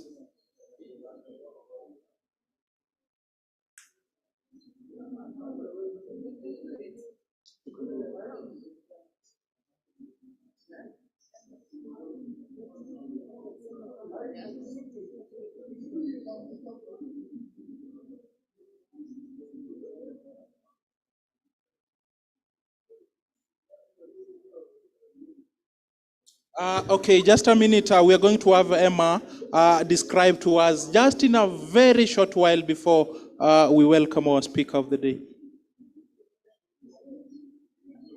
Okay, I'm Emma Onyango from Green Education Hub. The Hub is an output of a project transforming universities for a changing climate, and the Hub partners with various student clubs. So this is from the Art Therapy. It's a club here in Kenyatta University, and from the first artwork, we have Human Greed, how human greed has destroyed the environment and the ecosystem, and with time, there's now the impacts, climate change, desertification, and drought, and yeah.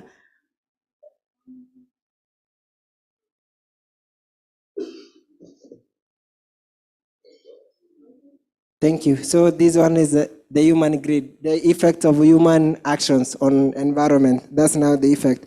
But now as the Kenyatta University have formed, they have a project working Climate U. So Climate U is working on transforming the universities for changing climate. So they have worked on using the curriculum as the main tool to curb climate change. So that's why we are having this one. On this side, on the left side of mine is a desert. You can see a desert. Then we have this tree growing up under a book. So this is a book, and then finally at the far end here is a green land. So we are saying that when you use the curriculum, we can transform our deserts to our desired lands. So that's now the work of the Green Education. That's now the Green Education Hub. At the Green Education Hub, we store these materials. We usually, sometimes giving a student a book which is like 300 pages on climate change, maybe sometimes they fail to read all through about it. But if we come about these things, they take it easily to understand. So that's why we have come up with these paintings. Now, on this one, we are saying, if all of us can take climate action, regardless of where we are, we come together, take climate action, the partnership, every one of us. If we take all of us action, the climate action, we are saying as the KU Green Education Hub, we have hope. This is the hope. If you can see the picture of this, somebody, I don't know if a man or he is a lady. Excuse me, there's an old. So if you can see the skin of this person, we have something black. This is the drying trees. The trees have dried up on his body. But now we are saying if you have climate action, we have hope a tree can grow here. So that's the message we usually communicate within the school. Thank you so much.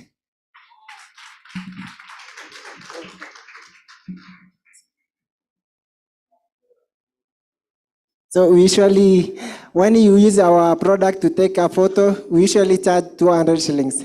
But now because of the good rapport with the packager, we are going to charge you 100 shillings or 50 according to your own.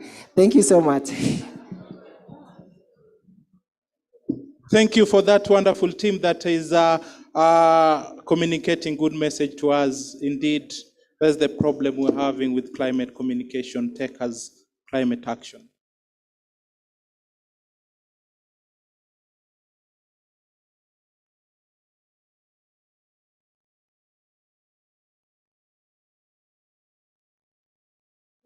Thank you.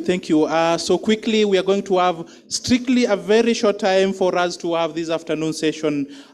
We were to start with Elizabeth Gulugulu from Zimbabwe to have her presentation, but I'm told there is still an issue with the presentation on the information desk. Let us have Ibrahim Cizay.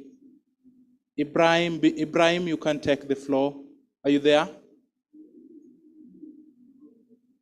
As Ibrahim is preparing for the same, this afternoon we're going to have two important sessions, a presentation and a panel discussion by young and vibrant guys who we know led by the experience sharing from the alumni of the previous Nairobi Summer School.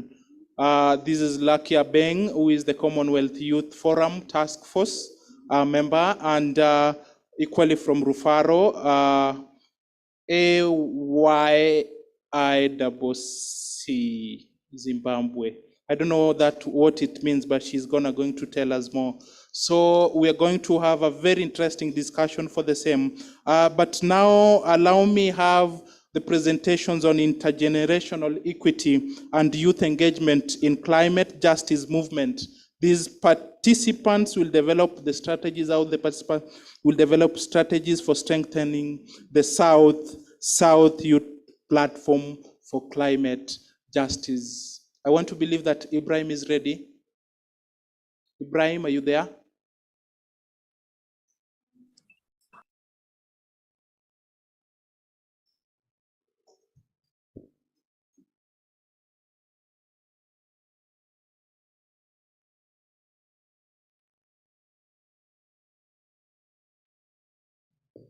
So as we are getting that resolved from our technical team, let us have a small demonstration from one of our own do on climate action now, brother.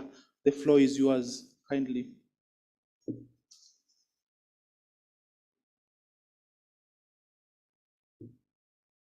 Bon après-midi à tout le monde.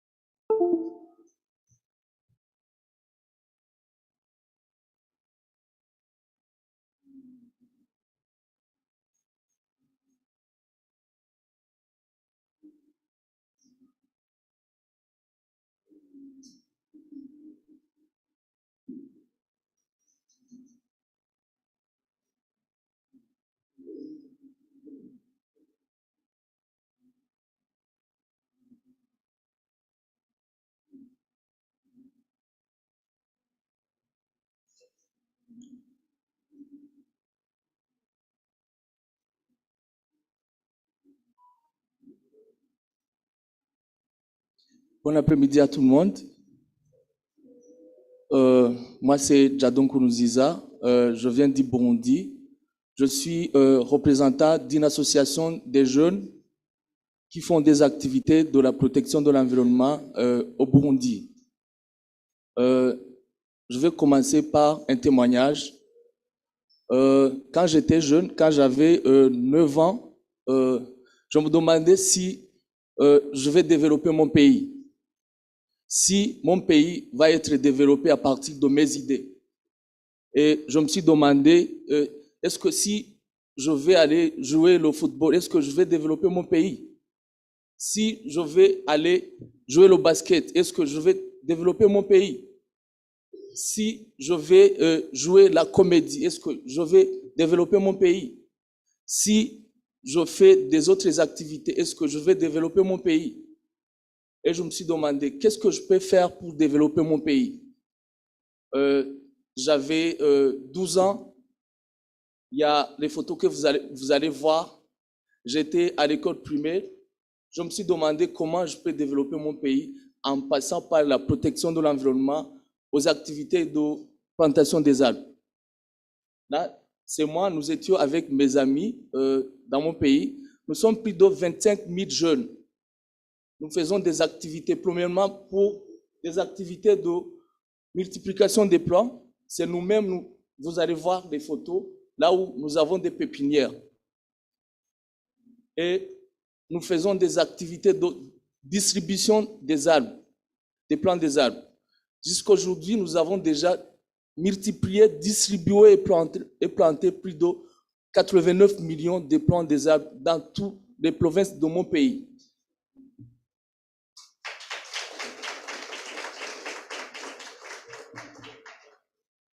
Et quand je me demandais si je joue le football ou si je joue le basket ou si je joue la comédie, je me suis demandé, il n'y a pas d'autre moyen de développer mon pays. J'ai trouvé que la plantation des arbres, c'est la meilleure solution de développer mon pays. Je me suis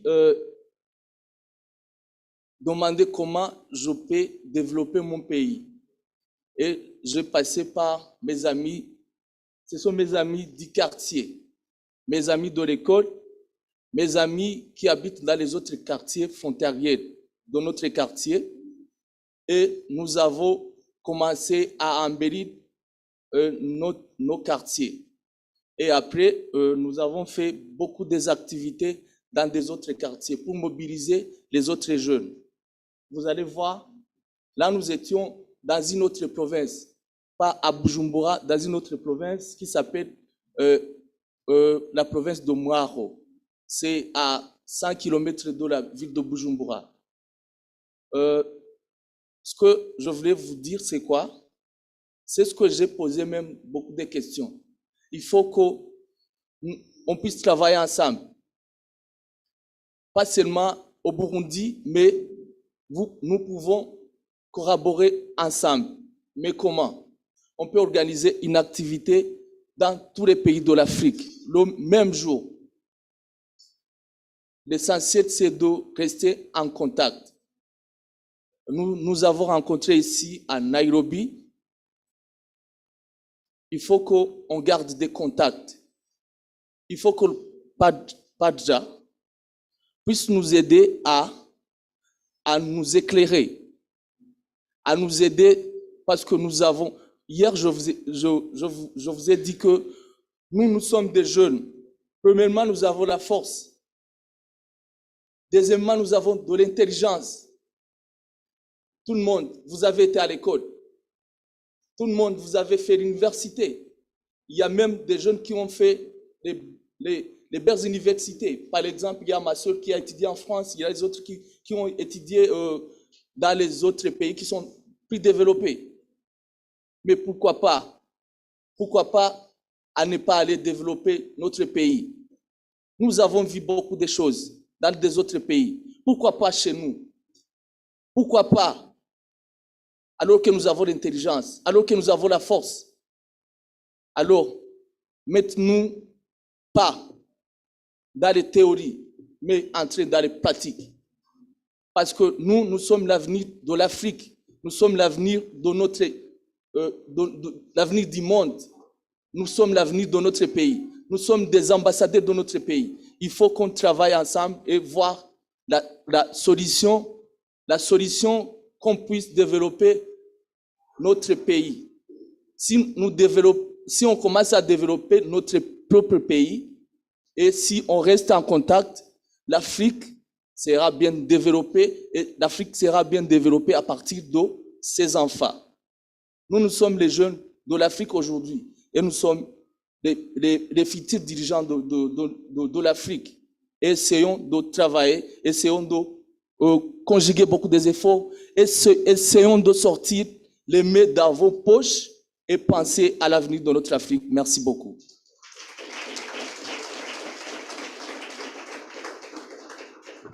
That was a wonderful one. And actually this tells us the spirit of the young minds. They're vibrant. They want to fight for the climate and fight for the activities that are affecting us. I want to believe that now the presentation is ready. We're going to start with our own, who is Elizabeth Gulugulu from Zimbabwe. Elizabeth, the floor is yours.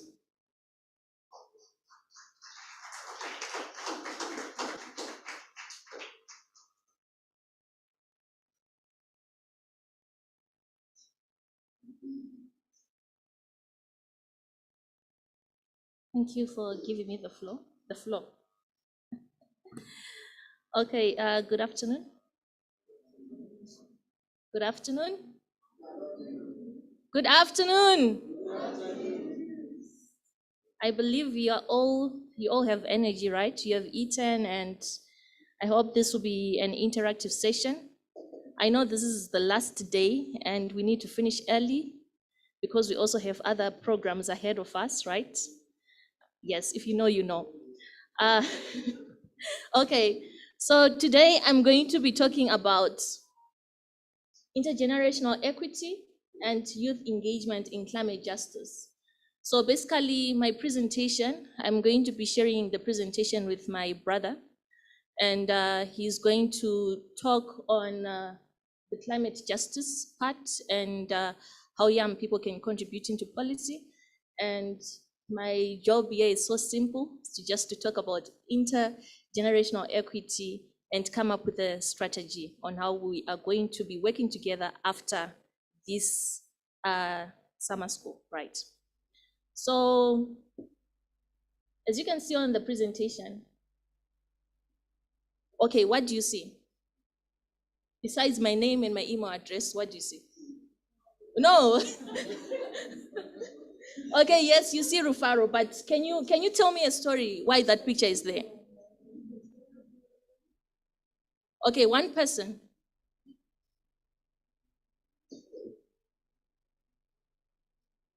What? Thank you.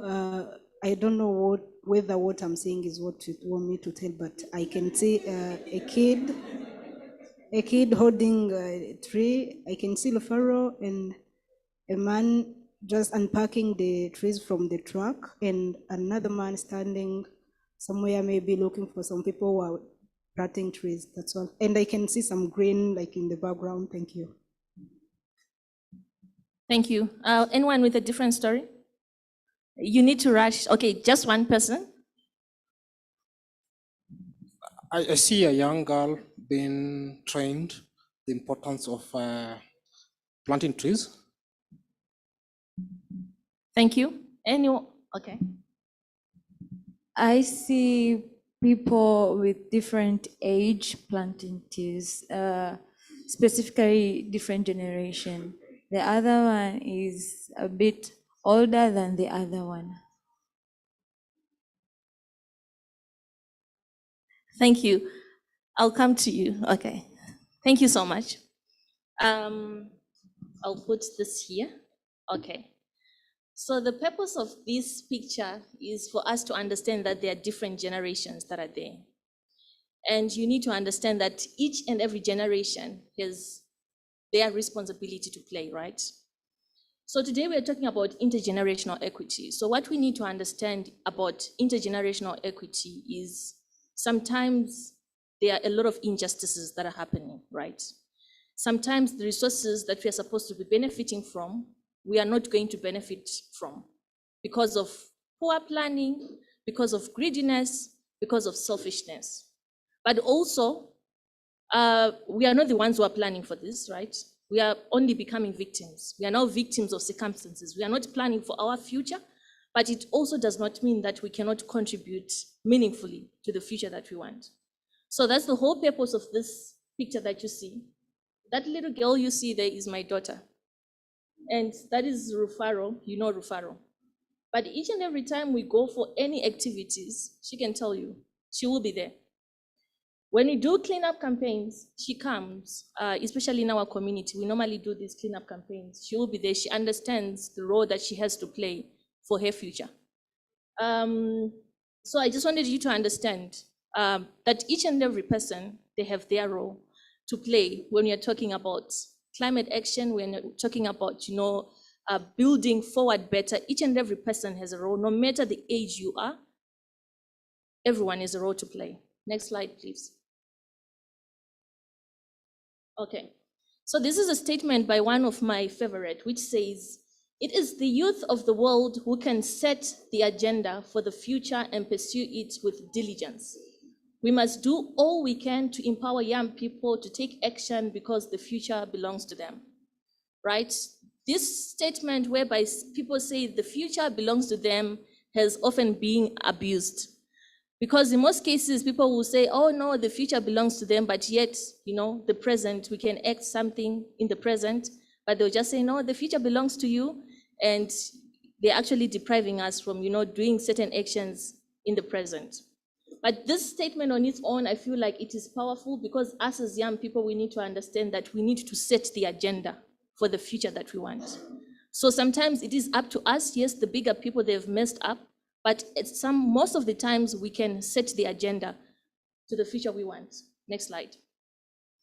So I want to talk about intergenerational equity. I'm sure maybe the word or the term is pretty new to most of you, but there's nothing new. There is just terminology, big words, etc. So nothing new. Next slide, please. So if we're talking about intergenerational equity, we are saying that there needs to be fairness of resources, right? There need to be fairness of resources. What my father benefited when he was growing up, I'm supposed to benefit the same resources without any compromise. Are we together? We're talking about a fair distribution. Okay, I'm going to ask a difficult question. It's not that difficult, but can I see someone who comes from, okay, how many people, okay, I'm trying to put this in a nicer and simpler way so that you respond to me. How many people come from a rich background? It's a simple question.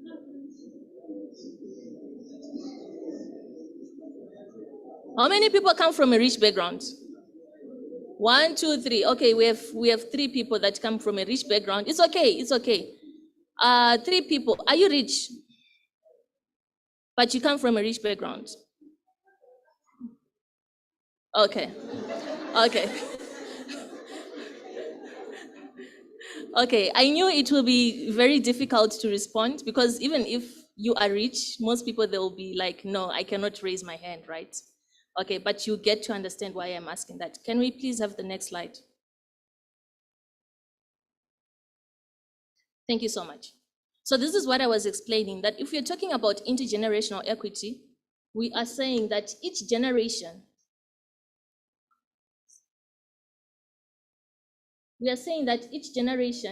has the right to inherit the same diversity in terms of, it could be natural, cultural, resources enjoyed by previous generations, and to equitable access to the use and benefits of the resources.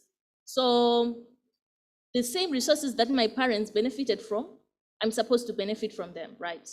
If my father is rich, then when I grow up, I need to be able to benefit from the resources. I'm supposed to be a rich person. The fact that my father has the resources, then I'm supposed to be a rich person, right? But if I grow up and I do not manage to be rich like my father, it means that there was poor planning somewhere, somehow. Because definitely a father wants what's best for their children. So they will try by all means to invest into property, buying new cars, etc. for their children, even if they are not yet 18, but they will try by all means. But then if I grow up and I'm now telling my friends that, do you know my father used to own that hotel? Do you know my father used to own these buses that you are seeing? But I don't even have a bus, I don't even have a car. Then there are some injustices somewhere, somehow. Poor planning, poor decision making that has happened somewhere, somehow. So this is what is actually happening when you're talking about intergenerational equity. In terms of natural resources, right? We do not have a balance in terms of natural resources. Our parents used to, they used to value wetlands. Our forefathers, our grandfathers, they used to value wetlands because they understand the value of wetlands. They understood that they could get food from wetlands. Wetlands were a source of livelihood. But right now we cannot say the same because we are building on those wetlands, right? We are not benefiting from what they were benefiting. So this is the concept of intergenerational equity. Now we're not talking about climate change or climate justice, right? When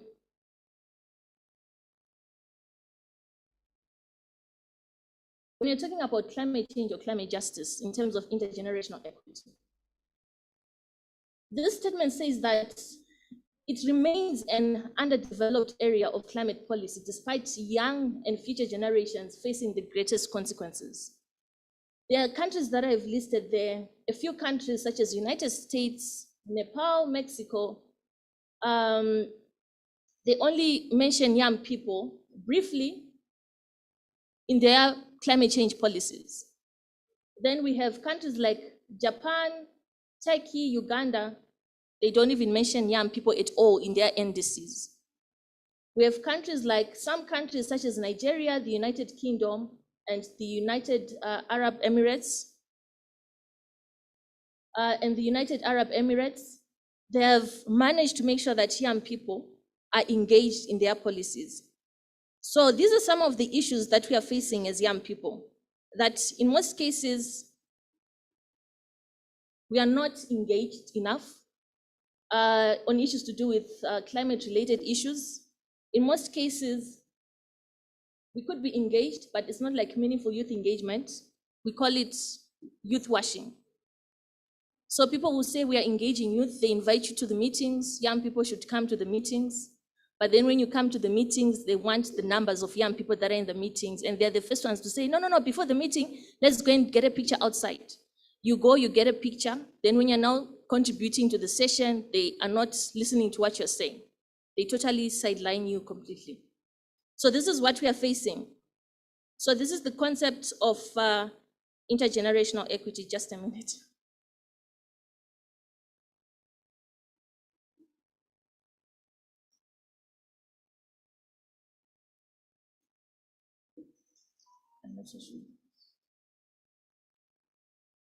Okay, sorry for that.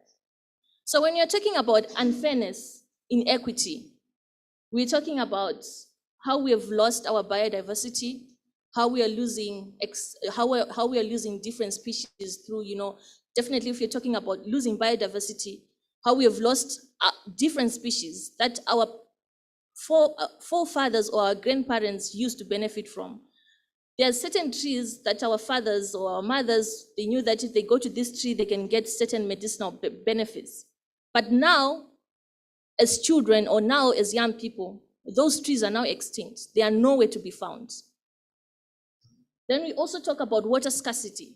For your own information, where I stay, we only get to, I only see water running through the tap once after every 2 weeks. So meaning that the rest of the 2 weeks, we have to travel to a certain shop, which happened to, drill a borehole for the community. But when we were growing up, we would get water each and every day. Water would come through the tap each and every day. So these are some of the injustices that we're talking about.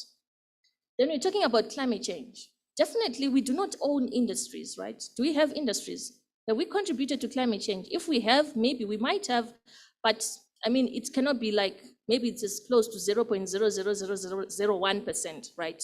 We do not have industries. Most of us do not even have cars here, but we are facing and suffering the consequences of our grandparents and of our forefathers because they are selfish, because of greediness, because of, failure to plan, and also failure to include young people in decision making. Definitely, if you're going to come up with a climate policy and you put me in the House, I will tell you that document should be reviewed again until I'm satisfied that yes, this is meaningful youth engagement, and definitely young people's needs and attention are well catered for the coming like 5 or 10 years. Then we have debts through loans.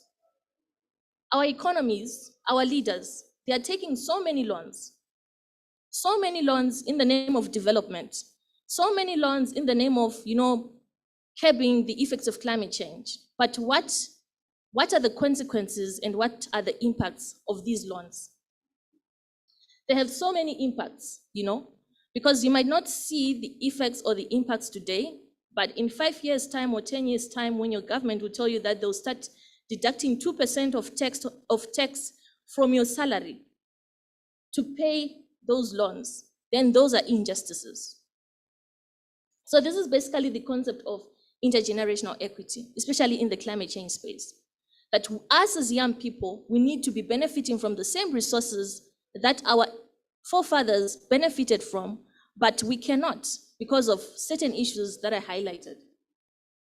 Okay, so now we need to understand how to achieve intergenerational equity. What can we do us as young people? How can we achieve what we are saying intergenerational equity today? So we need to make sure that we understand the Sustainable Development Goals, the global goals, or the Agenda 2030 agenda. The global goals, I mean, before 2015, we used to have, what were they called? MDGs. What were they called? MDGs. Someone is saying S. What were they called? Yes. Okay, I'm hearing the M's and the N's, etc., right? They were called the MDGs, right? Then we now have the Sustainable Development Goals, right? Which are sort of like using an inclusive manner approach, making sure that young people, women, indigenous voices, people with disabilities are all included, making sure that there is no poverty, zero hunger, good health, good education, etc., right? So we need to understand the Sustainable Development Goals. When we understand the Sustainable Development Goals, it will be easy for us to make an impact and to make sure that our government is accountable on certain initiatives. And also, it makes it easy for us to contribute on different kinds of platforms. What we can do, number one, we need to make sure that we try by all means to raise awareness on adaptation, not only adaptation, yes, but adaptation mitigation on climate change. We also need to make sure that we promote universal education, training and skills development to empower generations to adapt to the impacts of climate change. So when I'm talking about promoting universal education, we just don't want to promote education in the curriculum that we always talk about. It has to be flexible. We also need to come up with ways of how we can communicate, yes, students, but also communities, because remember, from where we come from, not everyone has a privilege of going to school. So those people that do not have that privilege, they also still need to be educated, and they also still need to know how they can contribute better in the climate change discourse. We need to foster youth participation in the implementation of the Paris Agreement. This is clear in the Paris Agreement. The Paris Agreement highlights the importance of children, women, people with disabilities, the role they play. It acknowledges that. So we need to make sure that young people, they understand the Paris Agreement and their participation is improved and upscaled. We also need to expand economic opportunities for youth, adaptation jobs, and youth-led businesses. This is why we are here, right? Because at the end of the day, we want money. But how can we get that money? We need to come up with sustainable jobs. We need to unlock green jobs. We need to unlock land-based jobs. So this is what we need to advocate for. And then we need to strengthen the leadership of girls. This is very important. Young girls, women, indigenous youth, young farmers, and the most vulnerable youth. This is quite important. Remember, the main purpose of the SDGs is to make sure that we leave no one behind. So no one should be left behind. And this is our role as young people, to make sure that each and every policy that is being put on the table, we are not only advocating for ourselves, but we need to make sure that even the people that are not in the house, they are advocated for. We are capable of doing that. We are capable of making that change. Definitely, you know, in this road and in this journey, we do have a lot of challenges. Some of the challenges that we face is, I've talked about policies. Most policies that we have, some of them, they do not even have a youth component. So therefore, it becomes difficult when young people come in on board and say, please include us in these projects. Because from the beginning, on the offset, when these policies were being drafted, they didn't have a youth component. So it then becomes difficult to engage young people in the programming, because the policies and the strategies, they do not support the youth participation. So these are some of the challenges that we have, that we need to change the narrative when we go home. When there is a bill that is called out for young people to participate in, we need to be there. We need to be there in those rooms and in those meetings, and make sure that our voices are being heard, and make sure that on the framework of these policies, young people's voices are being heard. Then the capacity at national level on junior negotiations, there is a huge gap that is there, especially on national level. I do not even want to talk on international level, right? Because national level, we are very lagging behind. And if this gap continues to grow, then it means that we will not have competent negotiators in the next 10 to 15 years. Then other challenges is, you know, having safe spaces for young people to come up with innovations, to dialogue, to exchange information, knowledge. Those safe spaces, they are not available. It's so difficult to have a safe space for young people to exchange information. Then when someone gave a contribution that, you know, in most African countries, it's very difficult to do demonstrations. It's so difficult to do strikes, you know, because they are easily associated with a certain political party. We need to make sure that climate activists are protected. In everything that we do, we need to make sure that climate activists are protected. Go on social media, you see a lot of bullying. Climate activists are being bullied, you know. A lot of people talk whatever they want to say to climate activists. These are some of the problems that we face. Then the media is not fairly covering young people's stories in climate change. Example of this is, today we do not have, okay, I'll not give this example. Okay, an example of this is, if this was just a youth-led event with no older people coming in, right, you would not see any media. If this was just our event with no minister, with no directors, with no whatever, you would not see any media. But the media will come because there is a minister who is there. The media will come because there is the VC who is there. The media will come because Mr. Charles is there, right? So imagine when us as young people, we want to come up with our own events. There is no media coverage for that, which is quite challenging. Because in most cases, when this media comes to climate-related events, they are not coming to report about the event, but they are coming to, you know, to publicize the minister, whoever is speaking, and say, this person has been engaging with young people. Yet we know that they have not been engaging with young people. And for us to get that person there, I mean, it took like ages. So this is some of the challenges. And also providing funding for youth-led initiatives and international conferences. I want to talk about conferences. Someone raised the question that, you know, we always have same people traveling now and again. I think these people, including me, we need to be accountable, right?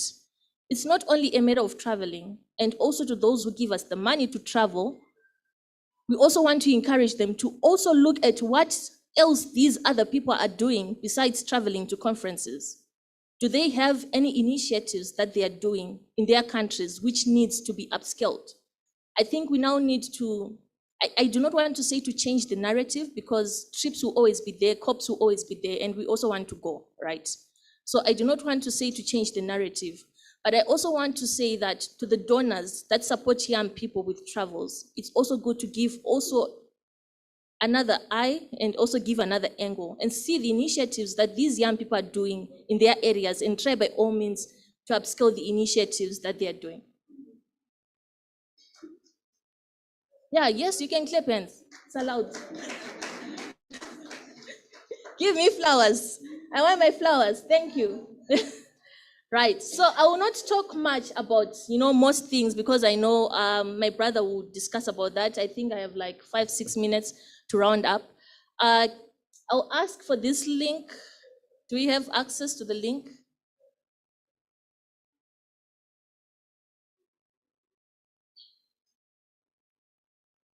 Okay. The communications guys, they told me that we do not have access to the link. So what I'm going to do is I'm going to share the link on the WhatsApp platform. There are some questions that I would want you to respond to, right?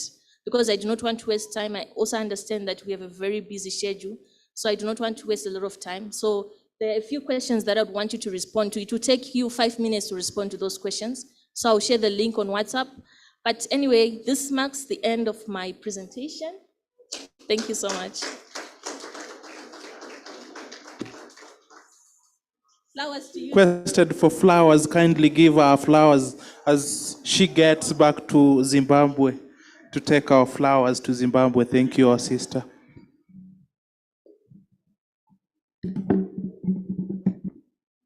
At the interest of time, I want to welcome our brother quickly to share us on his experiences. So I want to believe the communication team has got his presentation right. Thank you, brother. Igwe, our leader is coming. Okay, thank you. Thank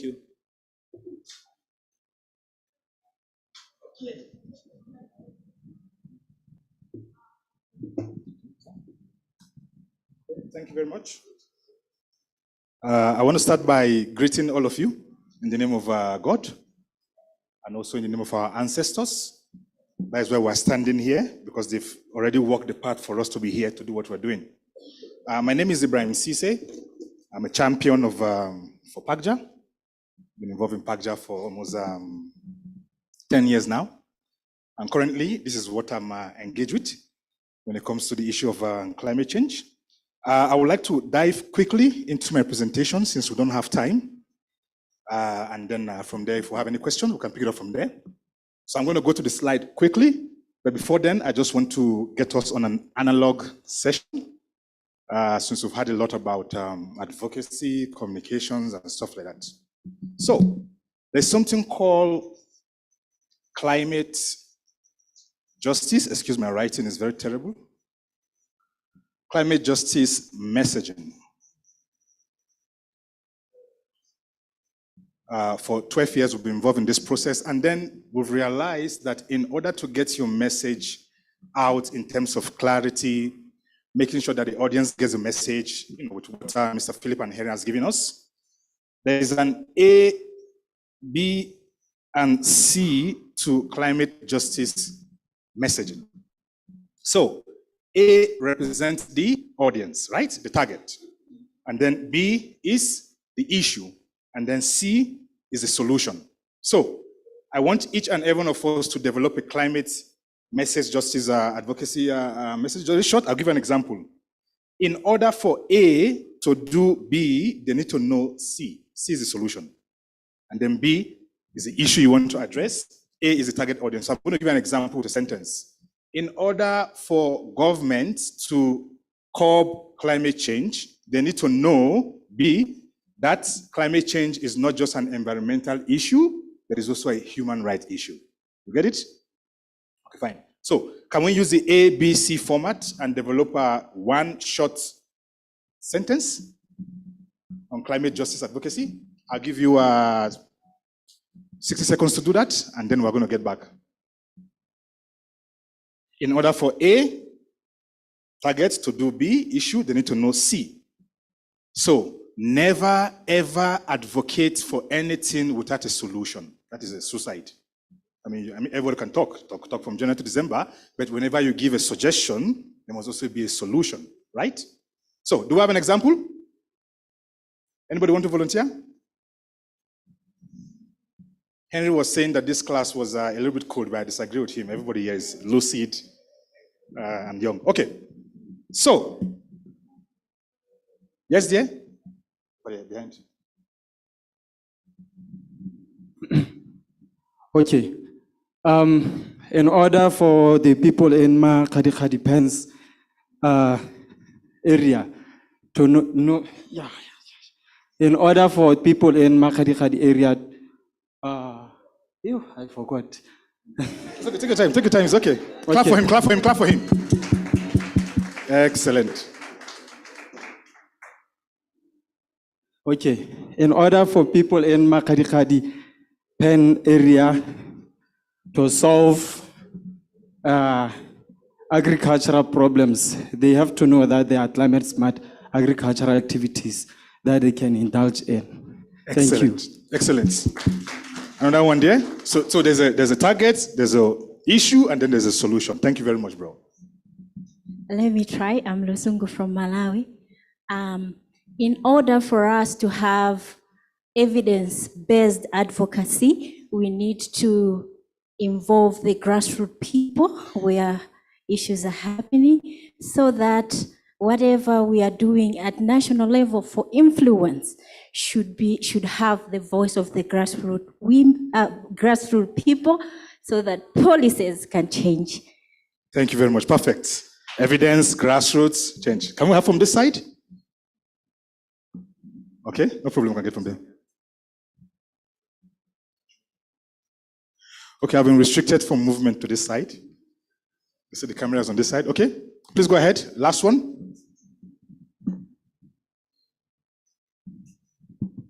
Ok, merci. Je suis Michel Yamego de Burkina Faso. Alors, pour que nous puissions avoir une transition énergétique en Afrique et pour que tout le monde, sans exception des pays, puissions être totalement alimentés, nous pouvons tout simplement utiliser l'urine humaine pour produire de l'énergie afin d'alimenter nos villes.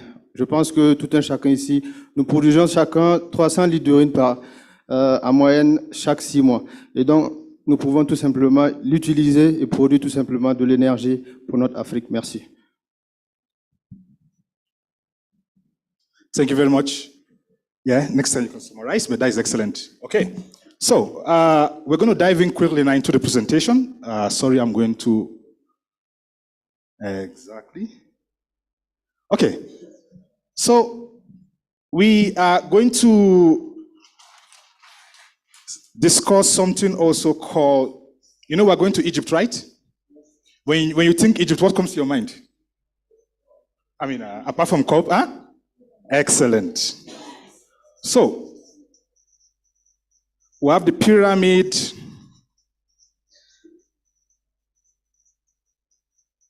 of climate justice activism, because all of us are activists, right? And then we're going to populate this together. So we can have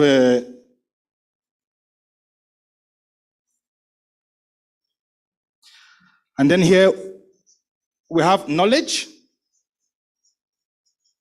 How many of you agree knowledge is the foundation of our work? You agree, right? So that's why Pakja Summer Squid says knowledge, people, and planet. So when you have knowledge as a foundation, next to knowledge, of course, you have planet, right? And then on top, you have who? The people. Excellent. So before we populate this, I'm going to dive quickly into this digital, so-called digital presentation. So when it comes to why are African youths key in climate actions, these are the policy entry points. It's very simple, very clear. We have the African Youth Charter, adopted in my country, the Gambia, Banjul, 2009.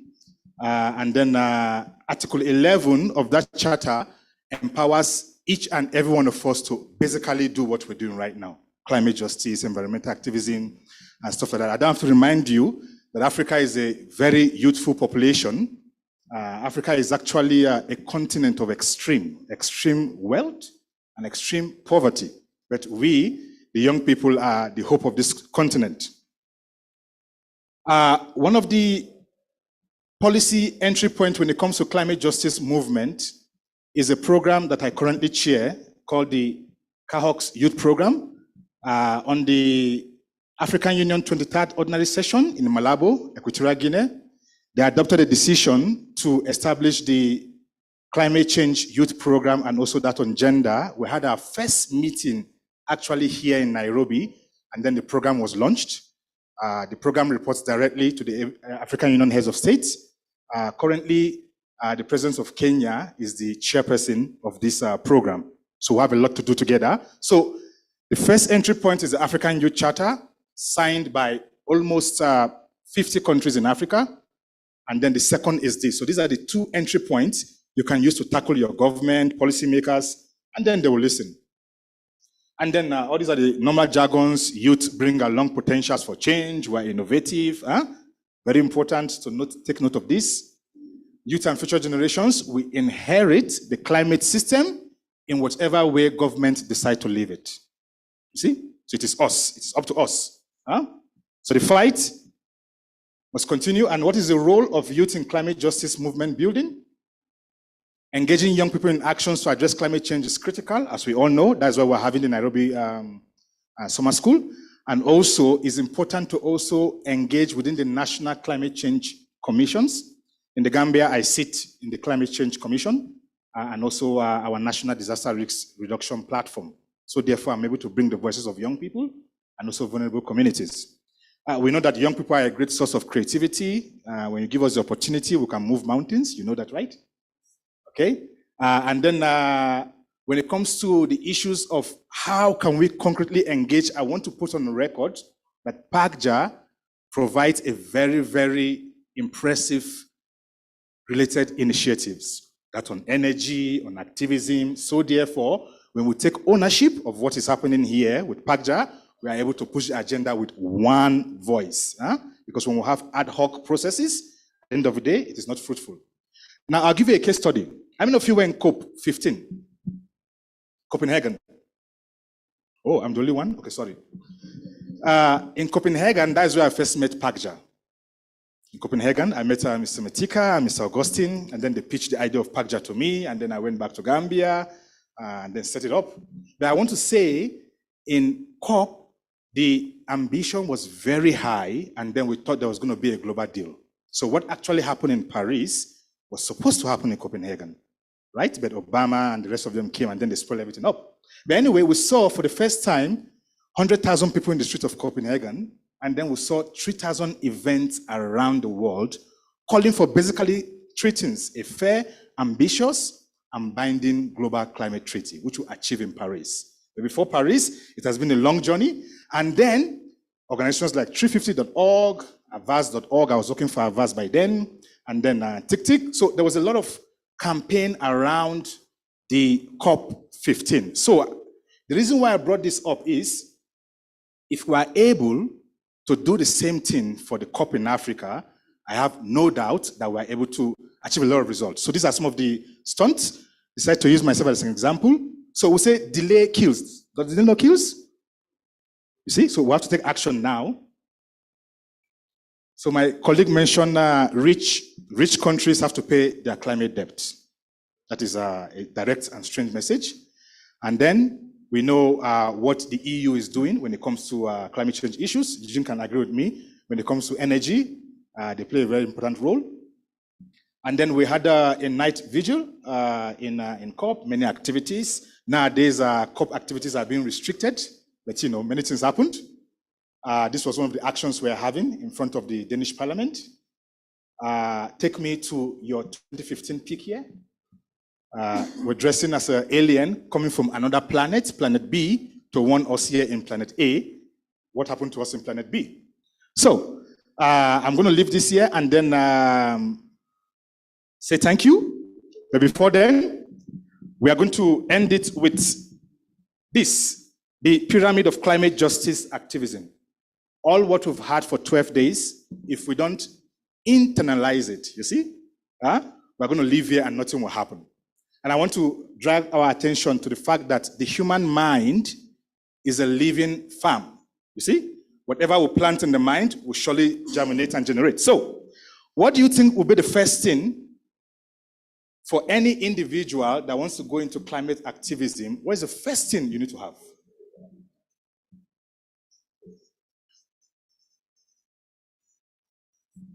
Passion, right? Passion is the most important thing in the world. It's beyond money. The first investment you need to get anything achieved in this world is not money, it's passion. The moment you love to do it, it's finished. You're going to get it done, right? But passion alone wouldn't give you results. So when you have a passion to advocate for climate justice activism, the next thing you need now is a keyword called vision. Does anybody want to take the mic and explain to us what the vision is? I see a lot of young people with dreams and goals, ambition, but there's no vision. You see? So when we have a clear vision as climate justice activists, then we are able to achieve a lot. But when there's no vision, and then there's passion, then there's a disconnect. So in a nutshell, a vision is something you would like to achieve between a time period of 5 to 10 years. You see? It's not a short-term thing. So you have to start thinking it's a connection of ideas that can be brought together to achieve something great. So the most important thing in this world, apart from God and your parents, is a vision. A lot of us go to school, universities, come to programs without a vision, and then you come out empty. But when you have a vision in life, now is your responsibility to go now and educate yourself in achieving your vision. Now, when you have a passion backed by a vision, the next thing you need is preparation. That's exactly what we're doing right here. Preparing us for COP27 and other processes when we go back home, activism, mobilization. And one of the key foundations for preparation is education. But education, nowadays, thank God we're in a university, has become a commodity, you see? It has become a commodity being sold, and that is the reason why a lot of us do not get the required education we need in order to champion us forward in life. So, there's a teacher and a teaching. In order to understand the teaching, you first have to understand the teacher, right? But the understanding of the teaching from the teacher is irrelevant until us, the student, put that teaching from the teacher into a mission. So the next thing is mission. And then I give you an example of vision, mission. So the PACJA is very clear, perfect example to back what I'm saying.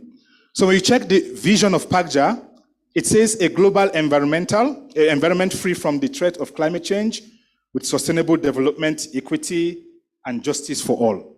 My question is, when do you think we can achieve this? When do you think we can honestly achieve this vision? Does anybody have an idea? In the next 5 years, you think it's practical? Sorry? 30 years. 30. That's so fast, huh? You want to say something, sir?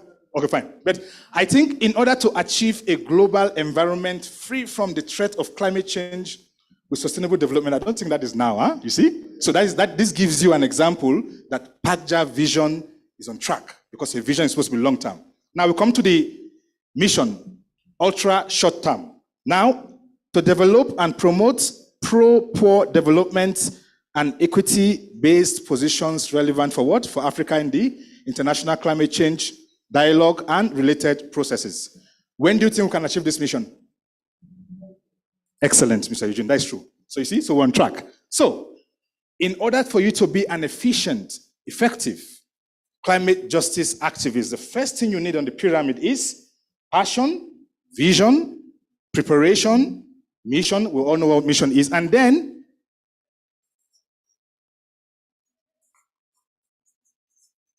you need devotion.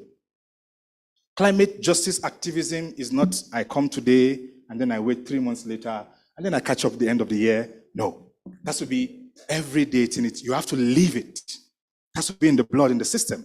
See? So, devotion is very, very important when it comes to activism. If you are not devoted, you're not even be in this summer school program. Look at how devoted PACJA team are.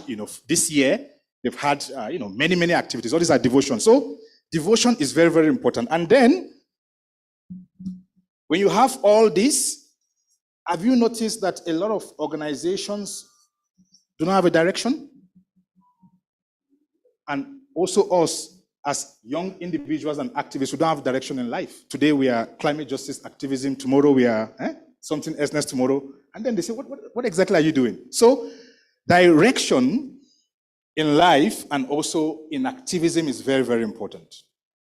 When you mention issues of energy, the first thing that goes to my mind, I mentioned Eugene. So Eugene is there. We mention communications, I say Henry. We mentioned advocacy. So it's very, very important for us to have a direction. And then, naturally, where does the direction take you to? Exactly. Lovely. So a direction takes you to your destination. And what is our destination? Climate justice. That's our direction and our destination. So, with knowledge, planet, and people, these are vague. How do you fill it up? You need a pyramid that takes the knowledge based on the planet to make sure we, the people, are secured. It's not all about the knowledge. It's not all about the planet. It's about the people. You have to remember that.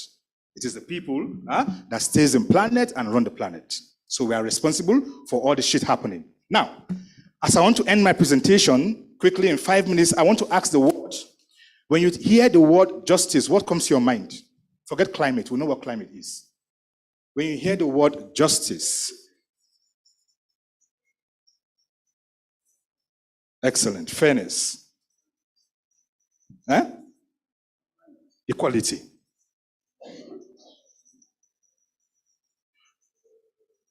Yes? Did somebody say freedom? Sorry? Equity. Yeah.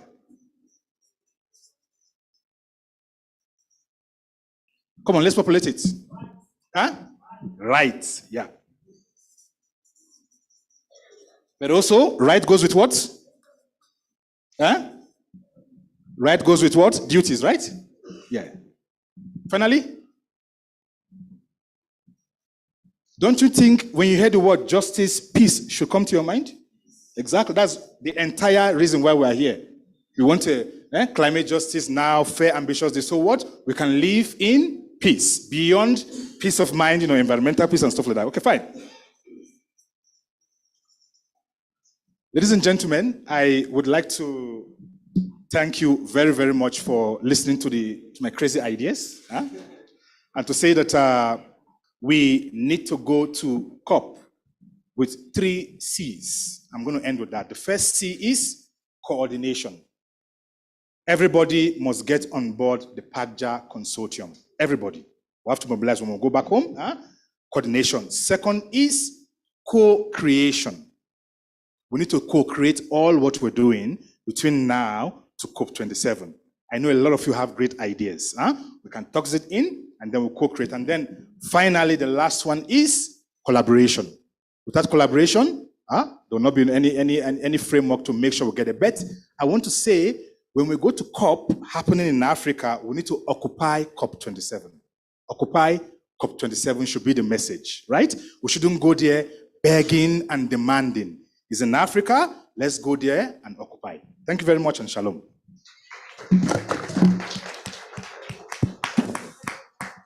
Thank you, brother, for that good presentation. I want to believe that he must be a teacher where he is, but if he is not, I'm sorry, he must be in the wrong profession. Thank you for that good presentation. Now, I want to believe that everyone is taking it seriously as we want to come to the end of this discussion. When you see the house is silent, that was a very powerful one. Allow me, without interruption, invite the last lot that is going to present us on the experience from the previous summer school. We want to draw on the progressive experiences and the transformative actions that are led by these special alumni of the first summer school. Loki, you're highly welcome. Rufaro, you are here.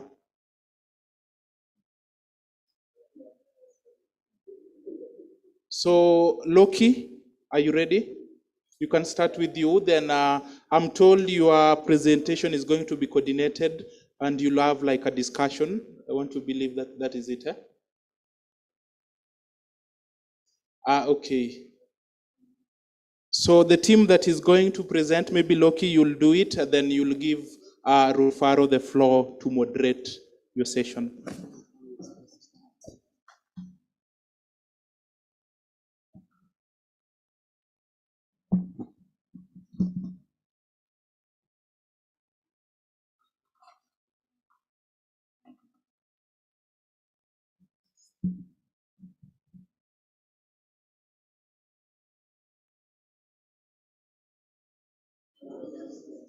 Are we sure? All right. Let me once again say a very big thank you to the PACJA team for the privilege to be standing here and also speaking to all of us as young persons who want to see a progressive African continent and the global South at large. My job today is very simple, and we have been listening to a lot of presentations and lectures from those we look up to as our mentors to take over from. And Cisse, I think, just did a very, very difficult job after taking us through both the virtual and conventional lecturing platform. Thank you very much, Cisse. My name is Loki Abeng, or Abeng Loki as the case may be, on the screen. And today I'm sharing my summer school experience. On the 26th of August 2021, I left Nigeria to come to Nairobi for the first time to attend the first edition of the Nairobi Summer School on Climate Justice. I don't have any written presentation. I'm going to show you a lot of pictures as my experience so that we can all see and follow how I have progressed within 12 months, 1 year. My presentation today is just going to focus on this 4-point: who was Loki Abeng before climate school, during the summer school on climate justice, who was Loki Abeng, after the summer school on climate justice, who is now Loki Abeng, and then what are the opportunities of the summer school on climate justice. We all know this logo, yeah? This is the logo of the Nairobi Summer School on Climate Justice.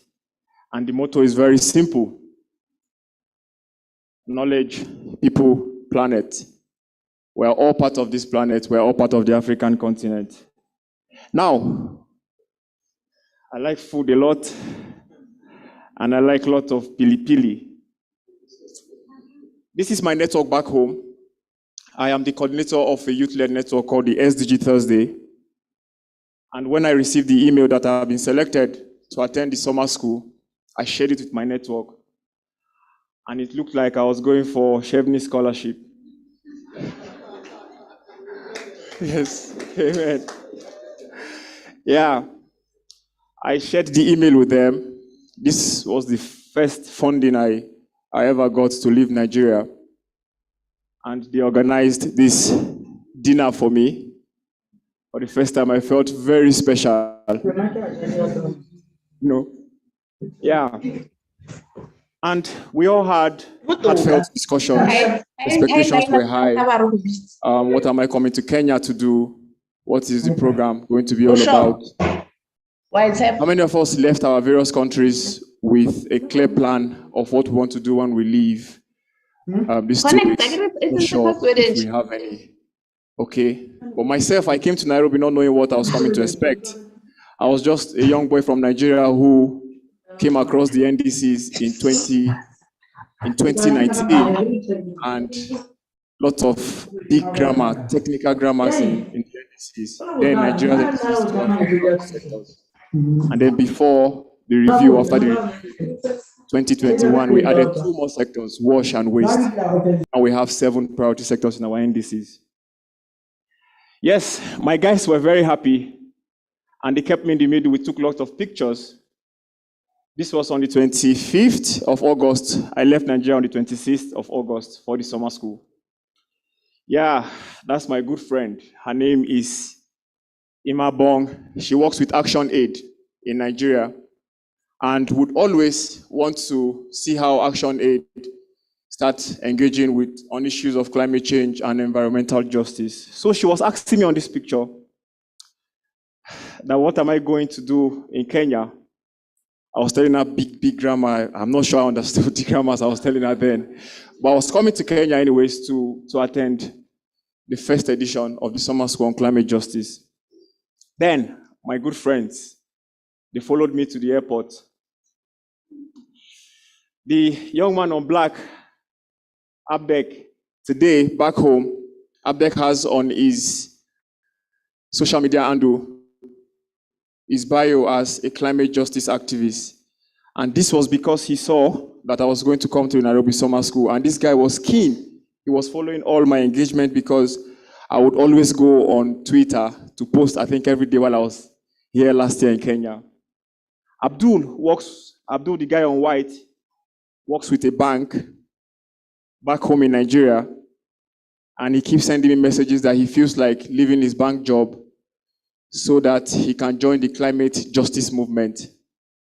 Well, I keep telling him that even working as a banker, there are things you can do back home in your office. Climate justice, how are they also using energy that is affecting our planet? So I'm doing my own little things in my own little corner, my own little way, without funding anyways. And then there's the guy on mask, Joseph. Joseph runs a transport company back home. While I was here last week, Joseph sent me a long emotional message telling me that he has a powerful CV now and he would like work in the climate justice space. If I have any job opportunity, I should let him know. Emotional. All this because I came to the Nairobi Summer School on Climate Justice in 2021. And I was trying to use my social media. I'm still trying to use my social media handle very well. Now, yes, permit the pictures, I had to hurriedly do this. This was the orientation day on the 28th of August, 2021. We had our orientation just in the building, I think, before this. This is Lucky Abeng wearing his black face mask. And just by my right, the new friends that I met at the summer school. There is Joe Bonge, who is now my very good friend and colleague from the Gambia. There is Emma, the only lady in our midst. She's Kenyan. And then there is Maurice, standing close to me, who is part of the Commonwealth Youth Climate Change Network. I met him here in Kenya for the first time. And then the young man in horse blood is my brother also from Nigeria, who also, we came together for the summer school, and the journey started. Yes, for the first time, I spoke with Joe, and then also my brother. We were exploring KU. That day when we finished having lunch. None of us knew what was ahead of us, becoming the first set of the alumni of the summer school on climate justice. I would always sit close to Joe. Rufaro would know. For the 2 weeks we were here, we sit as brothers at the summer school sharing ideas. Today, Joe is in Germany. He is attending, he's in Geneva, He's attending the COP for plastic waste, doing amazing stuff. Just because we were here, we learned from our mentors, the likes of Professor Bon. We have Professor Nwajuba, who is here with us. We also had sessions with Dr. Godwin Ojo. He took us through the Lagos story, some of the histories that we never knew existed. Yes, this was my set. Sorry, the picture is small, but you will see me sitting close to Dr. Ojo. And because I came with an hunger to learn and also become an expert, maybe one day represent Nigeria as one of the negotiators, I would always sit on the second row because I don't want to come to the first row. That is me sitting, listening keenly as one of the privileged young Africans that was invited by Pakja to get trained, I unlearned some skills, some of the greenwashing technologies and techniques that we've been using. I got to learn about what it means to say you're calling for climate justice. And of course, in our set, we have Barrister Richard, the only barrister in our set. And I think in this set too, we have a barrister in our midst too, who is my friend and sister from Nigeria, who would always, Barrister Richard would always bombard our WhatsApp platform with issues of climate justice as is happening in Uganda. And we all show solidarity to the movement. I met a lot of friends. I made new friends. I had new connections at the Nairobi Summer School, the first edition.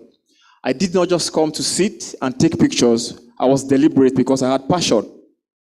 So my networking was key because there was a session for our set that was tailored to networking. And that session was taken by Dr. Sam, who is also someone I also look up to. Yes, this was the only day I didn't sit on the second row. Yes, I remember very well.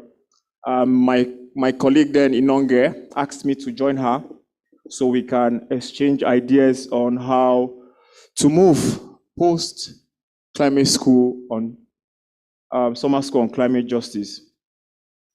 And our set were so serious, you can see Alfonso's. I'll study it. Yes, you can see Alfonso's there. I don't know what he was typing anyways, but we were serious. We wanted to learn. We wanted to be the new set of young faces from the Global South that would correct the wrongs and also the injustices that is being melted on us. Now, let me also mention here, before the summer school, like I said, I came just as a young digital activist. That was the only thing and title to my name when I left Nigeria. And I also love bicycles, yeah. So when we went for our field trip, one of the activities, we went to the Karura forest to also learn firsthand the works of Wangari Maathai, how she single-handedly preserved the forest. And that is me over there. As a human rights activist, the shirt I'm wearing is asking for justice. And when I went through the story of how the lady was killed, it also fueled my passion and increased my quest for knowledge to understand what it means for Africa to be liberated. The bicycle there, when I left Nairobi back home, I decided to start an initiative. I gathered my colleagues. Once every month on Saturday, third Saturday, we would go out and rent bicycles just to cycle for just transition. And it is gradually gaining momentum, I tell you. We are looking for how we're going to take this initiative to secondary schools, to use that process also as a means of increasing enrollment of out-of-school children. It's still a concept that is still on the pipeline, and I think when we are fully on board, will let us know for as many that want to join us. I am most grateful to the summer school because I met also amazing people. We played, we learned, we partied, we shared ideas. That is Laura from Colombia. After the summer school, Laura shares ideas with us of what is happening in Colombia, how activists are currently being harassed. I think the last one she shared was how a 14-year-old boy was killed. And we did carry out a little campaign around that on social media. For now, that is how far we think we can influence and also make our voices heard. I had friends from San Francisco that were also here at the summer school. This is module 2 in our session on environmentalism and conservation. While I was here on site, I was also following virtually so that I wouldn't miss anything or maybe not hear anything. So I was also on Zoom taking screenshots of sessions that speaks directly to my passion. And this session was taken by Dr. Dorcas Otiano. And I decided to put this to also let you know that while I was here, I was also a virtual participant. Yes. Next slide, please. I'm not sure this is working. No, the one before this. Nope. Yes. Yes. This session was taken by Professor Bond. And one of the blessings I got from the summer school was coming in contact with Professor Patrick Bond. So much wealth of experience and knowledge. And I'm sure he presented this during our time. Who can remember what this is, this picture?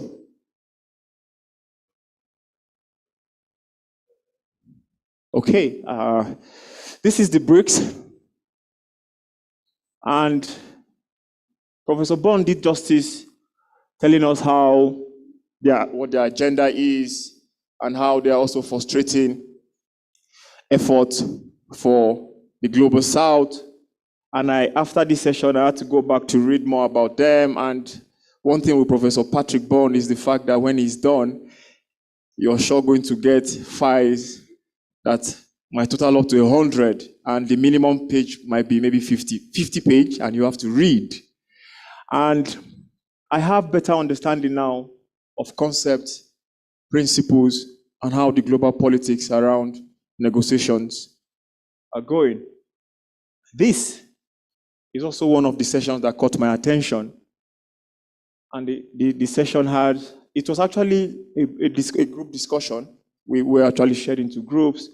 We looked at who should pay for mitigation, and recall that for Africa, our priority is adaptation. Looking at mitigation, those with the largest current GHG emission, so for GHG emission, it's also one area where we need to have young persons become experts. When you want to talk of carbon management, how do you capture, and how do you know what we're emitting and all. Those with the largest historical GHG emission, those who can most easily afford to pay. We are saying that climate finance, the North owes a lot of debt, the $100 billion and all. So this session also broadened my horizon. I got to understand more about what the concept of global climate finance is and what climate justice is.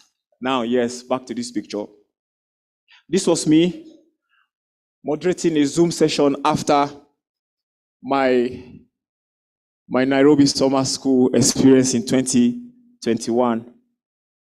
When I came for the summer school, I just recently got the appointment to be the grassroots chair for grassroots engagement and participation at the Commonwealth Youth Climate Change Network. I was still grappling to understand what the TOR in terms of reference is and what my deliverables were supposed to be. And then I came for the summer school. And after the summer school in September, we're preparing to go to COP. And with the ideas and the knowledge I got, I initiated a pre-COP26 Commonwealth side event. And this was me moderating. The picture is very small. You will see Professor Patrick Bond, who honored our invitation to also speak as a guest speaker to young persons from the Commonwealth. And it was so amazing and overwhelming because as chair for the Commonwealth Youth Climate Change Network, I am coordinating over 2,000 young persons from across the 5 regions of the Commonwealth, 54 countries, and getting them to understand what the true concept of climate change and climate justice and meaningful youth engagement and also meaningful climate action is. It's really a huge task, and I must tell you, I am learning and I am growing. Now, this is also my post summer school experience at COP26. On this picture, you will see Rufaro. On this picture also, you will see Frank. Yes, and on the picture too, you will see Pius, who unfortunately is not here with us today. He's currently on his way back to Nigeria. But the next 2 people are alumni from the summer school. And this is one of the things, the capacity you get to build when you attend forums, programs, and also initiatives like this.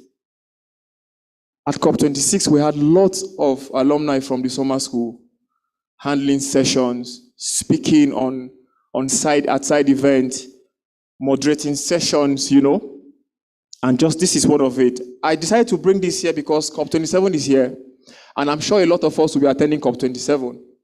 We're not just going to be attending the African COP just for attending sake. We would have to be deliberate. We would have to look for sessions to speak. Our voices as young persons, Elizabeth took intergenerational equity. Our voices as young persons must be heard.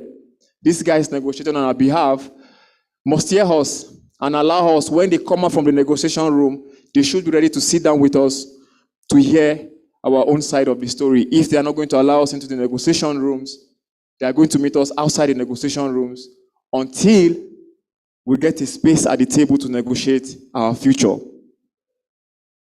Yes, this is me also. Post summer school, I went back home, started carrying placards, calling for climate justice. I look like a negotiator, right? Yes, so this is me at COP26 in Glasgow. With the whole knowledge I got from here, I got sponsored by the Commonwealth to attend the 26th session of the Conference of Parties. And beside me is my brother Olumide Idowu, Mr. Climate, and the other guy, Tito also, from Rivers State, the Nigerian delegate. I called them. Yes, this is my biggest win for 2021. While in Glasgow, it's very difficult to meet the Secretary General of the Commonwealth. And because of the amazing work we were doing as young persons, I had the rare privilege, myself, Pius, and Enogba, to present to Madam SG the youth recommendation from the Commonwealth. And she made commitment to ensure that young persons from across the Commonwealth get supported. And she reiterated that commitment just recently at Togom in Kigali, where she brought young persons to sit together in an intergenerational dialogue with the 54 heads of state government to discuss. And on the table, the topic of discussion was climate change and how it is affecting the livelihood of young persons. We are scared of jobs. We are losing jobs. And yes, the same picture goes. I came back home to Nigeria and I wanted everybody to know that I met Madam SG. It's not easy, I tell you, it's not easy. This is me at COP26, where I was making a case for meaningful youth engagement. I've just been told by Duncan that my time is up. These were some of the initiatives we had. And I'm going to tell you, thank you for going through my picture experience with me from the experiences of just being an alumni. Thank you.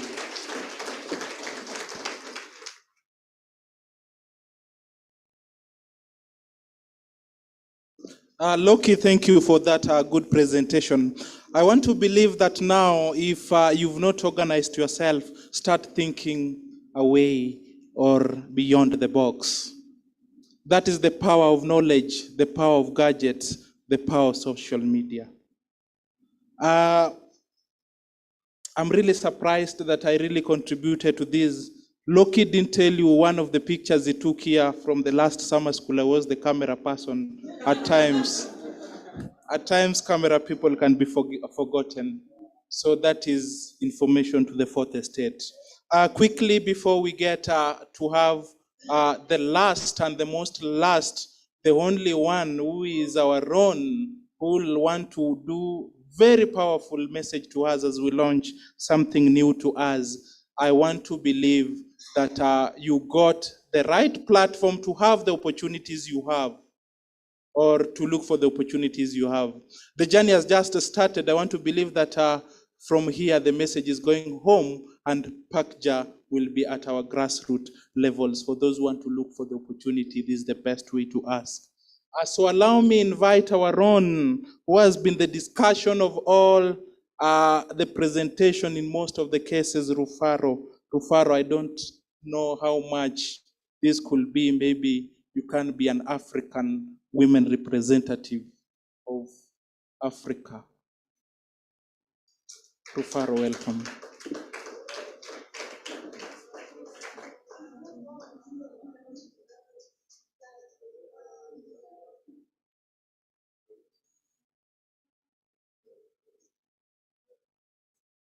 Thank you, Duncan.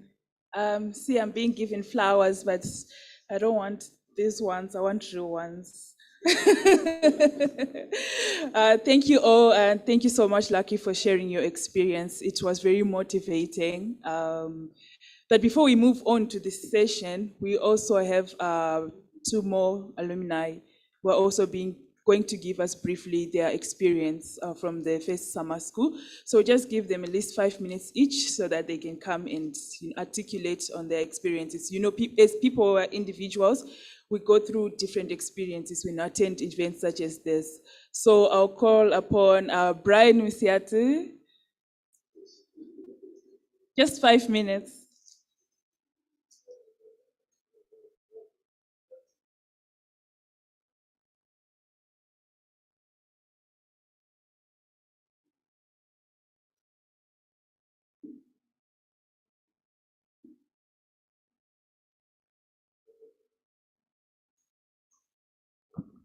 Well, good afternoon. My name is Brian Misiati. I've been the official photographer, and unfortunately, I don't have photos like Loki. Photographers fear pictures so much. So I just take 5 minutes to share briefly, and I'll pick it up from after summer school. So Nairobi summer school is over, and youths, especially here in Kenya, we are wondering what next. At that time, I was working at a call center, and one evening, here she is. One evening, I get a call from Madam Sylvia, the coordinator, and she's like, Brian, you need to rush here immediately. So I left the office and went to Parkja Secretariat, and I meet Madam Sylvia. And it's like, summer school is over. What are you guys thinking? What are you gonna do? So I'm like, I don't know. Maybe let's try pull the youths together so that we can see what you can do. So Madam Sylvia tells me there's something we're trying to do with the youths across all the countries that came to the summer school. We'd like you to do a simple concept. That was, I think, a few days to COP26 in Glasgow. So she tells me that we need to do a small concept and have a youth engagement to feed into the COP position paper for the youths. So yeah, I'm seated there thinking, how does one do a concept paper or a concept note? And when we were just sitting with her, the ED then, Parkja, Mr. Mithika Mwenda walks in and he's like, yeah, you're here. So what are you gonna do as youths to feed into the COP? And we are like, we were just trying to figure out with Madam Sylvia right now. And it's like, I know, but there are some gaps that the youth can find opportunities in. First of all, you need to know that the number of the youth that attended the summer school was few. So we need to devolve these messages or this information that you get from the summer school to the other youths. So I'm like, how do we do that? And he says that youths, you are innovative and creative, and so go ahead and show us what you can do. So from that, I asked a few of my friends, of course, do you know anything about climate change? And they were like, nah, what's that?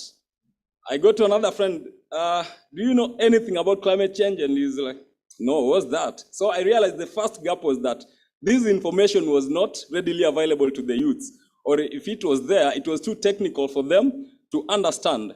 So what do? I came up with an online radio station. It's a podcast, yeah? So during the summer school, let me go back a little bit to the summer school. During the summer school, I met a friend of mine, whom Lucky just mentioned, Joe Bonge from Gambia. And Joe was doing amazing with this online radio thing. I didn't know it was called a podcast then.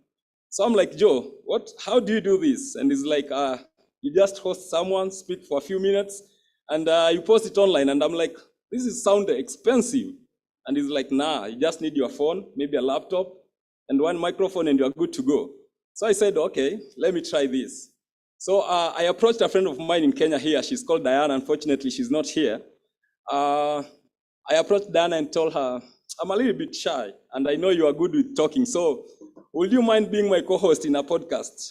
And she was like, what's a podcast?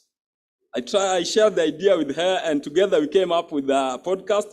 It's called the Perspective Podcast, which runs up to today. So through the Perspective podcast, we were able to streamline this information or develop this information down to the youths in a language that they will understand.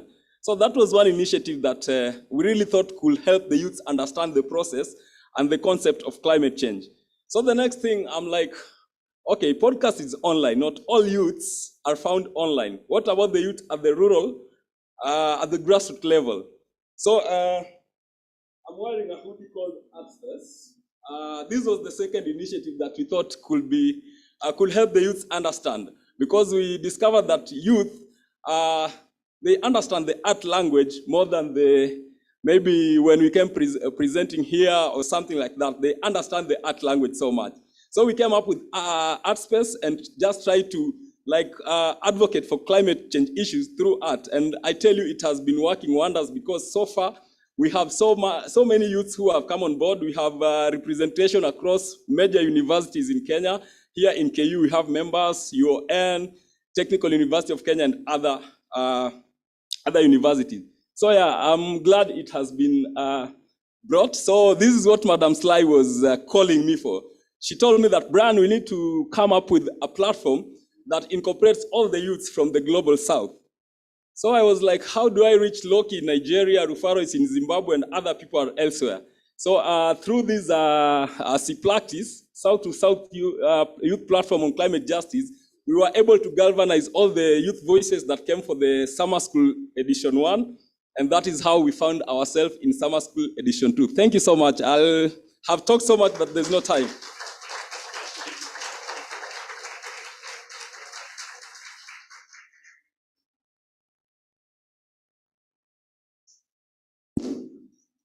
Thank you, Brian. Move on next to Swale. Please, Swale, if you can just take exactly 5 minutes or less. This is gonna be short and sweet. So, good afternoon. So summer school started Sunday. Yeah? Friday, Madam Sylvia called me, asked me, Swale, are you ready? I asked her, yes, but what for? He said, summer school. I told her, summer school? Yeah, sure, when? She said, it's starting tomorrow. And this was around 4 or 5 p.m. I said, okay, I'm taking the first car tomorrow. And I took the first car. This is how much last year's summer school had an impact on me. Even if it were at 3 a.m., I would still live and be here. So what the summer school last year did to me, you know how when you grow up, you have bullies in town that you grow up with that always want to pick up a fight, always fight. Then what happens when this bully is taken and is taught karate or boxing? So this is what summer school did to me. I'm somebody who's very vocal, who loves talking and advocating for issues. But I was just loud. Then summer school brought me here, taught me some facts. This is why today I was blessing you with a few facts, the percentages of emission, the percentages of electricity, you know. So yeah, taught me about facts, taught me about research, reports, and gave me the taekwondo that I needed, the jiu-jitsu that I needed. So nowadays, I'm not only vocal, I am evidence-based vocal. Thank you.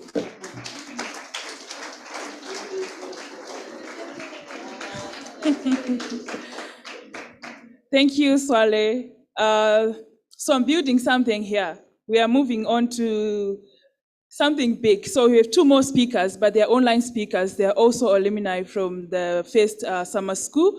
So the first one is going to be Inonke Sakala. Please let us pay attention.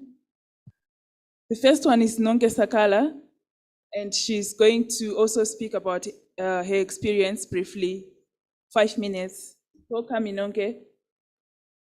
Thank you, Rufaro. And I just want to say greetings to everyone that is attending the summer school this year.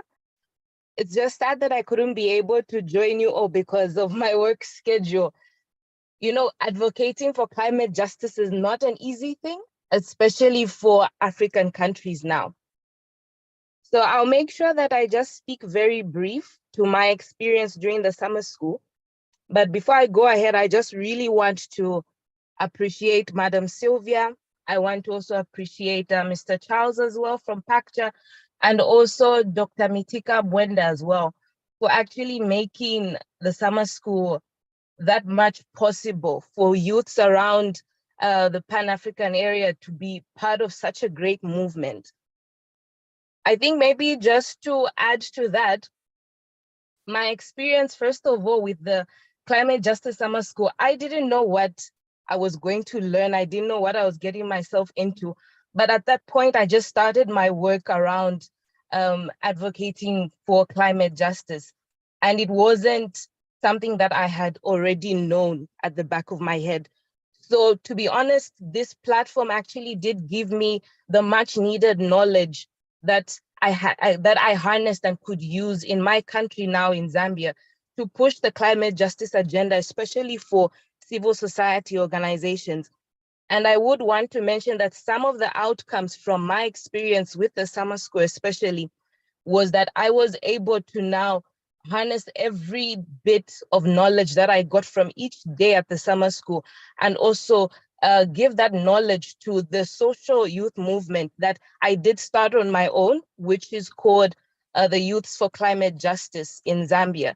So this particular social movement now actually carries 300 youths across Zambia that are actually pushing the climate justice agenda for not just youth inclusion, but are also moving towards women inclusion and also people living with disabilities, because these are the major groups that we tend to forget when we are talking about a just transition. So my experience that I actually had from the summer school was that I was able to meet different and unique faces that are actually pushing the climate justice agenda. And for me to actually network with these people was a beautiful experience, to know that indeed the effects of climate change know no bounds. There are no borders to it. So for us to come together as youths, for me was actually breathtaking to know that we are not alone in this fight. So maybe my advice to the youths as well that are attending the summer school for the first time is that this is actually a great platform for you to not only learn, but for you to increase your voice on fighting for a just transition and also advocating for climate justice. The people that I met at the summer school, Lucky, Joe, Rufaro, these are people that I am still in contact with. And even when I have questions or concerning my advocacy work, they have been very helpful and very instrumental. I also want to appreciate how Madam Sylvia has also kept in touch to find out what are we still doing to push for climate justice in our countries, even from our experience at the summer school.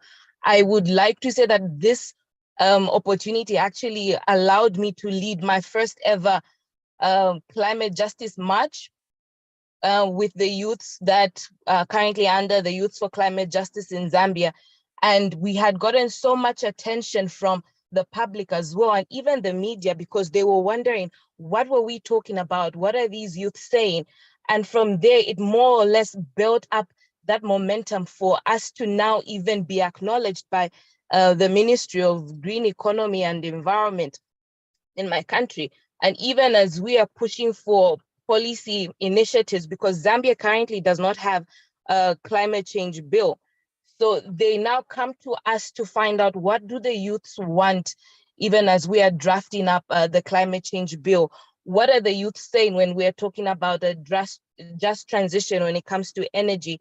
So I think for me on my side, this platform is very useful. This platform is it's innovative. It's also very encouraging because it does not make you think that you are alone, even in the fight for climate justice, but you know that you have people from different countries actually backing you up. So I think I'll just end here for now. So thank you so much.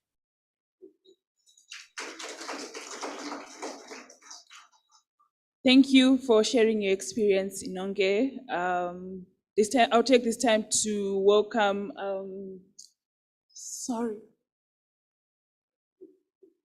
Robert Banda. Welcome.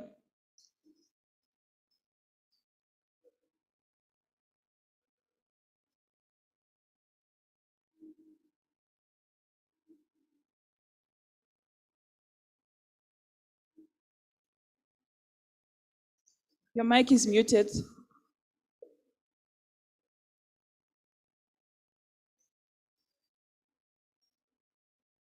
Robert, are you there?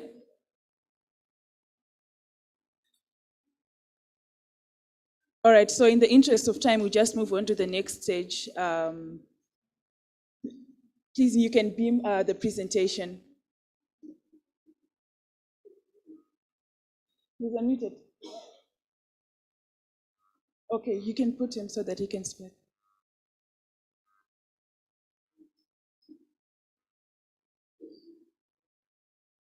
You can add Robert.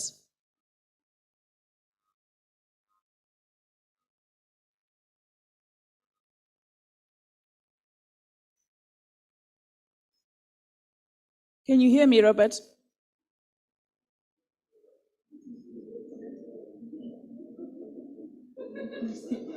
Please go ahead.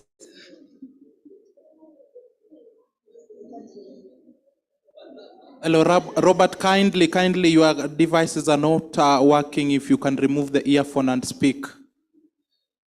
It may be your earphone. Kindly remove your earphones. Unplug. We are not able to still, we cannot hear you. The platform is for you. Unmute.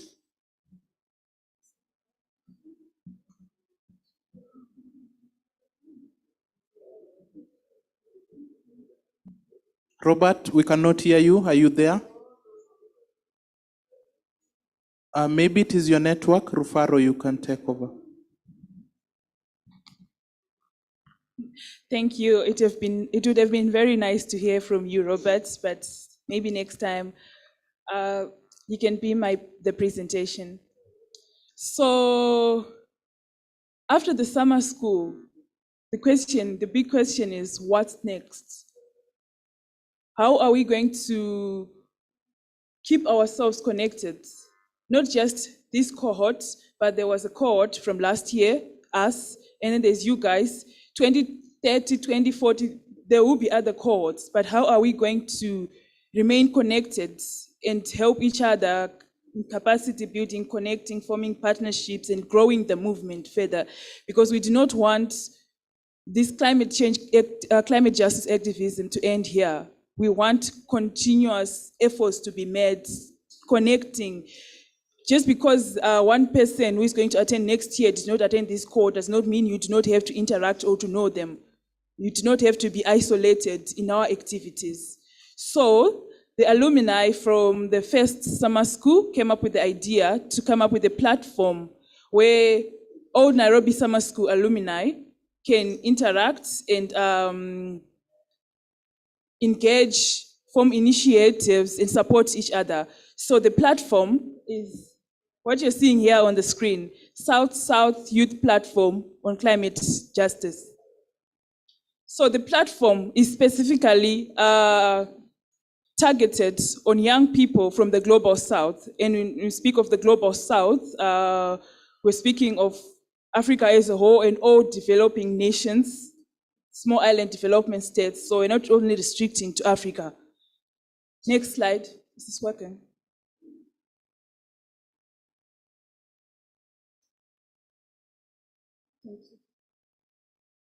So the South-South Youth Platform on Climate Justice is a global South platform formed under the auspices of the Pan-African Climate Justice Alliance. It was conceptualized as a felt need by empowered and trained alumni of the Nairobi Summer School on Climate Justice, which was hosted in Nairobi, Kenya, 2022, here at the Kenyatta University.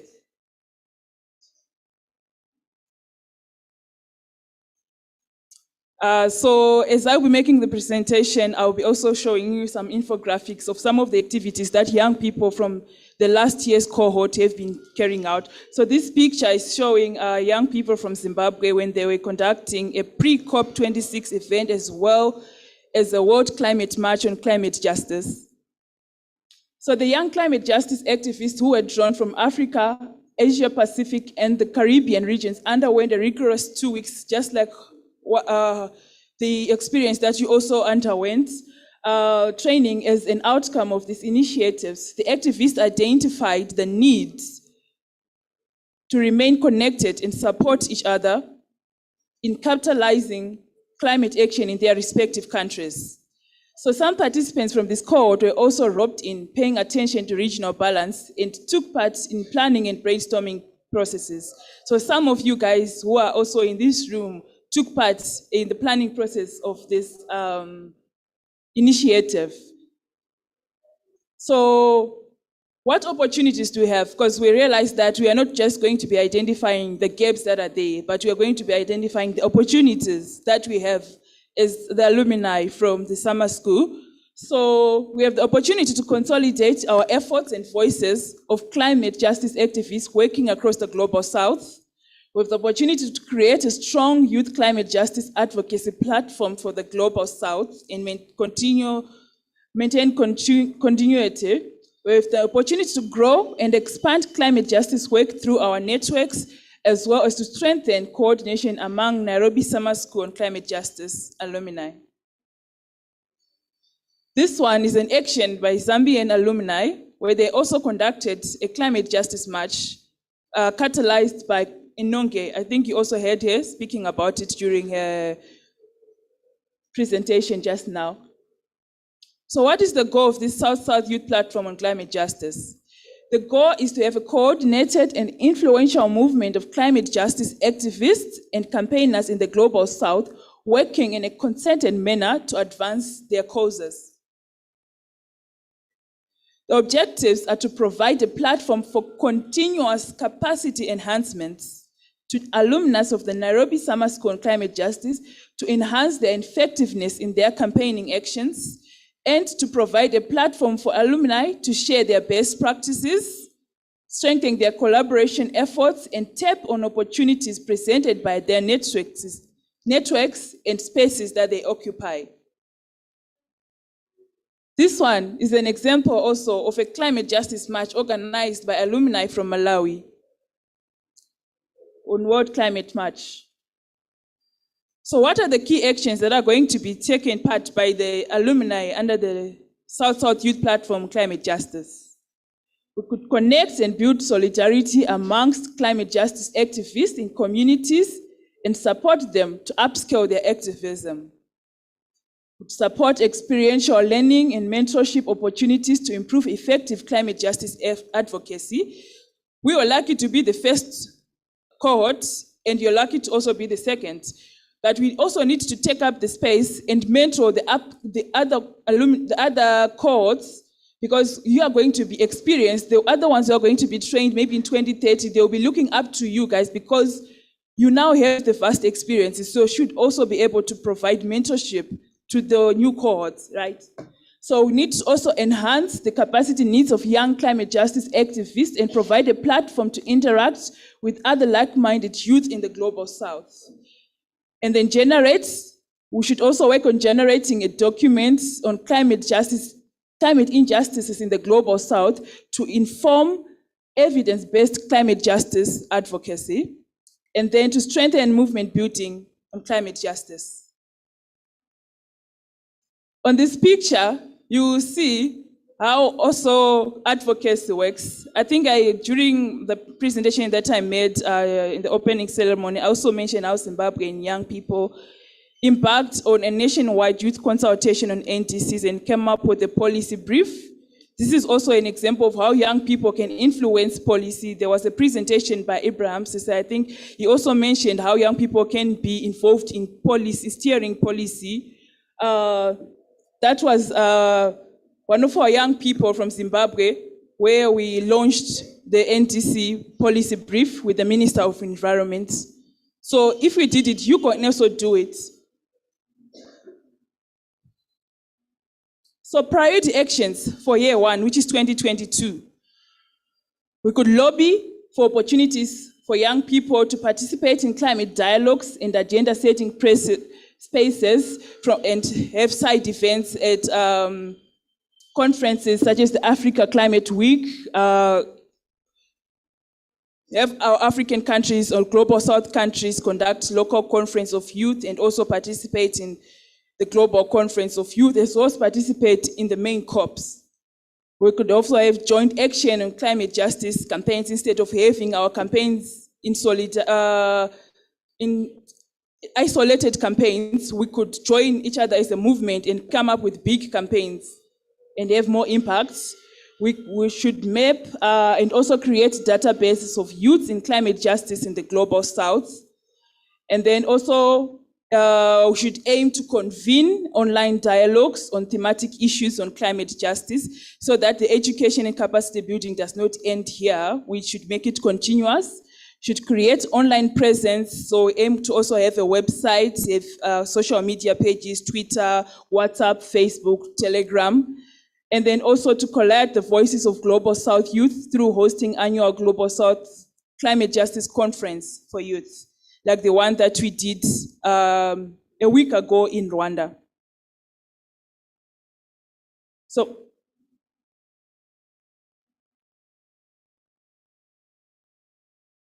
proposed platforms for communication. We could use Discord. We have one of us who's going to present on how to use the Discord platform. You could use also Telegram and Slack, which are platforms where we can have different channels, a main channel where the alumni are, and then we can have country level specific channels. These are some of the placards that we developed during our march for the World Climate March. And that was Zambia when they were having their march. And this was an African Climate Justice March, which was conducted by PACJA during COP26 in Glasgow. Quite a number of the alumni were also there, and it was a memorable event.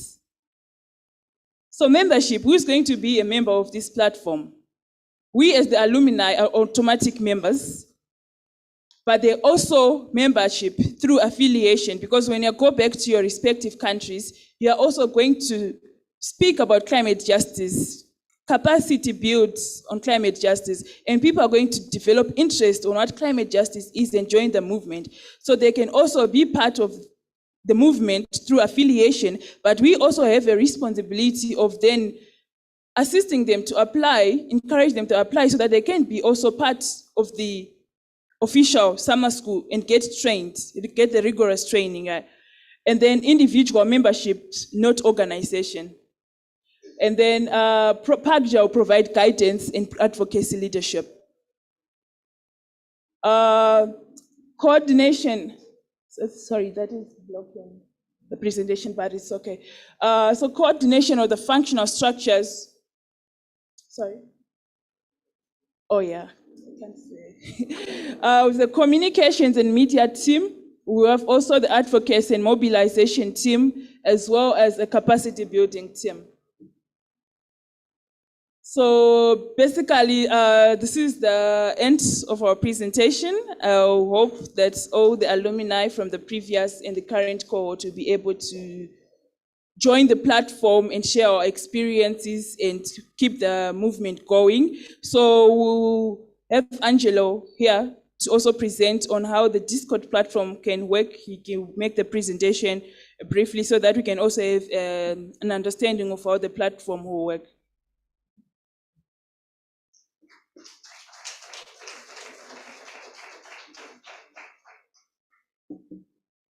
Hi, everyone.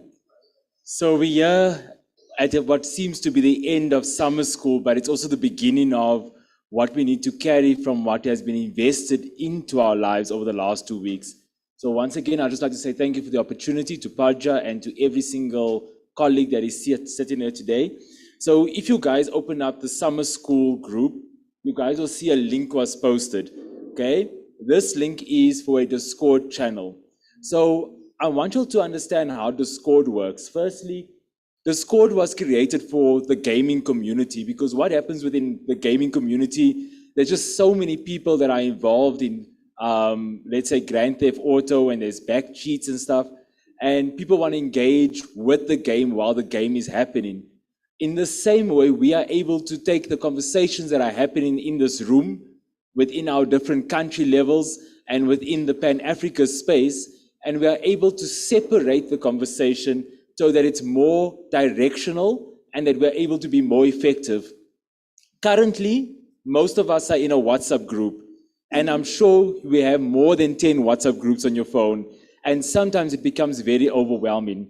So let us continue with the slide. The slides are very short. You can go to slide 3, please. Oh, there's a clicker.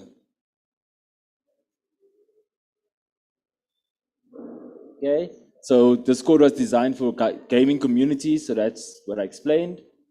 In a second.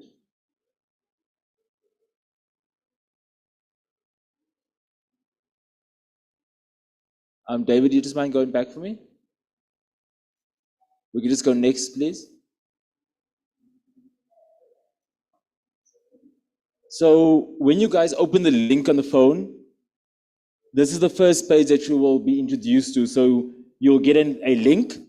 You can go next, David. All right, each person will register. So you'll put in your email address, a password, register your account. Next, please, David. Then you could, once you set it up, you create a username. This username will be the username that you currently will be identified on Discord.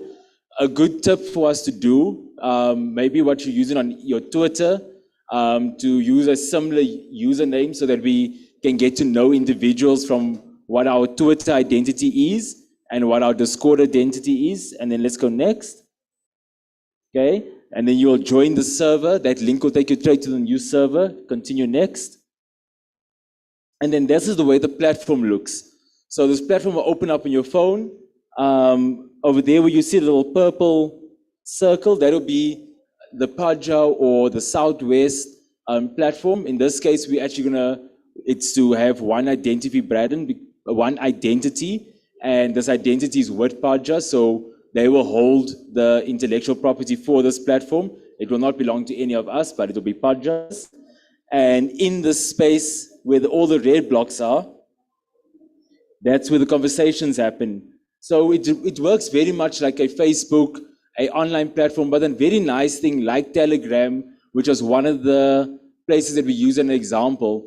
For those of you that have experience with Telegram, you will find that information never gets lost. You're always able to go back.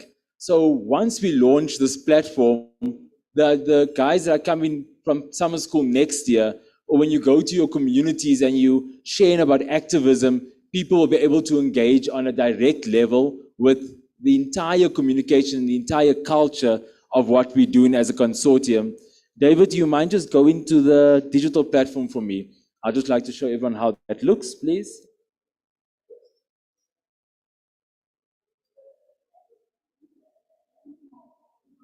Okay, so where we have the little green earth over here, that's currently our platform. And then, David, if you can just scroll where it says text channels. So if you guys read from the top, you'll see where it says text channels, meeting planning, alumni. There's all the different countries that are represented. So this is an opportunity for us to really engage with the advocacy of bringing the art and science together of communications. So this is very future thinking, but it's very now and very relevant to us right now, because when we leave here, there's so much happening on a country level for each of us.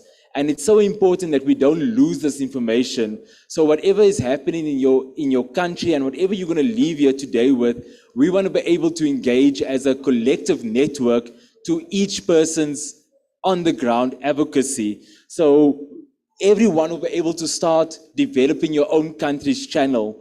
You'll be able to invite others that are part of your organization or other organizations that you know in your country that is also standing for climate change. Therefore, we're able to grow our community beyond the 200 of us in the room, but we can build our community to 100,000, to 500,000, to over 1 million people standing for climate change.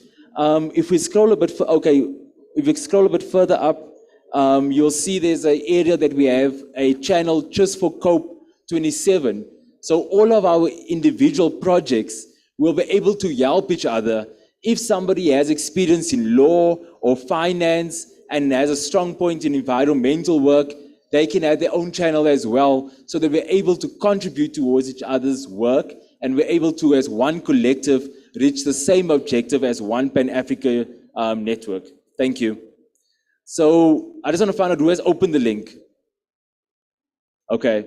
If you guys have time between today and this evening, take time out, open the link, register your account. And as you register your account, you'll see where it shows online or, oh, there's already 10 people registered. That's online right now. So as you register, immediately you become on and we get to see you within the platform.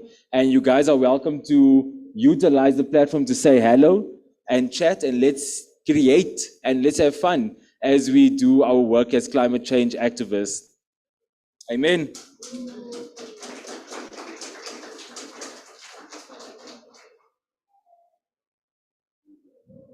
Thank you so much, Angelo, for that.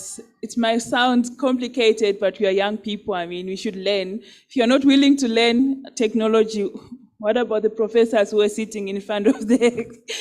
So yeah, I think we can adopt the concept and see how it flows. If it's going to work, if it's not going to work, but I think we should try by all means to make it work. So that is for you guys, the South Youth Platform on Climate Justice. We're hoping we'll be able to use it effectively to our own advantage in driving the main agenda, which is achieving climate justice. So this is it. I guess the summer school is over.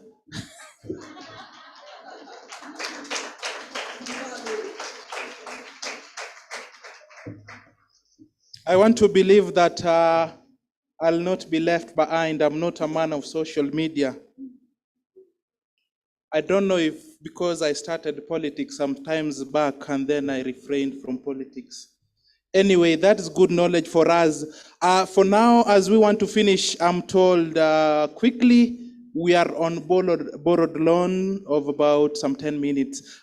Briefly before we are taken through the tomorrow's closing ceremony program, allow me in a special way, have a summary of this summer school in a very special way being done by our own friend from Malawi and Rwanda. Where is Hope Mandala? Hope Mandala, kindly, where are you? Hope Mandala. And is it Kawera from Rwanda? Okay, thank you. They've done something very, very, very beautiful. And we want to believe that the youths are going to take the next world.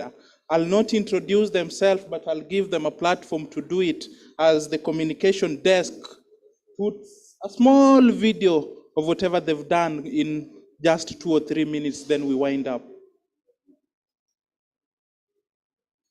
Maybe they introduce themselves before the video comes up, please. Hello, my name is Hope Mandala from Malawi. I'm a professional computer engineer and I also love environment.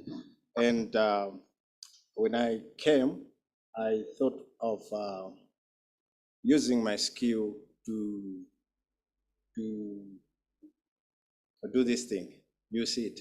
Thank you. Good evening. The one who is using Kinyarwanda, can you please help me on this? You will need to put on your gadget. I need to just say something in Kinyarwanda.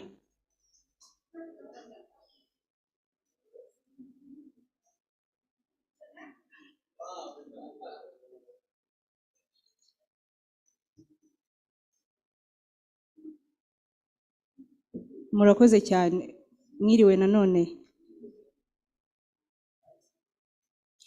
Nitwa Jeannette Kawera, nkaba ndi umunyarwandakazi, umunyamakuru ndetse ukurikirana ibijyanye na communication specialist. Ntabwo nzi uburyo nabivuga mu Kinyarwanda.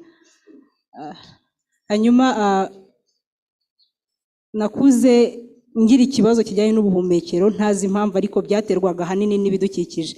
Byageze aho numva ngize amatsiko yo kumenya ni ibijyanye n'ibidukikije, se ni ihindagurika ry'ibidukikije kubera iki rishobora gutera ibi.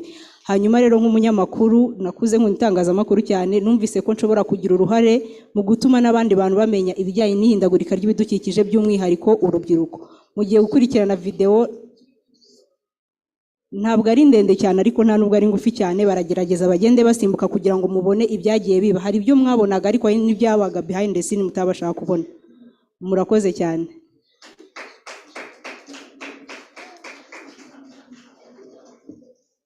So thank you. Let us be taken through the video shortly as we look at it.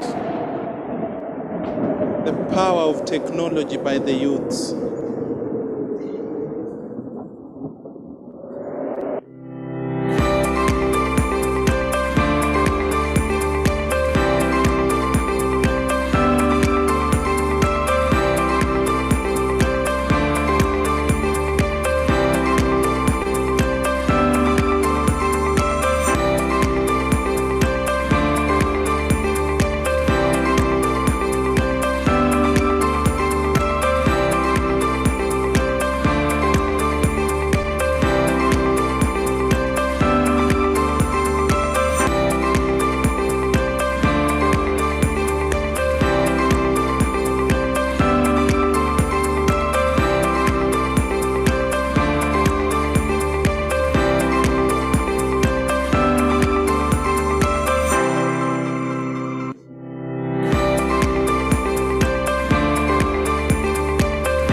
When do you want it? Now. When do you want it? Now.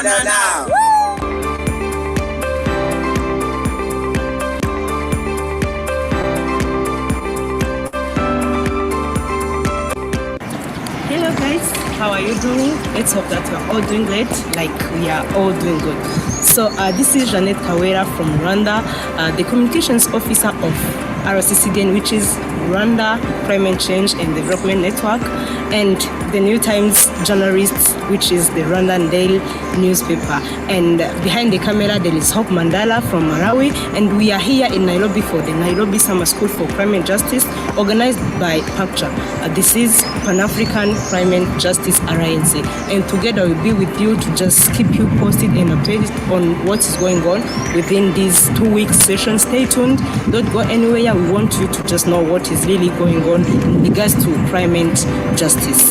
So stay tuned. Thank you so much for being with us.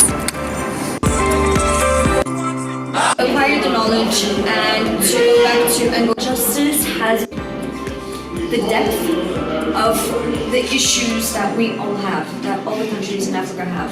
And I think this has been a very great space where I've been able to learn from much experienced people, and of course we in Egypt are so interested about this because, as you know, we're hosting the next conference, a more opportunity platform under the Nairobi Summer School. Locally in the local market. Ok, alors ce qu'ils essaient de faire, voilà, qui sera très rentable, et il dit donc que keep talking about we need to take action, we need to do this, we need to do this, the vulnerable Africa. Come and learn.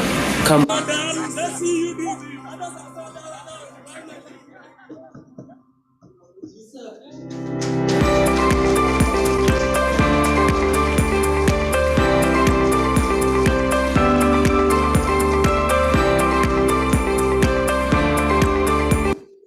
Thank you. That is what our youths have done. It is a 14-minute clip, but it has been skipped. So if you didn't get it right, I want to believe that it will be posted in the group.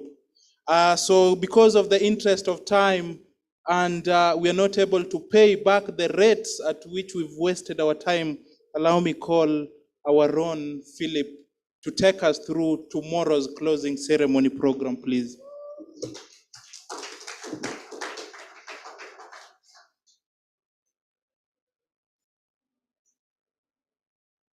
Great. I'll be also brief in interest of time. I believe before we close, we've been able to trace the headsets. Otherwise, we will not be able to close. We cannot be unfair to business of young ones. Please, let's make an effort. Tomorrow's program begins at 9 sharp. We will be assembled here. Duncan will give us guidance on where we shall go, but within 1 hour, we shall pay our carbon debt for being in this conference by greening the university. So that's the first step that we'll do, and that will run between 9 and 10. There is an opportunity for being addressed by an ambassador within the greening process because of some busy schedule that will be happening around there. After that, we will reconvene back, I believe here. For now, the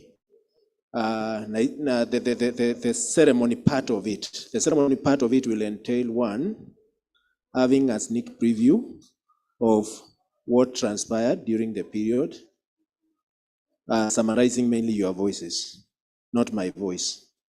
You will not hear my voice. And then after that, we'll quickly slide into official speeches from the invited dignitaries.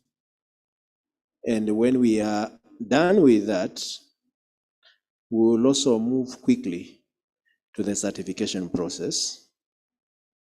And once we are done with that, we will have a vote of thanks from 2 of the students. And the program will be done for that day. We aim to finish, depending on how you treat time, at 12. If you are kind to time, we finish at 12. If you are unfair to how you manage schedule, we extend by 30 minutes. But it's our desire to bring the curtains down by 12 sharp. So that will be ideally the program for tomorrow. It is a simple one, but we can also afford time for more dancing, more catch-up, more documentation of our insights. I can see the documentation work is still going on, and there's some new skills are emerging. So we will not curtail that, because I do believe a majority of you are within this area up to Sunday. So those exploration of new talents and skills can continue. Just 1 minute.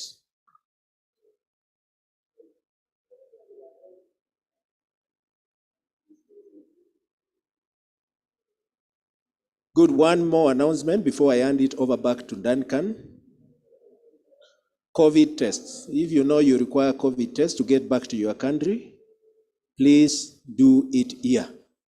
We have somebody who is taking your specimen and details in the VIP room. So please go there, ensure that your specimen is taken, and you are able to get your results back in time to travel to your country.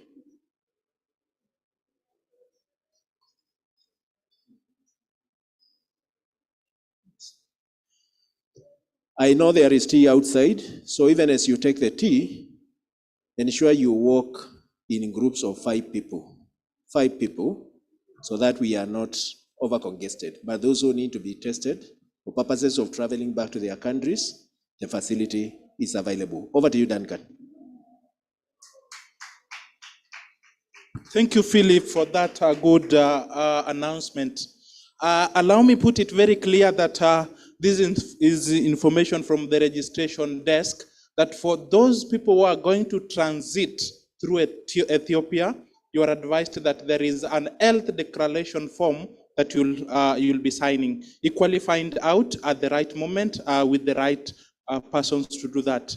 With all the powers confined to me, when it comes to an end, people want to listen more and the attention becomes to the next level. If you did not attend or be attentive for the last time, it is not the right time for you.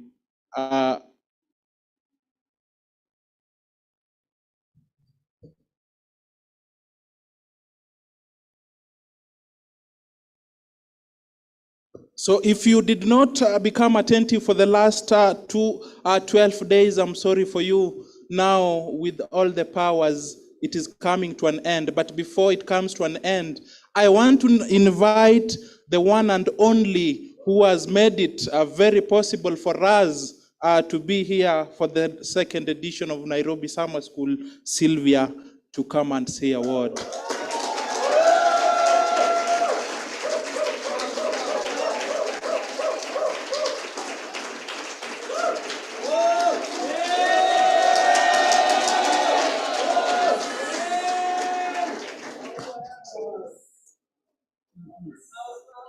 Gracias, the translator, I'll speak in Spanish. Good evening, everyone. It's a little bit emotional for me because, you know, to see such an event happen to the end, you know, planning such an event, the logistic involved in it, and then you don't know who is coming. It's really amazing to see it. It was successful, and to meet all of you. I'm meeting all of you for the first time, and you're amazing people, you know. And I hope that you learned something. I don't know. Was it impactful? Did you learn something? Yes. Wonderful. This is just a journey. Yeah. So this is just a journey, and the reason why PACJA really wants to empower the young people, and especially in Africa, is because if you look at the demographic of Africa, 70% and above is the young people, right? And we are more affected. We pollute less, but we are really affected. If you recall what happened to Madagascar, Malawi, and Mozambique, and a lot of, you know, we have a lot of recurrent droughts. So the bigger population affected the children and the youth. Sometimes we don't have a consolidated voice to advocate, yeah? So the reason why this movement is here is so that the reason why that school is being done, like it has been said by many, is to empower you with skills, you know, and equip you with skills and knowledge on how, when you go to your village committee or your sub-county or location, you can engage in a meaningful way. It's not just about throwing stones or shouting. You have the facts at your hand, right? And then together, jointly, with the launch of the South-South Youth Platform, like it has been presented very well by the alumni, is to form a strong movement to move forward, right? So that we can have maybe the reason UNFCCC is not affecting the funds or the issues, they are ignoring Africa. Probably it's our voices that are going to push that. So this movement, summer school doesn't end here with the platform that has been launched. There's going to be more, you know, there's going to be more what's called capacity building. We're going to be having more webinars, youth and climate justice webinar to equip each other. And the objective is that we'll be having our voice will be heard, you know. Let us make it in this COP27. When you go home, you've learned skills on advocacy. Get voices, grassroots voices, record them. Let's share the platform. Let's speak out of our issues through what we pick from the ground, right? So I'm really happy, and I thank God that it went on well, and I know I'll see you more and more again, and let's meet at the top, and God bless you so much. I'll miss you, all of you, but I thank God we have a platform. Let's keep in touch, right? Let's meet tomorrow, right? Thank you. Thank you so much.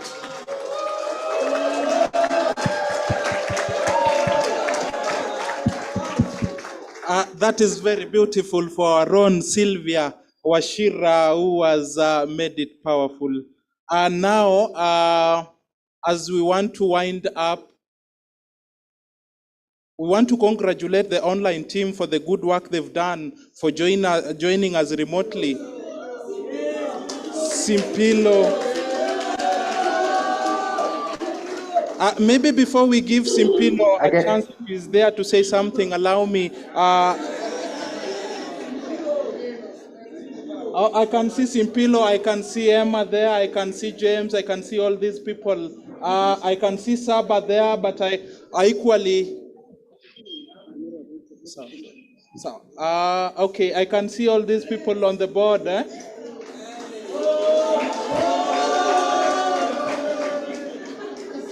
I'm advised because of the interest of time, Simpilo will have a platform tomorrow to say a fair. Okay, thank you so much. Tomorrow. Okay, Simpilo, due to the public demand, maybe prepare for just a 1 minute word, but allow me congratulate Saba Bohari, who joined us from UNESCO. And a question came here about the South-South. We're going to address it. I'll forward it to Sylvia if it is able to be joined by all members, but I believe it should. So in the interest of the online participants, let us give Simpilo just a minute to say a word. Thank you so much. As a representative of the virtual delegate, this has been so impactful. This has been so educative. This has been so so great. I've really learned a lot, and I'm sure other delegates have also benefited. And I'm looking forward to implement what I've learned from this summer school for the first time.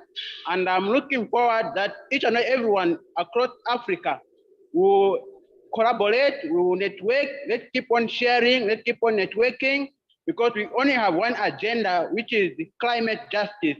So I'm so glad and I'm very, very happy to see all of you. I'm looking forward to meet you in person, even in your country. Thank you so much.